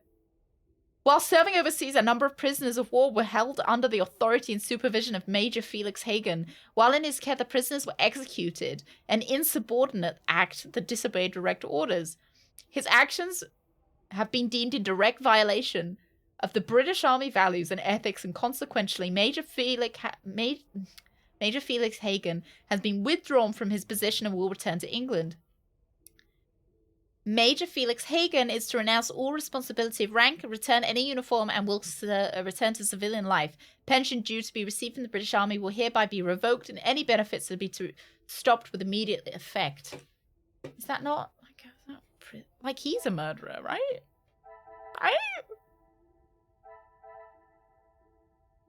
Yeah, he is broke. You normally go to prison for that. Like, he's a murderer. I wonder if that's the blackmail. There we go. This information would have destroyed his reputation if unveiled. He was an asshole. He didn't have much of a fucking much of a reputation. Elizabeth doesn't seem to like the vengeful type, but all signs are pointing to her seeking revenge for her beloved Luke. No, they're not. Like, Poirot, use 2 brain cells. Use 2 of those little grey cells. And, like, listen to what Archibald said. If I am confident, Mademoiselle Elizabeth, I must be at my best. If I am to confront Mademoiselle Elizabeth, I must be at my best. And little grey cells most alert. It is time for at least try and rest. But I don't think the Major was a rich person to begin with. I think he, like, rose up in the military. Don't know whether he was rich. I have no time to wallow in my lack of sleep. I must confront Mademoiselle Elizabeth. Maybe she's coming to me. Detective Poirot, I'm glad you're awake. Bonjour, mademoiselle. Oh. It has certainly not been a night of peace. Someone died? Please, detective, I'm not sure I can take any more surprises like last night. I guess so. Yeah, I guess I'm so. afraid Fennan. this may be the most upsetting of them all. You have found Felix's killer, haven't you? I have. And the guilty party will certainly come as Why a are we shock. telling her? I feel like we shouldn't tell her. I feel like we shouldn't reveal it to her. Detective, please. It was Mademoiselle Elizabeth that was behind the Major's death. You must be mistaken. Elizabeth could not do such a thing. I assure you I am not. It is something I spent much of last night deliberating. When you spoke of the telephone lines being out of order, it made me question the conversation I thought I had heard Monsieur Sterling make with the Major before connecting the call to him. But it hasn't been working all weekend. Exactement, mademoiselle. I don't like this Poirot. That is when I knew I had once again been lied to. I don't know whether I like him. I feel like he's more of an asshole than Sherlock. In my way of speaking with Monsieur Sterling and Mademoiselle Rayner, I met Mademoiselle Elizabeth. Like, I don't feel like I should be telling her before I've confronted and gotten all of the facts. She was meant to be resting in the staff quarters. She has not been well. I am afraid that was yet another lie, orchestrated to keep her from incriminating herself. Why would you think that, detective? I only managed a few words with her, before we were quite abruptly interrupted by Monsieur Starling. I must admit, he has a habit of speaking over the other staff. It was much more than merely disturbing our conversation. It was done with the intention to prevent Mademoiselle saying something that she should not. So, Elizabeth killed Felix, and then Archibald helped her cover it up? In its simplest form, oui. I have heard it directly Poirot's from just like trying to implicate everyone. You have spoken with Elizabeth already? Did she admit to it? That Poirot looks like Colonel Sanders. Colonel Sanders is kind of hot though. Not. No, I haven't spoken to Elizabeth yet, and that's the fucking problem. Were you not awoken last night by the tremendous amount of noise coming from the storage room? I wasn't. What were you doing in there, detective? It was Monsieur Sterling that I found in there. I was taken by some surprise to hear anyone awake at that hour. What on earth was he doing? Poirot's picking up everyone. He's going to the bus stop and he's throwing them straight under the bus. He's like... he's getting everyone and he's like, "You're fired! You're fired! You're out on the streets!" KFC, UK does have KFC. I do like KFC. I like popcorn chicken the best. My mum, when I would go get my hair cut as a kid, my mum would take me to KFC afterwards and she'd get me a pot of popcorn chicken and I would sit there and eat it. And that was like my big treat. I know, Galax, I know! But she has been wearing this dress for like 5 days now. She's been pretty stinky. He claimed he was merely reminiscing of his time with the family. You don't believe him? It did not take long for me to uncover the truth of why he was there, and the location of the Major's murder weapon. Did you know of the hidden area within the storage room? What do you think those red socks smell like? They're actually red from all the blisters that Poirot's got from not taking those shoes off. They were white before we got here. Did you know of the hidden area within the storage room? Area? A room that held all of the Major's Also, secrets. not a big fan of this. Like, whatever exposition is going on now, like... I had no idea. Did you discover the reason for his blackmail? Like, I just watched this happen. I don't need Poirot telling me it all again. I just watched it. Were you aware? I've been here the whole time, dishonorably Poirot. discharged from the army? Dishonorably? What does that mean? It means he was an asshole. I will not hide the truth from Mademoiselle, but I will try and be as delicate as possible. We weren't fucking delicate with the staff! We're like, oh, we don't want to upset Madame Angeline. But the staff, under the bus. I'm sure you're aware of Monsieur Zachariah's troubles he faces from his time in the war. Yes, Gideon told me about the conversation you had. It is really quite upsetting. Zachariah was adamant of the Major's cruelty during the war, but the extent was not known until now. I want to be He here when he killed a number tells of prisoners, her he's men her that dad. were friends of Zachariah. Surely not. He would not do such a thing. They must have been trying to escape. I am afraid not. They were in fact unarmed. She's rich and delicate, Badger, service staff of no hope. I just thought Poirot was a man of the people. He's always talking up the unions, and then when it actually comes down to it... Oh, detective. It is the reason he was discharged, denied his military pension, and I believe the reason... This is kind of interesting. I wanted to see her get, like, I want to see her opinion of the Major get, like, kind of get torn down, almost. He had been such an important part of my life for so long, but I feel like I hardly knew him. Tired of the trope that genius smart people being jerks. Like, the more of a dickhead they are, the more their IQ increases. It's the more of the asshole they are, the bigger their brain is. Monsieur Sterling was adamant of Mademoiselle Elizabeth's innocence. Yeah, I think I would really like to watch the BBC Poirot. Maybe it's on BBC like iPlayer or something. Murderer and asshole broke and your dad. But you know, Brett, I reckon the end it's going to be like, oh my god, my dad. I don't care that he was a murderer and asshole or leeching off of my family. He was my dear papa. Monsieur Sterling was adamant of Mademoiselle Elizabeth's innocence. I forgive him for all of that other You stuff. said it was she that killed him. Maybe they won't even tell her. That would be the biggest blue ball. It was her hand that held the knife, but he was quite insistent it happened in self-defense. In all of the years I have known her, she has barely even raised her voice. I cannot believe she would do something like that out of malice. The whole truth cannot be known until Mademoiselle Elizabeth has told her story. Jug genius makes sense for a detective. Yeah, if they gonna be emotionally intelligent to do their job. Yeah, you're not gonna be a jerk. Like, say with Sherlock Holmes, he can tell when someone's upset, right? And he can tell what is gonna make people upset. So why would he do? Surely he's therefore emotionally intelligent enough to know what's gonna make someone upset. So why would he do it?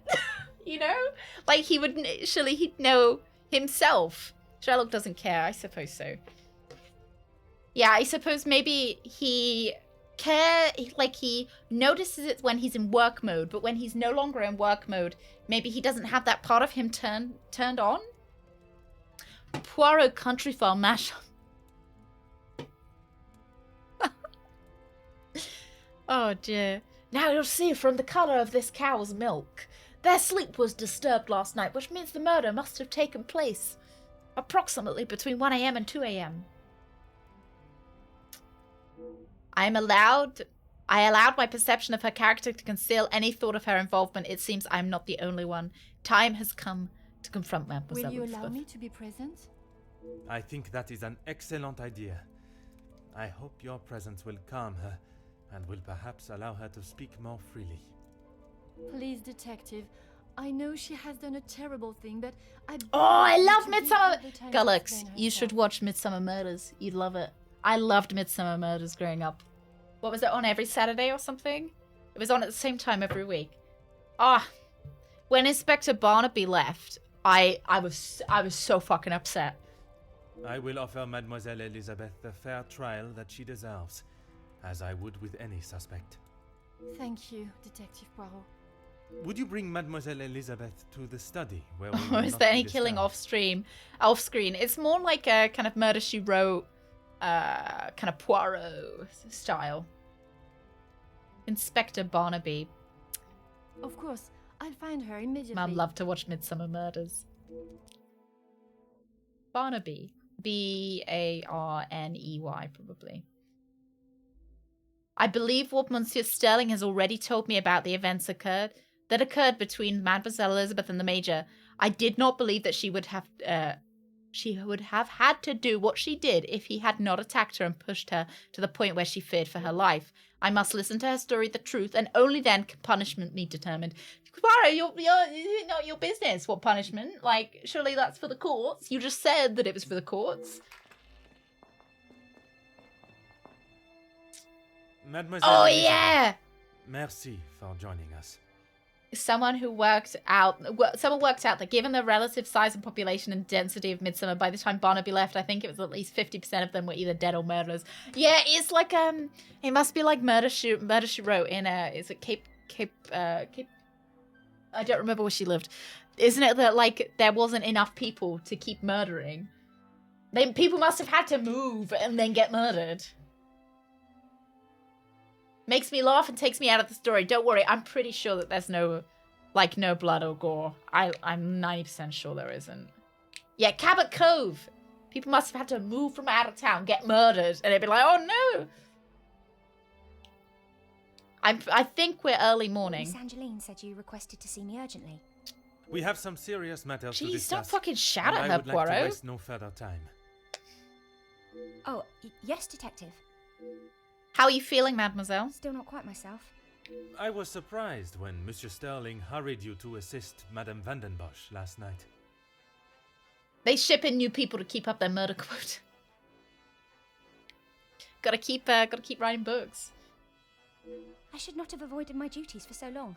The house does not stop because I'm feeling a little under the weather.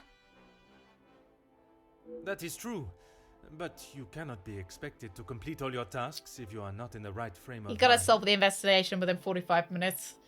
It's not enough air, not enough airtime, Rain Man. Yeah, no, I get it. I get you though. 100%. Yeah. Like, I feel like I'd like I guess that's what Angela Lansbury did, right? She was nice and she solved the investigation within, like her allotted 45 minutes.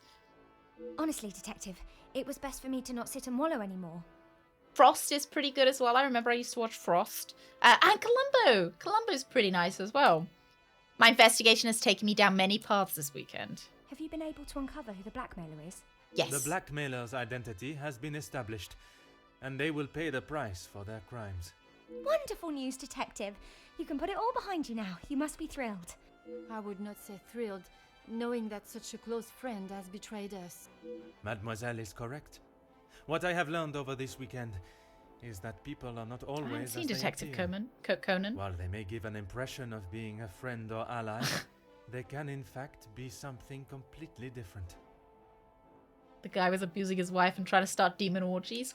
Which FMV was that? Oh, Phantasmagoria. I remember now. What of the Major's killer? Well, Mademoiselle, It's you. That is You're why I the have Major's asked you killer. She's like, oh, and who killed the Major? Who was that? I posed the question to all the guests what their thoughts on the Major were, and now I extend that question to you. I'm not quite sure what you want me to say, Detective. Your honest opinion is all I ask, and, s'il te plaît, do not hold back. No one else felt it necessary. We only spoke when there was something in the house to be done. We did not speak of interests or pastimes. You knew of his work with Monsieur de Silva? I only know what is required of me to know, and that is very little. Oh. But you were aware of his work as security at Monsieur de Silva's factory. I was. The factory your beloved Luke worked at before he was cruelly taken from this world. Yes, Detective. I understand Luke was not only involved in the strikes, but was also on the front line. I feel like we're trying to pin this as a revenge. where he I'm going to spent be his last upsetting. moments. I'm going to be upset if we're like, oh, it's a Shoulder to shoulder with revenge. his fellow workers. The resulting riots were a terrible tragedy, one that I hope we will not have to see or experience again. Something that could have been avoided had the Major and his team done what was required of them. Nobody deserved to die that day. Not my Luke. Hey, do you blame the Major for his death? Detective, what kind of question is that? Yes. It is a straightforward one. It's a leading one. Mademoiselle, if there is something you wish to tell me, now is that time. I'm sorry, Detective, I just don't know how to answer it. Let us consider what we know of the Major. He fronted the militia. that I attacked feel the like we're workers of the really strike. leading. You were aware of this? I... You finally had someone to blame for Luke's death. Someone conveniently located in the same house, alone in his study. No, Detective. It wasn't like that. Tell me what happened with the Major on the evening of his death. I was only in here trying to prove what I heard Mr. Beckers say. I was going to report him, I swear. Miss Angeline, you believe me, don't you? I want to. I am still trying to understand it all myself. I was delivering Miss Angeline's dress to her room when I heard Mr. Beckers arguing with the Major in his study. They were ever so loud. I thought the whole house would have been listening to what they were saying. Mr. Beckers was talking about the factory strikes and how it was the Major's fault.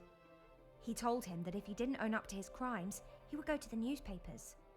I cannot imagine the Major would have taken kindly to Monsieur Becker's threat. He didn't. He called him some rather uncouth names before Mr. Beckers left and went downstairs. I made sure to keep out of sight. After the altercation between the Major and Master Gideon, you went to speak with him outside, and I thought I could look around his study without anyone knowing. I had to know for sure. If it was true, he deserved to be held accountable. Oh, you committed a murder by being nosy! And did you find the proof you are looking for? I found a payment from Mr. De Silva, but there was nothing incriminating about that. I was so nervous. I felt like my heart was beating out of my chest. Oh, no! And then you saw the blackmail note. I recognized the writing on the envelope. I couldn't believe it. How could he do such a thing to Angeline? To the family that had taken him in? Common sense would determine the Major was another victim of the blackmailer. If I'd have used common sense, I The wouldn't have butler been did it. sleeping around alone in his study in the first place. I wish the butler did it! I wish! I heard the Oh my footsteps knocking, goodness. and before I could move, the Major was standing in front of me, demanding to know why I was going through his belongings without This is a permission. lesson of not being too I tried to nosy. come up with an excuse, but nothing Don't came read out. other people's And when Christmas he saw cards, the letter in alright? my hand, It was like Dr. Jekyll turning into Mr. Hyde. I tried to move around him towards the door, but he hurled something towards me and it crashed against the wall. That would explain the damage to the wall. I froze. I have never been so scared in all my life. I thought he was going to kill me there and then. And you thought you would beat him to it? Oh, Detective, you make it sound as though I had it all planned.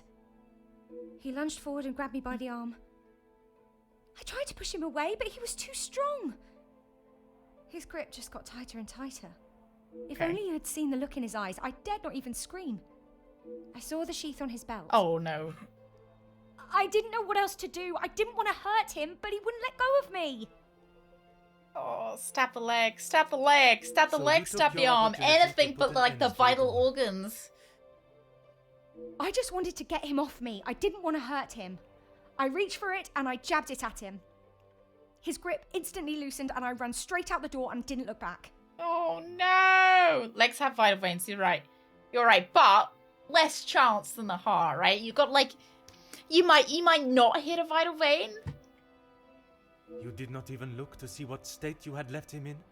She had just been attacked, Detective. Oui, please. Continue. Poirot realizing he's been an asshole because the rich lady tells him, she's like, no, that's too far, Detective. And he's like, oh, sorry. I ran down to the pantry looking for Rahana. She took one look at me and knew something was wrong. I explained to her what had happened and she went to find Archie.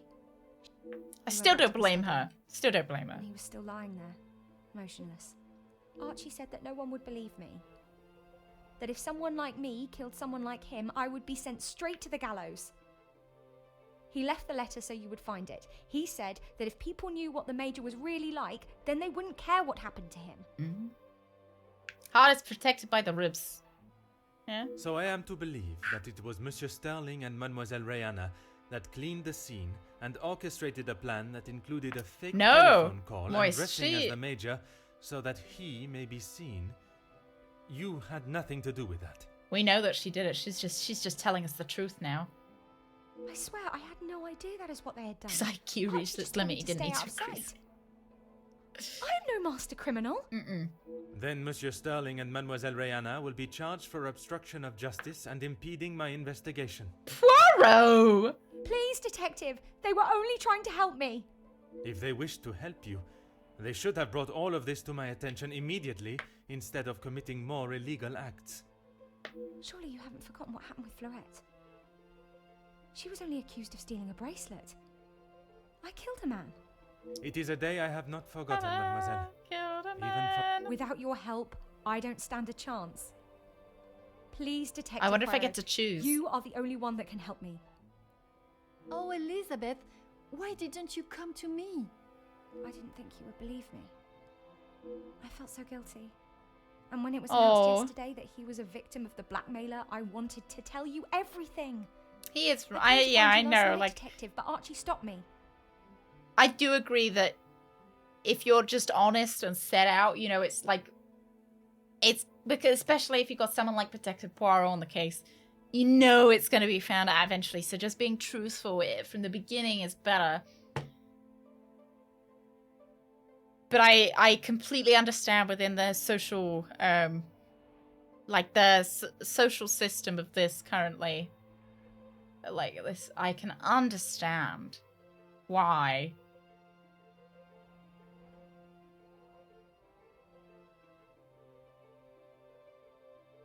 I'm sorry.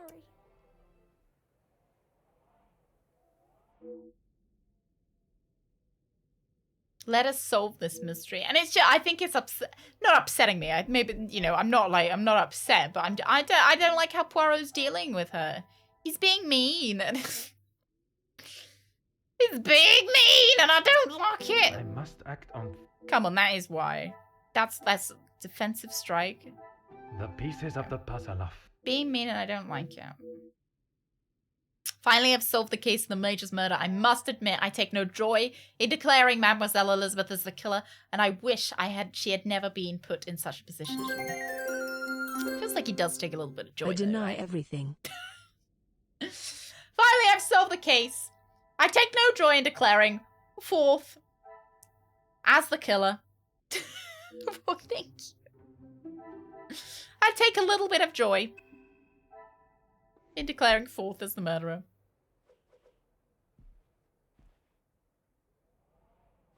Yes, of course. Be self-defensive as well. Self-defense. Pardonnez-moi for a moment. Oh, yes, Detective. Right, Grey Cells, let's just zone out and think about this while this girl bawls her eyes out and the woman of the house looks around nervously. He's the butler with his 2 ping pong eyes on up here. You pixels, thank you. Tell me about the Major's missing knife. I don't know where it is. If you have been honest with me until now, I ask that you continue. I'm sorry, I really don't know. Archie dropped it out of the study window and he said he would deal with it. I couldn't bear to touch the thing. I have the knife in my possession. I believe that from Mademoiselle's reaction, she does not know what became of it. She's unaware of the efforts that Monsieur Sterling and Mademoiselle Rihanna went to mask what she has done. Monsieur Sterling was not lying when he said he would do anything from her. Merci! I would have gotten away too if it hadn't been for it, Captain Badgertail. I take off Elizabeth's mask. It's Forth! Oh dear. S'il vous plaît, wait in my room. Please, I was only protecting myself. I didn't want to hurt him. He just wouldn't let me go. Oui, mademoiselle. I know. Why does the detective have delicious lips? Because he's deliciously young and sexy. Poirot. It takes Poirot half an hour to work these things out, and everyone just has to wait. Wait, when can I get to tell you that he was your dad? I cannot imagine the Major acting in such a way. But Elizabeth could not make up such a story. After learning what I have about the Major's character this weekend, I would not question the lengths he would go to in order to keep his secret hidden. I know Hunky that you Poirot. share a close bond with Mademoiselle Elizabeth, but you cannot allow your personal feelings to taint your belief of what took place. She has committed a terrible crime, but she will live with that for the rest of her life. She is not a cold-blooded killer. Frowning face. Oh, thank you. I always love how Amy says these says the emoticons. Hercule Poirot. Oh. And Sherlock. Sexy Lock Holmes. If what she says of the Major's attack is true, she acted in self-defense. And in true. the law's eyes, a crime has not been committed. Oh! I will do everything I can to make sure her story is heard and a fair trial is conducted. Okay. I believe the version of events that Mademoiselle Elizabeth has confessed are true. The Major having fallen into a fit of rage at the prospect of his sordid secrets. He said the word! He said the word!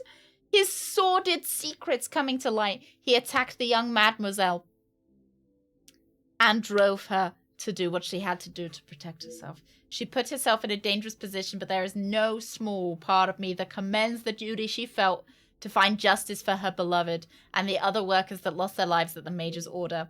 The telephone line is now working. I must call in my findings with the remaining snow. It may still be some time before they arrive. It is time I address the All right, okay. Are you sure? What will you say? What if they do not listen? I can assure you. So we're saying that she's not going to get done for any crimes. But she would get done for a crime, right? Even if it was self-defense, you usually get... He sort of say the word. He sort of say the word. Thank you, Vix. Elizabeth was right, though. Sordid radio show. She's just a servant. What if they...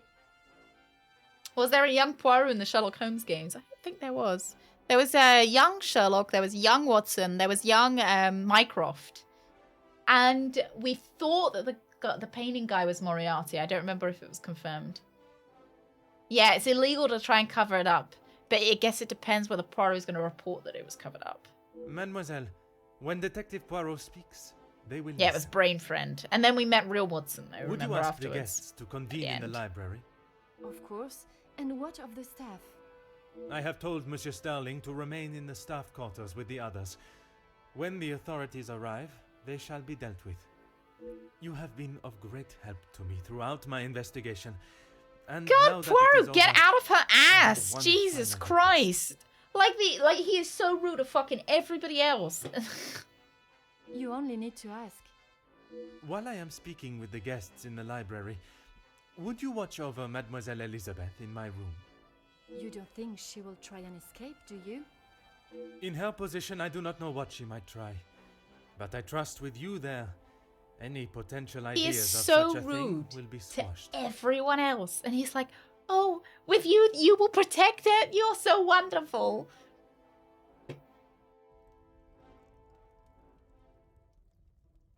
His IQ points with ability. Oh, I made her go wait in my bedroom so that we could Detective, you have spent tell more everyone time about the affair. making us sit and wait for you than anything else. Madame Vandenbosch. This is true. If you think Oh, I have spent my I get to time be hands focused off. on anything besides uncovering the Major's killer, you are sorely mistaken. How many chapters Sure, were you there, will be sir? eager to share your findings with us. Did it then. say 8? All in good time, Madame. Oh my god, Poirot. Firstly, How long's he going to string this out for? truth of what has occurred this weekend, one must know the timeline of events that not only preceded the Major's death, but succeeded. We are I should all imagine well this will aware be of like what a happened wrap before, up of everything. Detective. You can save your breath. You are only aware of what the guilty parties wanted you to believe, but now I shall apprise you to the true events. The reason for us all being here, you know. It is skipping. The It is. altercation between Monsieur Very Demire slightly, and the though. Major, you know. The body of Monsieur Hagen was Why is found his neck while so we were all hairy? sat enjoying a most delicious meal. Such a hairy also neck. know. But what was kept from us all was that his body lay on the study floor for far longer than was thought. We did unravel the blackmail. She found him. S'il te plaît, monsieur. It was indeed young Inga that found the Major's body lying lifeless in the study. So it was her. Monsieur, I will not allow for any further interruptions. I return to the Major's body. If we are to believe the scene that we were presented with, the Major must have been killed during the first course of our meal, a meal that none of you left, even for a moment. Speaking in the evening, you all confirmed one another's alibis, and although there was doubt in the validity of some, I confirmed that they were indeed all true.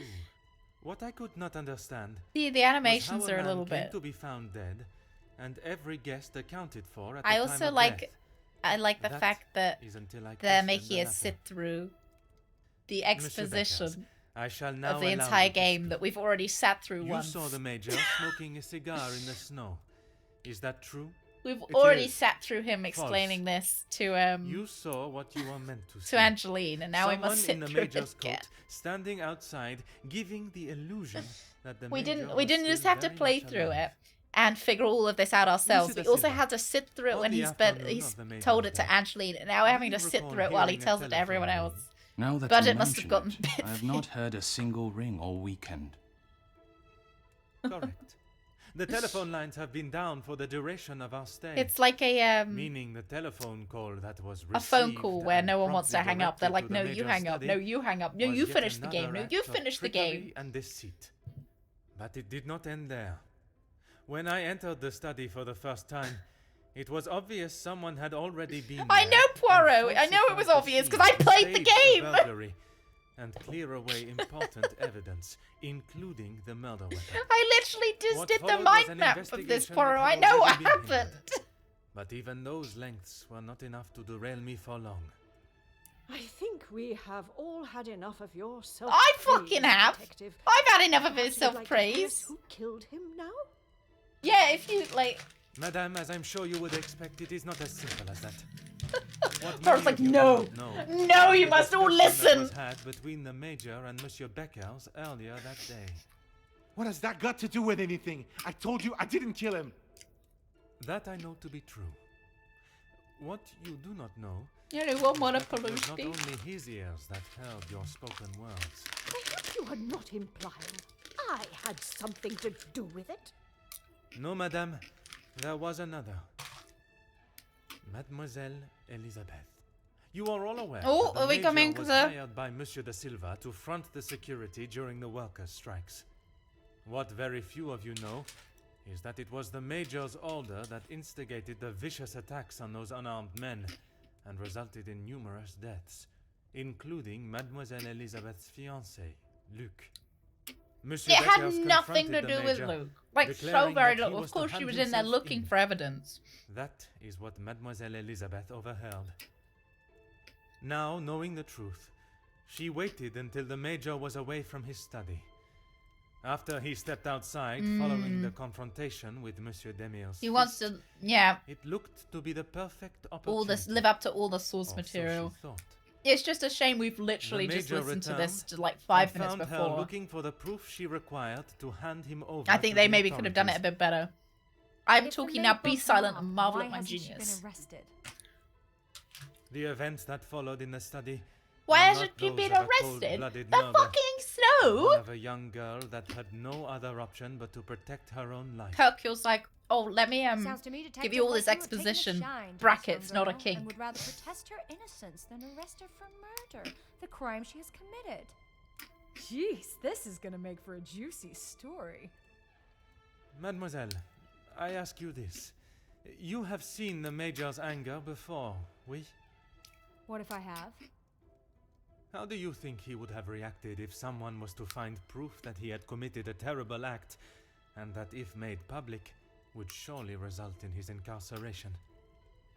He literally mass murdered loads of people, but this is the thing that's going to give him It is incarceration. quite the story you have told, Detective, but all I have heard is that Elizabeth overheard a conversation blaming the Major for her fiancé's death, and she murdered him in revenge. Shut up, monsieur.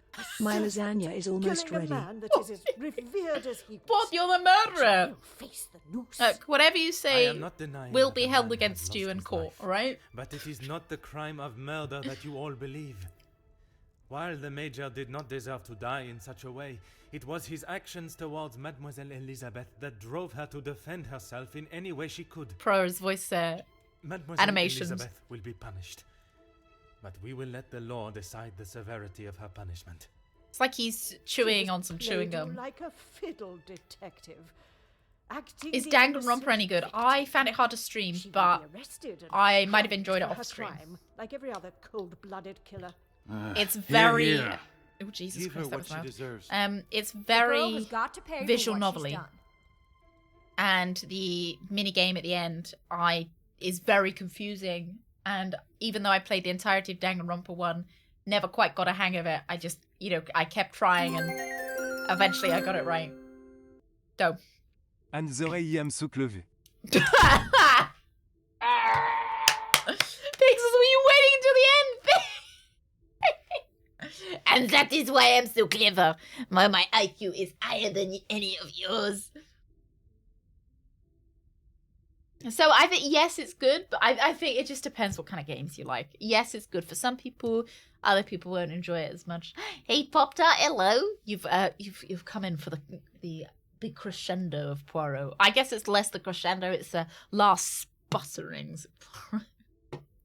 I could not have been clearer with what occurred in the Major's study. They have all forgotten their own perceptions of the Major, the terrible crimes he's committed, and what he has done to them, all in one way or another. I cannot allow for Mademoiselle Elizabeth's sentence to be negatively influenced by those in the house. I must help them see how their past actions have led to these unfortunate circumstances and losses of life. Perhaps I should have reminded them all of their participation in not only the workers' strike, but the resulting riots. Those of you that are calling for the hanging of Mademoiselle Elizabeth, have you forgotten the roles you played? Your actions have been far from innocent. Look, Detective, I see where you are going with this, but it's not going to work. So maybe the strikes were down to De Silva and Beckers. But don't try and drag me into my mistakes. She's got tiny hands. Why has she got such tiny hands? Mademoiselle Conrad, if you are so confident of your innocence, perhaps we should begin with you. I guess this is the last test to see how much I've been listening. Convincing Mademoiselle Conrad to admit her involvement will be no easy feat. She is strong-minded and has deflected questions in the past. Perhaps a more aggressive approach is in order. Accusing, you would do almost anything for a headline. Ce n'est pas. You don't need to imply it's only me that does. Ask any of my journalists, they'll say the same. Even if in the process people are hurt. Poirot's weaknesses is I'm just too smart. I do work too easily. Everything's just too easy for me. You knew the situation surrounding the strikes, and only sought to swell the anger in people and create further chaos. Well, that's not surprising for journalists, right?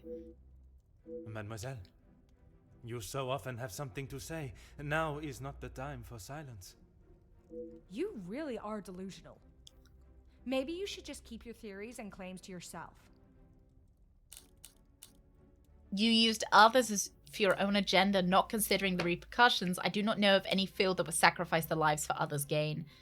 Also. You obviously have no idea what goes on in my world.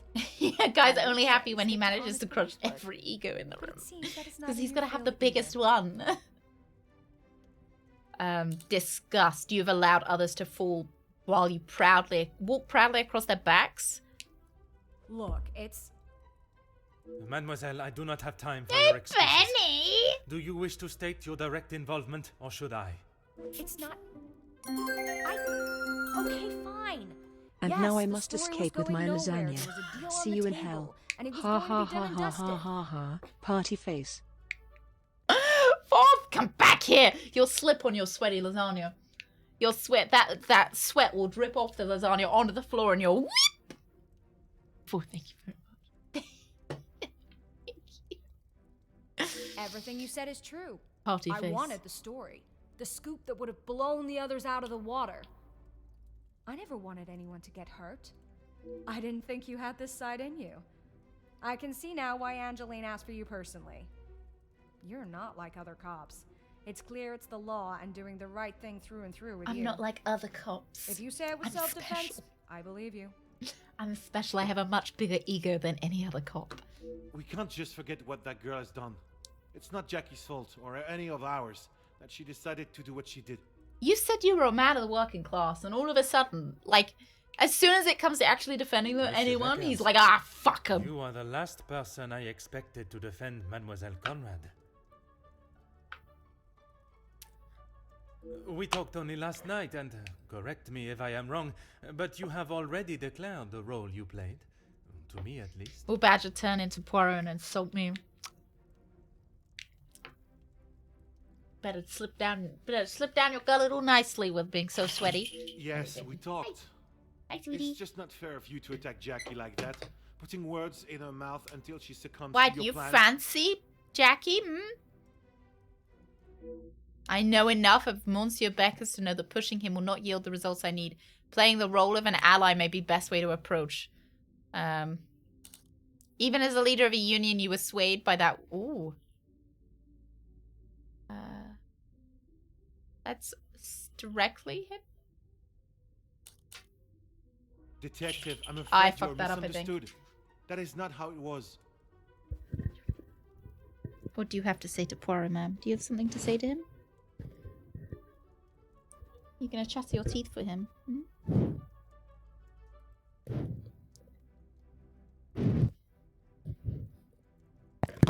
It's a very important message from Mr. Poirot. It was not my intention. Oh, I for did things win. To escalate Okay. as they did. I could not have predicted that would Nom, happen. nom, nom, nom, nom, nom, nom, nom. Jackie was documenting everything to do with the strikes. She wanted our Good story girl. to be heard and wanted to know. And they were handled by yourself? Naturally, if I cannot handle simple negotiations, Well, I clearly am you not fit couldn't. to be in the position I am in. Like clearly you couldn't. Sarcastic, you take great pride in your work. Are you proud of the decisions you made during the strikes? Oh! Forceful? Sarcastic. Forceful. Oh, Benny, there's no dog. You got scammed. You got scammed. No, it Ah, wasn't like that. You didn't like that. This is not a tale that has been created. The facts I speak came directly from your mouth yesterday. I just thought. Why I is it thought, you cannot admit she sarcastic would be exploited your worse. passion and desire for find your it. men in front of the other guests? Find it. Nothing is ever simple, Detective. I'm sure you understand that better than anyone. Yeah, but you have fought for those that do not have a voice. Surely you will not allow another one to be lost to the wind of social discrimination. Oh, that's a good one. You're right, Detective. Yay, like that. I've tried so hard to deny my part, but I know only too well that my decisions led to the death of those men. I know I cannot excuse what I've done. Why do I have to go around, like, not a hateful or malicious man. have, like, Murderers I only Anonymous wanted to meeting? prove that I was the right man. I have Hi, lived in sweetheart. other shadows for so long. I thought I would be able to finally step into the light. And be They're the having a one that fucking everyone therapy session remembered. with everyone and finding out what forgot. they really did wrong. Monsieur da Silva offered me a deal and I turned it down. I thought I was doing right by the workers. It was only myself I was thinking about. Came to see Doggo Cam. I saw the Doggo. I'm satiated now. Back to the dungeon. Get back in there. What more proof do you need?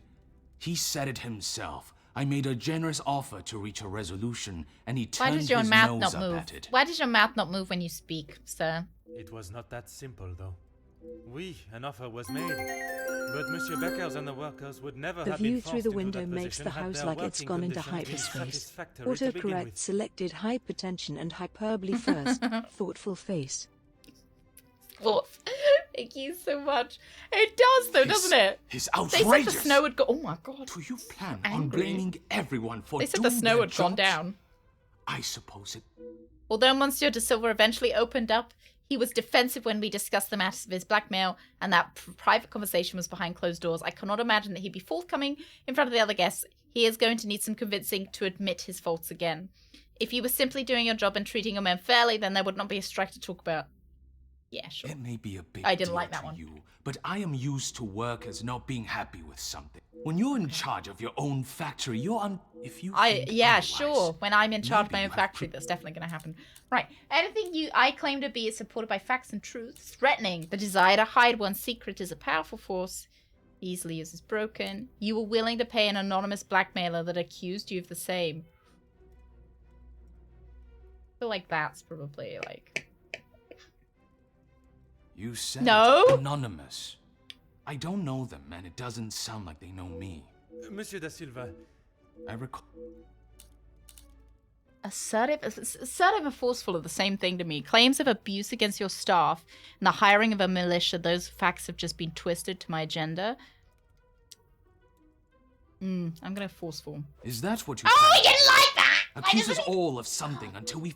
The events apparently through all Hoarder? Not interested Monsieur da in Silva. what he's got to say. Detective, Right, next. You would do well. It was not. Does your position? Even after. Right, there we go. It was not. I would. Madame Vanderbush will be a much greater challenge, but my method of approach has worked with her before. I am to sway her into seeing Mademoiselle Elizabeth had no other option. Right, okay. You were the closest to the Major. His violent temper cannot come as a surprise to you. Speaking with the guests this weekend, it is not the first time the Major has shown this threat.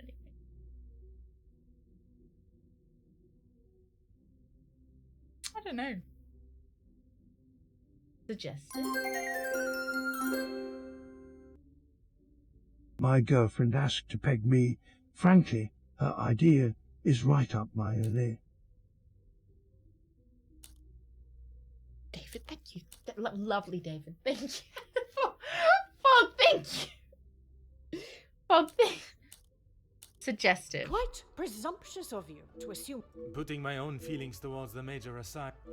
Oh, she liked that. Okay, So, good. Even you confirm he had a history of aggression. Antagonizing. The Major was dishonorably dismissed from the British military. Are you aware of why? I'm sure I that just is didn't like none that. of my business. The Major shot and his actions are You judge him so harshly. Sympathetic. She loves it when you're sympathetic. S'il te plaît, madame. I ask that you consider everything you know of the Major carefully. Don't worry, Fogg. You're here for the last sputterings. The last sputter. He was not always like. We've discovered who the murderer is. We've discovered who the man that I blackmailer call a is. friend would And now we're never trying have to done what he has. we're trying to convince everyone else. I cannot allow another innocent person to be punished for his vicious and barbarous behavior. Oh yeah, you can get Smeg fridges You as have well. seen the Major Smegs act do a in lot of similar things. manner as I You can get described Smeg before, haven't toasters, you? Smeg. What was the outcome Yeah, then? like Smeg kitchen appliances. They do lots of stuff. You have convinced me that I am wrong, in both my opinion on Elizabeth's punishment and in the friendships I keep. Well, that was easy, Is that wasn't it? not enough for you? Smeg air fryers. Not when a Well, potential you do crime it. has What been you committed, put in your air fryer is your and I business. fear Rob. an innocent party may have been punished. He was just a boy. I told him to stop, but he was like a wild animal. The confrontation with Mademoiselle Elizabeth was not the first time he has come close to killing another. It was following the officer's ball. A young man, no older than 16, stopped us on the street, begging for some change. Like a flash, Felix snapped and wouldn't let go of him. He would not stop punching him. I have never seen anything so brutal. And you were like, yeah, I'll have him live with him. But I'll he have was him never live in the charged house with for the me. attack. Felix called the captain at the station and said that the boy had tried to rob him. And you still he was like merely defending himself. The boy was thrown behind bars without a second thought. It was a full week before the And she bruises on still didn't Felix's believe knuckles that- finally faded. And even after witnessing such a brutal assault, you still support him. You still believe that he had not attacked Elizabeth. The days following, he showed no signs of remorse, no apology to him or to me. I blamed it on the amount he had had to drink. But when you began talking about him finding Elizabeth in his study, I somehow knew it had happened again. And you were still willing to let her go to prison? Had you been open about the Major's temper, this could all have been avoided. When you tell the courts the truth, Mademoiselle Elizabeth's self-defense plea cannot be ignored. Yeah, I want to Just tell when I everyone. thought Oh, I you're could a not see bitch. A more spineless move. Excuse me. You allowed a bully and thug to remain in your house and endanger your family. Miss Bitch, now let me start on you, Sorry, actually. Margot, but I am You know, struggling I to actually- understand why you have involved yourself. I've actually got a in this few things to say to this lady. I'm surprised you can hear me way up there on that high horse of yours. How dare you speak to me in that way? Oh, yeah. Who I decide to keep in my house is my decision and no one else's. I can see that. Murderers, thieves, and extortionists are all acceptable, it seems. Countess, I have talked at length of the Major's death, but not the reason for my invitation in the first place. When I last gathered you all together, Tell her, I spoke Poirot. of a Tell her. blackmail See ring that- that okay, was this rife is what in I've been the looking area, forward to. and then of the The letter reveal. the Major had received. Mademoiselle Angeline requested my help personally after she received such a letter threatening her family name. She felt I was the only one that could uncover the truth. Get on with it, detective. Go on. Who dared try and extort my family? I'll and tell then you, have I'll tell the you, I'll tell gall- you. If it was not for the honesty of a young servant, I would perhaps still be looking for... For goodness sake, it was me. Oh, she took away Poirot's big moment. Oh, our ego has been hit. She took away our moment. I will never recover from this. Margot, how could you? While it looked as though the Countess was helping the young women at the shelter, Yeah, good she girl. was in fact only finding them positions of employment in wealthy homes to gather information on them and learn secrets that she would ultimately be able to use against them. Good job, well done. Yeah, she's not only a blackmailer, she's not only a criminal, but she took away our big moment. Monsieur da Silva fell victim to her network of moles. If we could have her and sent was to the in town gallows for that, we blackmailing. fucking would. It was quite the prosperous setup you had, knowing that they would not be prepared to lose their social standing if a secret was to find its way from where it had been hidden for so long. That cannot be true, Margot.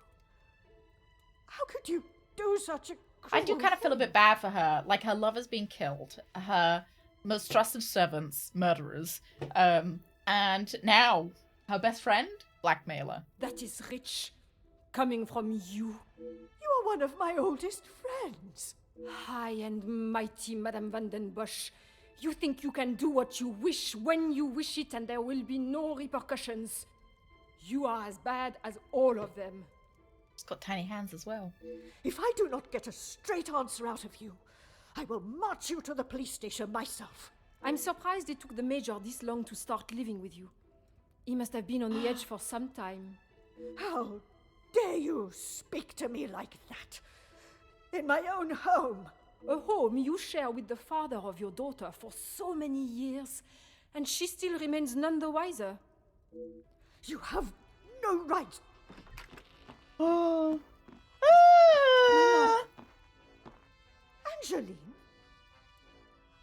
Have you heard what she has admitted to? She is merely trying to make herself... Is what she says true?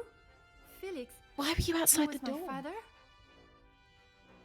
Wait, she was supposed That to be is up the in my secret bedroom. that the letter was talking about. How does isn't she it? hear that? You told me that we had nothing to hide. Detective Poirot, were you aware of this? Yes, I was right from the Oui, beginning, actually. Mademoiselle. But it was not my place to repeat.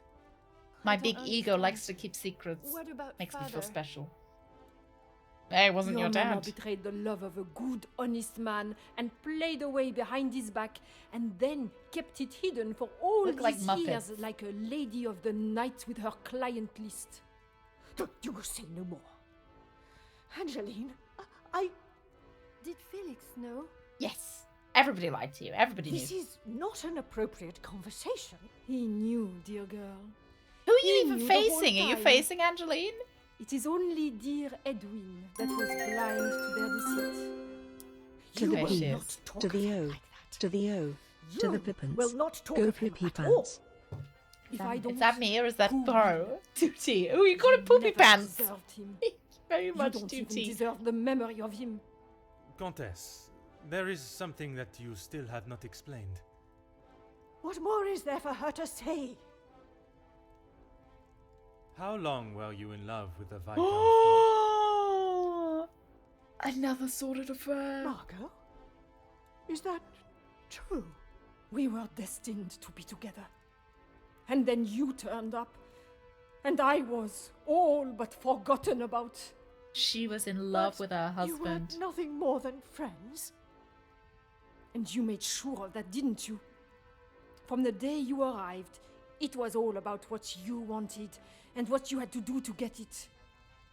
You didn't consider Edwin at all. I didn't get that. I He didn't. was just a purse to you. I just assumed she was I really close love friends. my husband, and I miss him every day. Loved him enough to stray? Both of you, no more. Please, Angeline, let me. I like how her explain. fiance is Maman, just standing there I like, do not wish to hear anything else from you. Not even your own daughter wants to hear your lies anymore. Cassandra Van den Bosch, all alone. How dare you! they were just roommates. I just thought they were friends. Is Poirot just fucking leaving? Why are you smiling, you big penis head? While I feel a sense Why of is he satisfaction smiling? and pride in solving both cases, there is still a He's part like, of me that is reluctant I to just revel in ruined a triumph. family. I am content with the unmasking of Comtesse de Vos as the blackmailer, and knowing that she will pay for her crimes. But it is the justice for Mademoiselle Elizabeth that worries me. She will stand in a court of law, and I can only hope Why that they everyone's can see fucking she each other's acted in husbands self-defense. and they're all shocked I about must it. trust that our legal system and justice will prevail, and a fair sentencing will be given. In protecting her own life, she took the life of another. Perhaps the guilt she must live with is a greater punishment than any sentence she can receive. No, I don't think so, Poirot. I think the sentence is going to be pretty bad. Comtesse de Vos was taken from Nemozinet House in cuffs and placed Okay. under arrest. Right. Although she initially Where are tried they now? to plead her innocence, Inga, along with a number of other girls that the Comtesse had found employment for, came forward and made And there full wasn't anything statements. about Fleurette? She was charged with 5 counts of blackmail and extortion, Rogue. and sent to a house of Welcome corrections, back. where she will have a new life to become accustomed to. House of Corrections. Monsieur Sterling and Mademoiselle Rihanna were also reprimanded for their participation. While they may not be facing time in prison, tampering with a crime scene and obstruction of a police investigation are certainly not something that houses and new employers will Oh, look great. positively Okay, on. so they're not going to go to prison, but they're going to be homeless and jobless for life. Right, cool. Poirot next.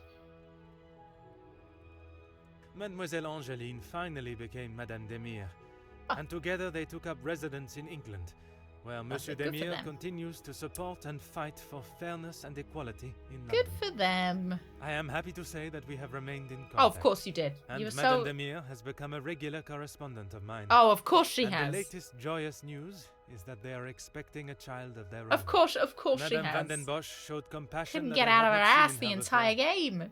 She stood Rude to in everyone front but and her. gave a truthful and genuine character reference of Elizabeth, as well as describing the Major and the atrocious crimes he had committed.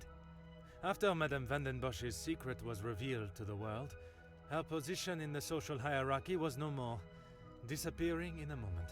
While she still resides in Belgium, I believe she has had to adapt to a far more modest way of life. I'm surprised the marriage A still went humbling ahead, though. experience for her, I'm surprised the Following her marriage. actions in the courtroom, Angeline believed that her maman still had a place in her life. Where Although they even are on different children sides are of La Manche, they remain in contact. Mademoiselle Because Conrad left her Nemozinet daughter House would the have same way lost she her entered, social standings too. confident in herself Didn't win and 21 audacious in her Oscars, only won opinions. 20. Her report Robbed on of that the last Major's one. murder at the house and the surrounding blackmails became one of the most talked about stories of the year. While there were certain details of her own involvement that Is a did good not make girl. it to print, she was really quite complimentary about the detective at the heart Is of a the good case. girl.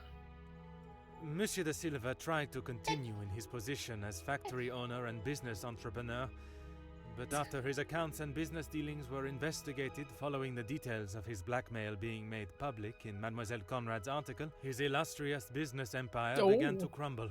I thought he and is didn't have now that much facing money an anyway. international corporate investigation. Oh. Monsieur Beckers stepped down from his position as union leader, accepting that he was no longer fit to represent the workforce that, in his words, he had let down on a scale of unmeasurable proportion. Although he is no longer the voice of the workers, he continues to support them from behind the scenes. Monsieur Zachariah and his brother made amends, and returning to his family home, and after sobering up, he was able to find the help that he required. I understand that he is now helping fellow soldiers with similar conditions. Okay. And Mademoiselle Elizabeth, she stood before a court, and while the proceedings were deemed controversial, the charges against her were dropped, and the reasoning of self-defense was accepted by the Oh, presiding judge. nice. Madame Van den Bosch's testimony, along with Mademoiselle Angeline's declaration of her good character, was Still enough looks to show terrifying that it in was that not picture, in though. Elizabeth's nature to act in such a violent way. The abundance of evidence against the Major, and his violent and cruel nature, including his appalling acts during the strikes and the war, was more than enough to prove that Mademoiselle Elizabeth had no other option in that situation but to defend herself in any way that she could. With the new arrival of Madame and Monsieur Demire's child next year, they have agreed to give Elizabeth the opportunity Alright. to return home to England. Hang on. And take up a position Hang in their on home a moment. as nanny. Hang on. No. So the murderer, not like, as I said, here's The death Mr. of Big Ego Elizabeth's himself. beloved He's got Luke he's the biggest has been at person on the center of screen. everything. Had those in positions to help not acted with only themselves in mind, perhaps he would still be alive today, and the Major would have paid the price for his own crimes in the eyes of the law, not at the blade of a knife. The blood of Major Felix Egan will remain on Elizabeth's hands, a stain that wherever she is and whatever she may do, she will never be able to wash clean. However, it will remain as a reminder to not only her, but all of us, of what we as human beings are capable of to protect ourselves. We all have something that may be considered shameful or sinful, Oh, and it jeez. is how we deal with it that shows our true character. Poirot's giving me a Those life involved lesson, in the guys. I'm riots, not, no, I'm not Lucas' ready for deaths, this. And the Major's killing Poirot. believe themselves to Stop be it. untouchable. Whether it was from their social standing Why or their is he confidence still in on the themselves, screen? they learned that everyone is accountable for Why their is he actions. still here? There is no exemption because of the suit you wear or the money in your Please. bank account. There is no price to a man's life. It cannot be He's bought like, hang or on, I wrote traded a or speech. discounted. I No wrote man a is speech better and he than just another, drops this speech and it's like including 5 pages. Detective Hercule Poirot. Thank you, Poirot. Thank you, Poirot. Thank you. So the murderer, all right, I know self-defense murder. The murderer got let off and then got brought back to work. Like, got allowed to work back with the family. But the two people who did a lesser crime, so the butler and the maid, got essentially thrown to the streets.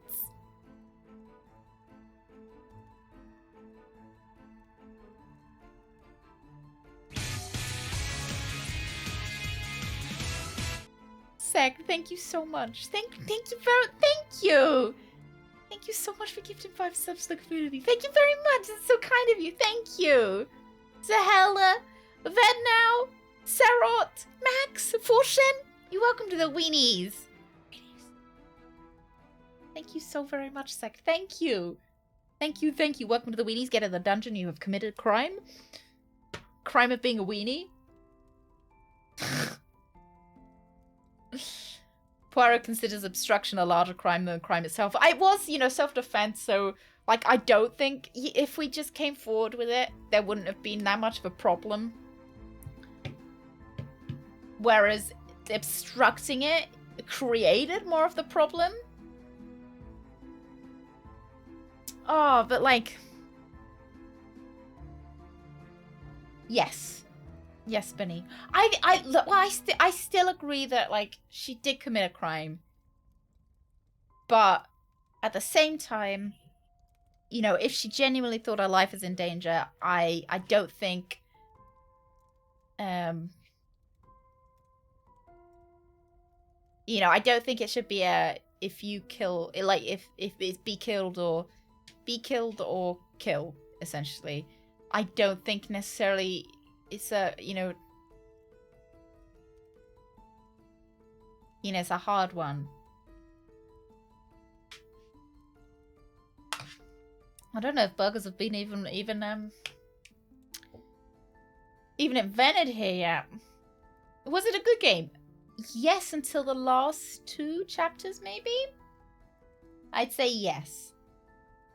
But Rug, thank you very much for giving us up to Ducky, don't duck.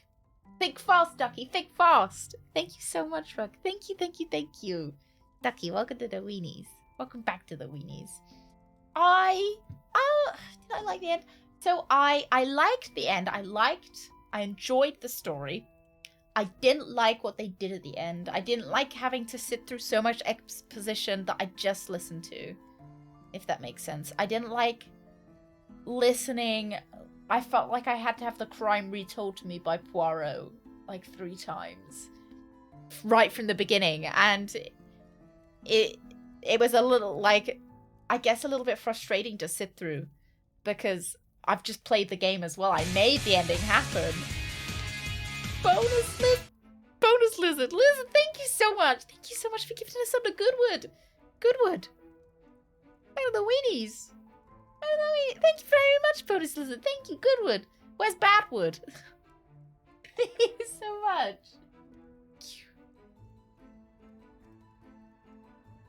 Yeah, Elizabeth would have been thrown under the bus if it wasn't for Cassandra's intervention. So really, it was good that I got her on side. Yeah, I liked it. I think that obviously it wasn't a game with a very high budget, but I really think they made the story element work. I think the story behind it was solid. I liked the mind map. That was great. Sometimes some of the connections felt a little bit arbitrary. Oh, we can... Hang on. We gotta choose an outcome. It was indeed someone else. It was not the butler. It was not the mum, and it was not the brother. It was indeed someone else.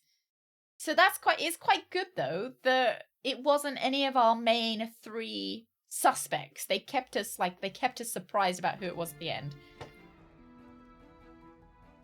I think she probably would, Alundra. Either that or she'd go to prison. I don't know whether they'd want to tell you that she went to the gallows. Yeah, it was a fun little mystery game. I think so. I think if you like mystery games, I think it's 100% worth picking up. I think that there's obviously some kinks in it, and the end is a little bit, you know, drawn out a little bit. Could you have deduced it before the ending? I think so. Benny, thank you so much, Benny. Thank you very much for giving us sub to Proned. Look at the weenies. Thank you very much, Benny. Thank you. You got on a train. Oh, wait. Did we get any collectibles? What do we get to see? Detective Poirot, I trust this finds you well. It has been many years since our paths last crossed, and while I'm sure your recollection of the events may differ from mine, I hope that receiving No, I this don't. letter What is this? has not I just wanted to rekindled look a at the sense of collector. animosity I wanted to toward look at the myself collectible. or the Vanderbush name. The Please. impression you made is something that has stayed with me since that day. It Please, compelled Poirot. me to reconsider the Away. spoilt young lady Away. I would have inevitably become. Turn it and off. help shape. Thank you very much, Benny. Thank you. Add for the next game. No, I think it was just me replaying a cutscene. Yeah, I did fail the conversation with De Silva. Probably why his business went under. Because I don't think he managed to settle the strikes, or he couldn't admit his wrongdoings and he ended up going to prison. But fucking anyway, he wasn't that nice. he seemed like a nice guy anyway. You know, it's his fault if he doesn't want to be if he doesn't want his morality turned around by the big detective Poirot. Yeah, I liked it. I'd give it a positive review. Overall good, ending bit drawn out. Yeah. There are achievements. We didn't get many. We should have returned to the scene of the crime alone for a second time. Stop to take a break. Stop for a refreshment during a key moment. Inspect every window in the game. That was an achievement, was inspect every window in the game. I'm sure I thought I did. But it's so... see, that's something else maybe I'd criticize the game for. Was that every time I would inspect a flower pot, it would give me the same voice line or the same text line about the flower pot. Like, they never really jazzed anything up. Like, the inspect every window in the game as an achievement. All of the windows said the same thing. They'd say something about the snow looking really lovely outside. Admire all the paintings. Examine all the books in the library. Inspect all the items in the prologue. Examine all the items in the staff-related areas. I thought I did. I must have missed something. Where does it rate compared to Persona 4? Compared to Persona 4? Well, much shorter, yeah. Much shorter. See, Benny, I've been really tempted to play Persona 5. I've been really tempted to play Persona 5. I was, I don't know whether it might be something I enjoy outside of stream. I've been tempted to play it off stream. Or the re-release or remake of Persona 3. Please play Persona 5. Persona 5 is long, but plays way smoother and more action-filled. Is it a bit more kind of less grindy? Hey, Beanie, happy Tuesday. Happy Tuesday. Piss every person off in the house. Oh, I wish there was an achievement for that. Unfortunately, there was not. I guess it's just, it's just part of the game. You piss them off anyway. Meet all characters in game. Well traveled. Visit all locations in game. I feel like that's not a hard one to get. We uncovered a secret memory from Luke. Not sure what that was. I think I only had to grind in Persona 5 to get... Oh! Like once on easy. Alright. It adds quite a lot. Oh, what Persona 5 Royale. Didn't like the scope the story took. JRPGs are grindy, that's true. That's true. I haven't found Final Fantasy VII too bad, though. I feel like every time I've been grinding, it's never intentional grinding. It's I've accidentally kind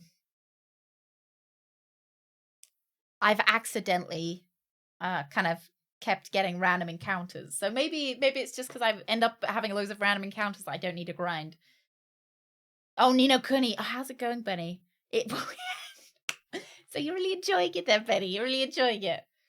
Persona 5 is a lot more approachable than Persona 4. I've heard they're remaking Persona 4. Am I lying? Where have I heard that? I heard it on the grapevine that they were remaking Persona 4. Much more European player focused. Oh, okay. So it might be a little bit easier for my tiny, tiny European brain. Rather the White Witch, is that the second one? I've heard the second one's pretty good. Yeah, look at that. You're a cute lady, aren't you? Yeah, you're such a good girl. You're such a good girl. Yeah, you are. What a baby. Yeah, you're such a baby, aren't you? Yeah. Full title of the first one. It's a nice game, but long. Maybe it might be one that I don't find ideal to stream. Maybe it's something that I'd like in my own time. I find that JRPGs, excluding a few, you know, I've really been enjoying Final Fantasy VII. I find it easier to play on my own time than on stream. I think it's because in JRPGs there's quite a lot of downtime, and when you're on your own, you stick on Star Trek, you sit there, you just do the downtime, right? Whereas when you're streaming, the downtime is kind of like, right, what am I doing? You know, kind of, you know, like it's hard to keep interested in, you know, sometimes with when it's got a lot of downtime, you can switch the console off and go away and like go grab a milkshake for 2 hours and come back to it and, you know, see how you feel. Whereas when you stream, you can't really just put the game down and be like, right, guys, we're gonna sit here and drink a milkshake for 2 hours. How does that sound good to you guys? You just want to sit and watch me sit in silence and watch YouTube videos and drink a milkshake? Oh, there's a lot of reading. Yeah, it does kick your voice box. If I ever stream Dominique Pamplemousse, why do I feel like I've heard of it? I haven't streamed it. I haven't, but I feel like I've heard of it. The stop motion as well. I might find it a bit unsettling. I find that stop motion sometimes unsettles me. I feel like sometimes it's a little bit like the doll, you know, the doll conundrum. I find it sometimes a little bit unsettling. Oh, it's cozy just having you on the screen, Miss Owly. That's very sweet of you. You'd see me spill my milkshake. Oh, fuck. Oh, a game like XCOM. Benny. I think, so what we've got actually coming up next for Nancy, I've just spilled the beans. What we've coming up next for Nancy Drew, now we've finished Hercule Poirot, we'll be playing Nancy Drew, The Phantom of Venice. We will be going on a trip to Venice with Nancy Drew. We will be infiltrating a carnival of criminals in Italy.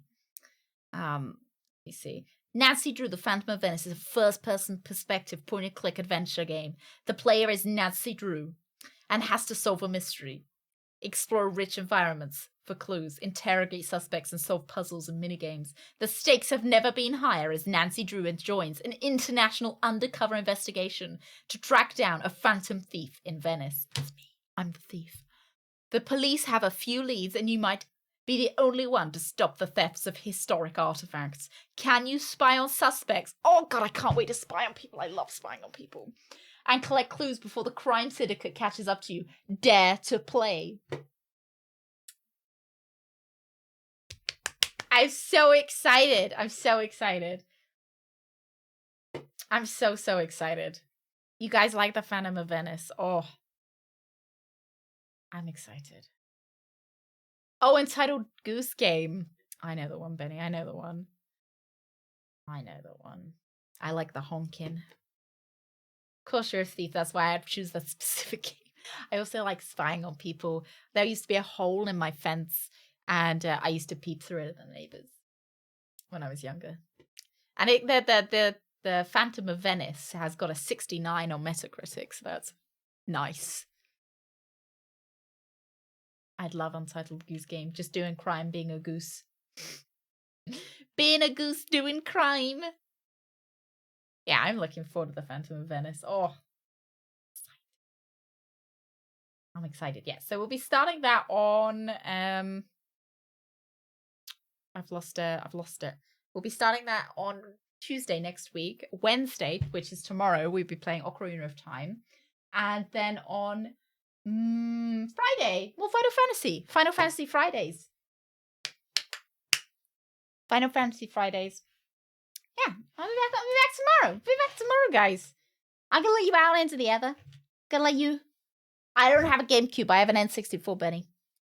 I have N64 and a PlayStation 2. We'll be in the gambling. We'll be gambling on Friday.